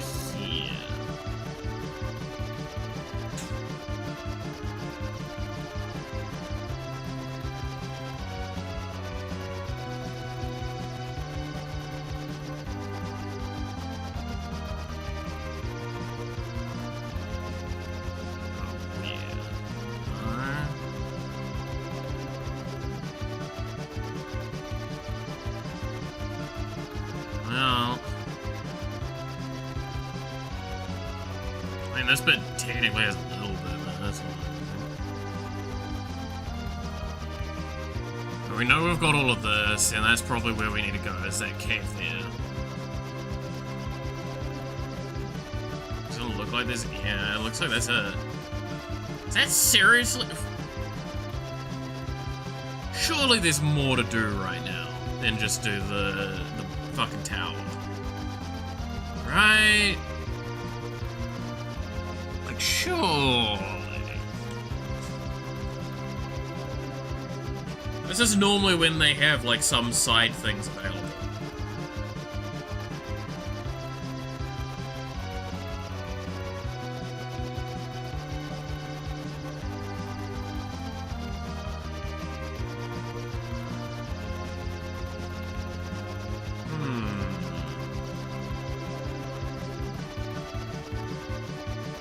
Looks like if there is anything, it's return to locations. That tower one's got me interested though, because like surely maybe there's something to do right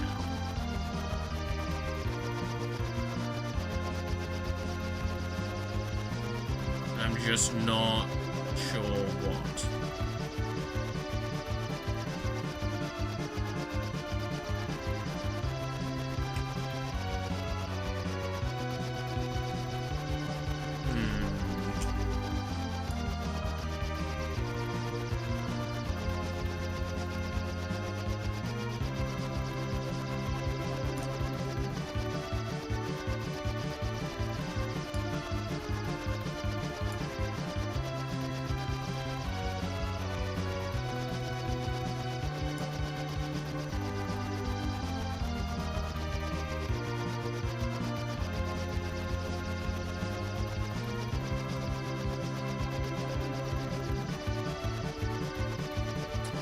I wonder...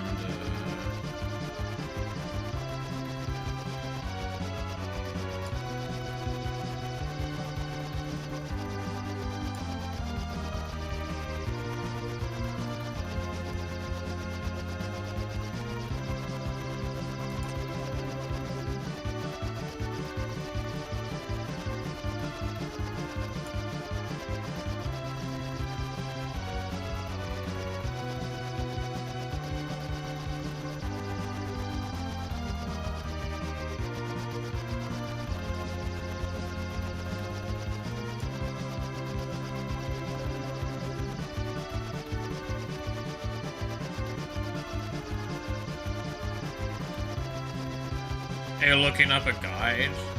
No, I'm looking at the message I sent.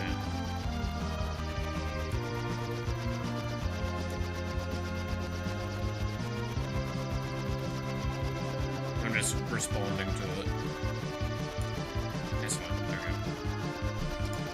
Oh shit! I mean, I did it.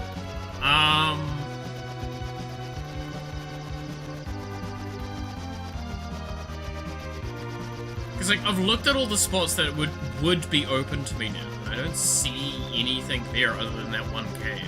But clearly, like, that isn't something yet.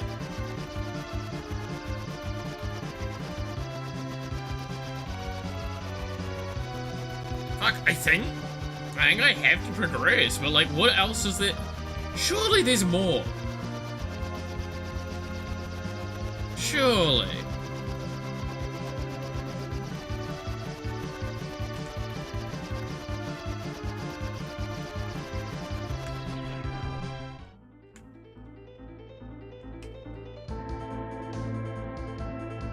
Maybe this isn't, like, the one-track end yet.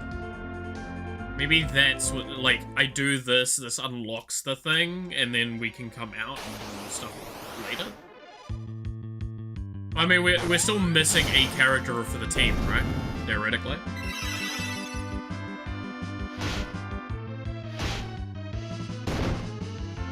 Because I'd assume that we get 5 people in the end. I still gotta find a way to get the kids unstatued. Like, there's gotta be a way to get those two unstatued. Based on the fact that we were able to interact with it. Shuriken! Okay, so we're at least also going to get, potentially a ninja for our team? That was referenced at one point as well, right? Also, I think there was a card that I saw. Right, I think we saw a card that's for ninja and Magic. And magic. So I think.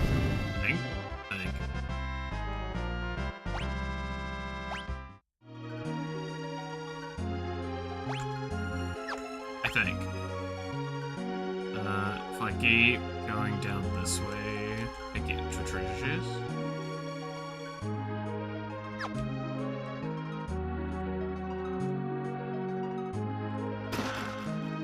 Date a vampire fang. What the fuck's a vampire fang? Fang with the same particular thing. Yeah, so we're gonna get a ninja in our team. Okay, cool. Hey, I'm gonna take the fucking clues that they're throwing at me.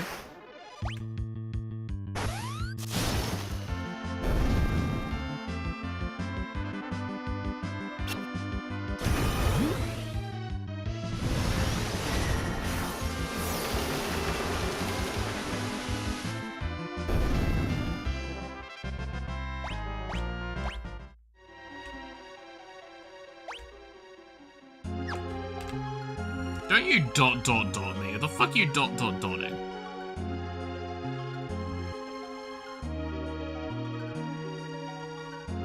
Hi?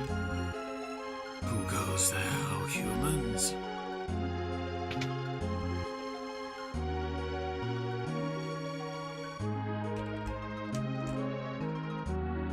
Okay. Nothing special there.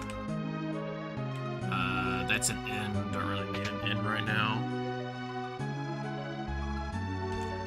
We are proud people of Alabama.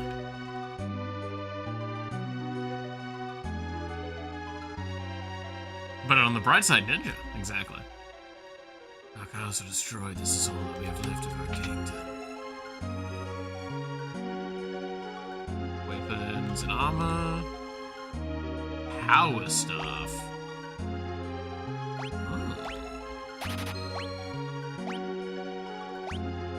Kunai boomerang.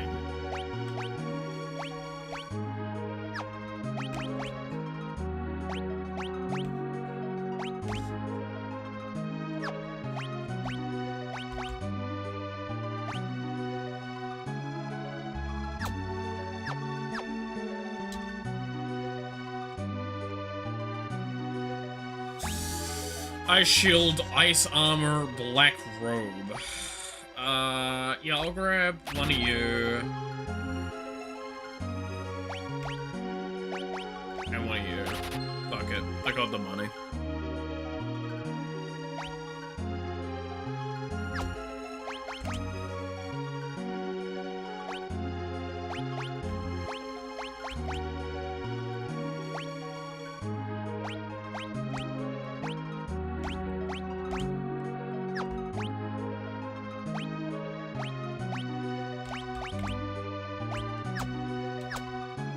Cool, there we go.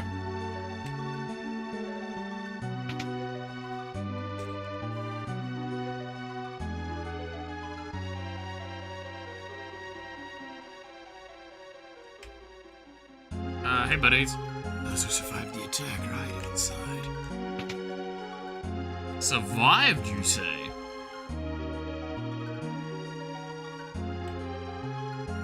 Protect my mom so no one can hurt her. I'm going to have a little brother or sister soon. The princess, that once she's taken care of the monsters, will finally get back to the castle.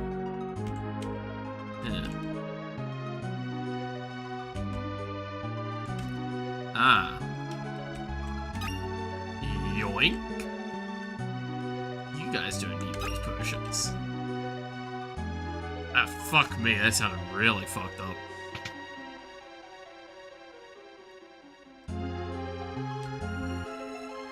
With each orphan death, I become that much darker. The ninja cards are not Final Fantasy 4? Fuck, I swear I saw one that was. My bad.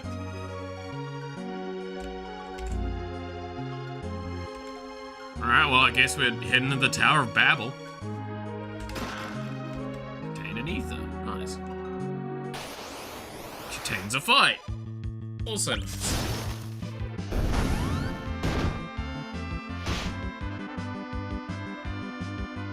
God damn it.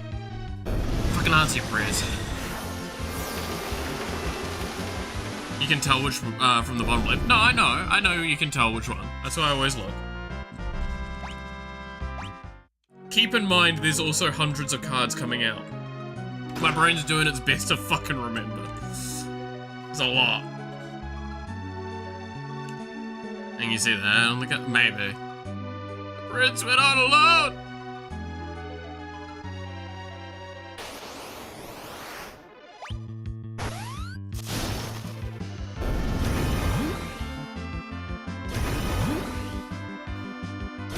But yeah, it's one of those things of it's just there's so many cards, so much time like absorbing things and all this other stuff going on as well. It just kind of eventually goes, it's close enough to being correct.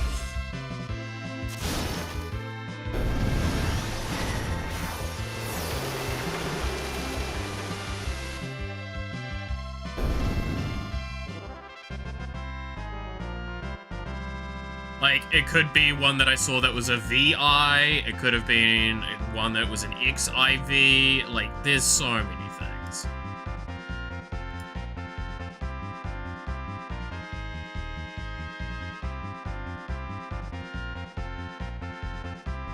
Right. That's the point that I'm trying to go with. There's too much to keep track of this.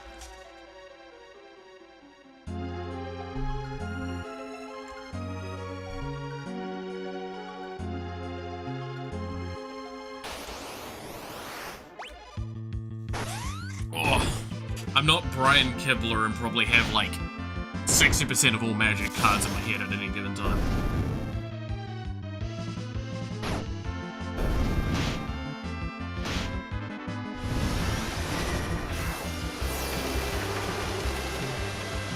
I swear, that man has, like, an insane amount of knowledge available to him.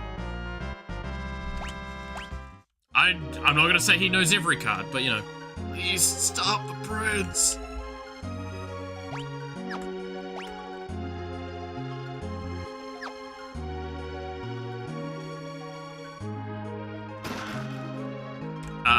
Okay, well, surely there's a fucking hidden route, like, up this way.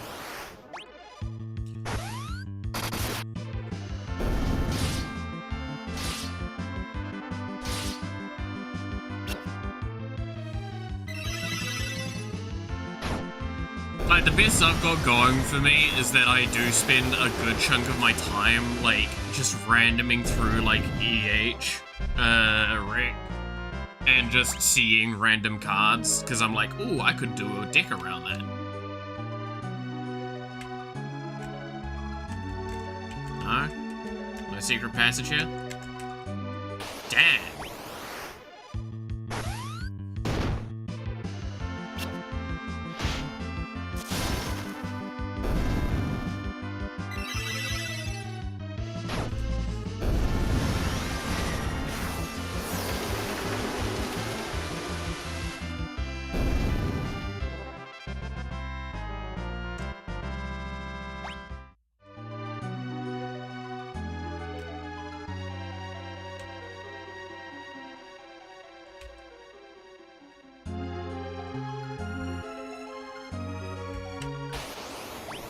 God damn it. Find an object for war, crime of what? Crime of war? What? What? Speak up, sonny!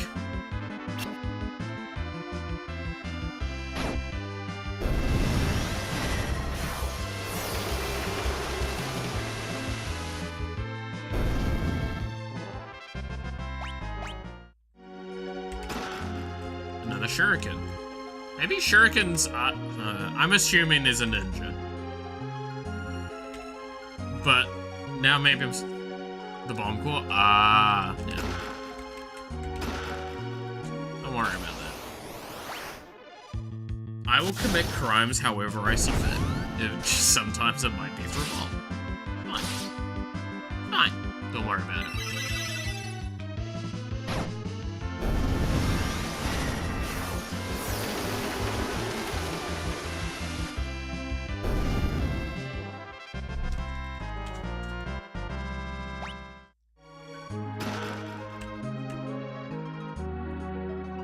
Hey, buddy. When the prisoner gets worked up like that, no one can stop him.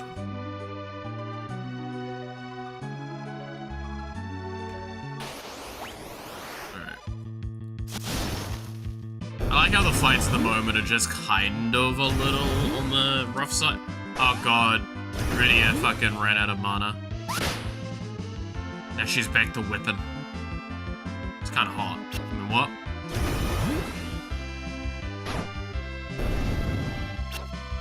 Cecil's a hey babe. Like, okay. Bruce is right there, bud.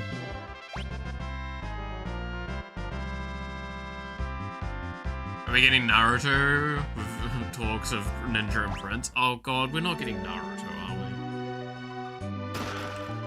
we? I know only a little bit about the Narutos.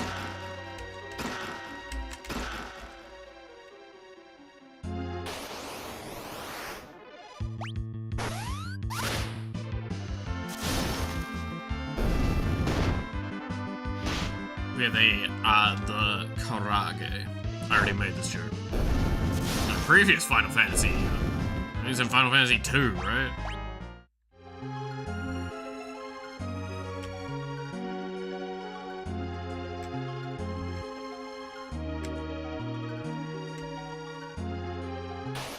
How do I... Dude, I need to go back so far and go through these chests, man. There's so many areas I'm pretty sure I've just, like, not explored correctly. The worst part is, it's not worth it. Like, I know it's not gonna be worth it. I go through these areas, I'm gonna be disappointed though, like, all the way through. It's like, oh cool, I got an extra ether.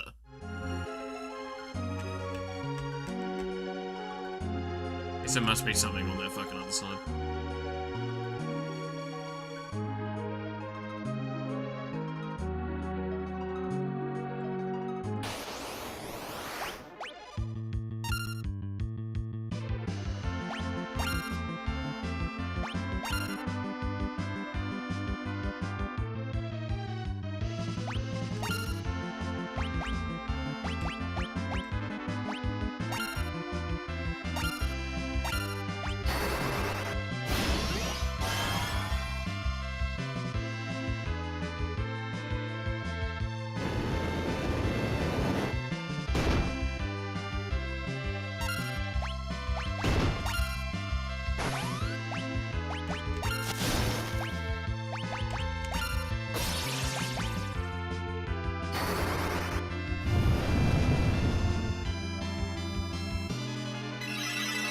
Okay, well, we managed to hatch the egg.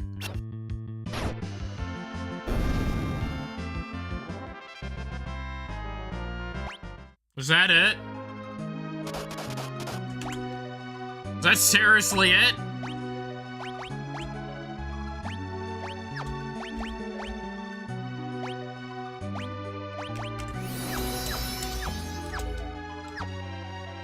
I ain't letting a single mother egg survive.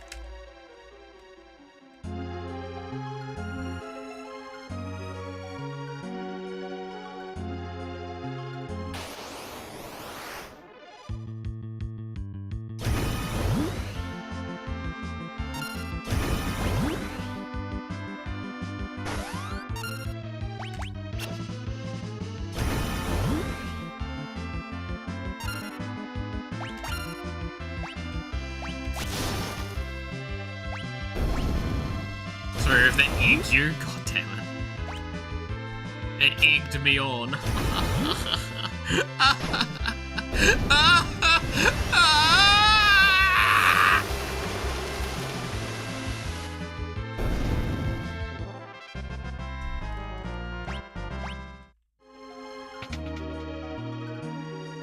Is this a... yeah, it is.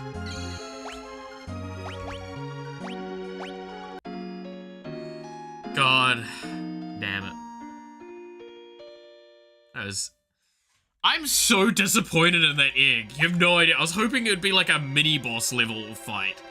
But no, it's just this shitty, like, lamia that came out of it.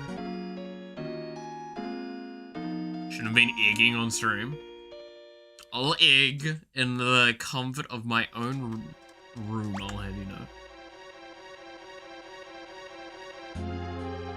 Holy shit, Rydia, you fucking eat tents like nobody's business to heal up. Probably do need to start using cottages more. I just want to run out of my tents first, because it's a waste otherwise, right? Alright. I'm also going to do the mean thing, and probably call it here. We're at 4 and a bit hours, and I do have a couple of things I want to sort out, as well as... I will not deny, my mental has not been good for the last 2 days. I won't get too far into it, just know that doctor's appointment was as unsatisfactory as I expected it to be. And I expect next week to not be much better. So, with that all being the case, thank you so much for watching. I hope you enjoyed today. You're awesome, stay awesome, and I hope to see you again next time. Until then, bye-bye.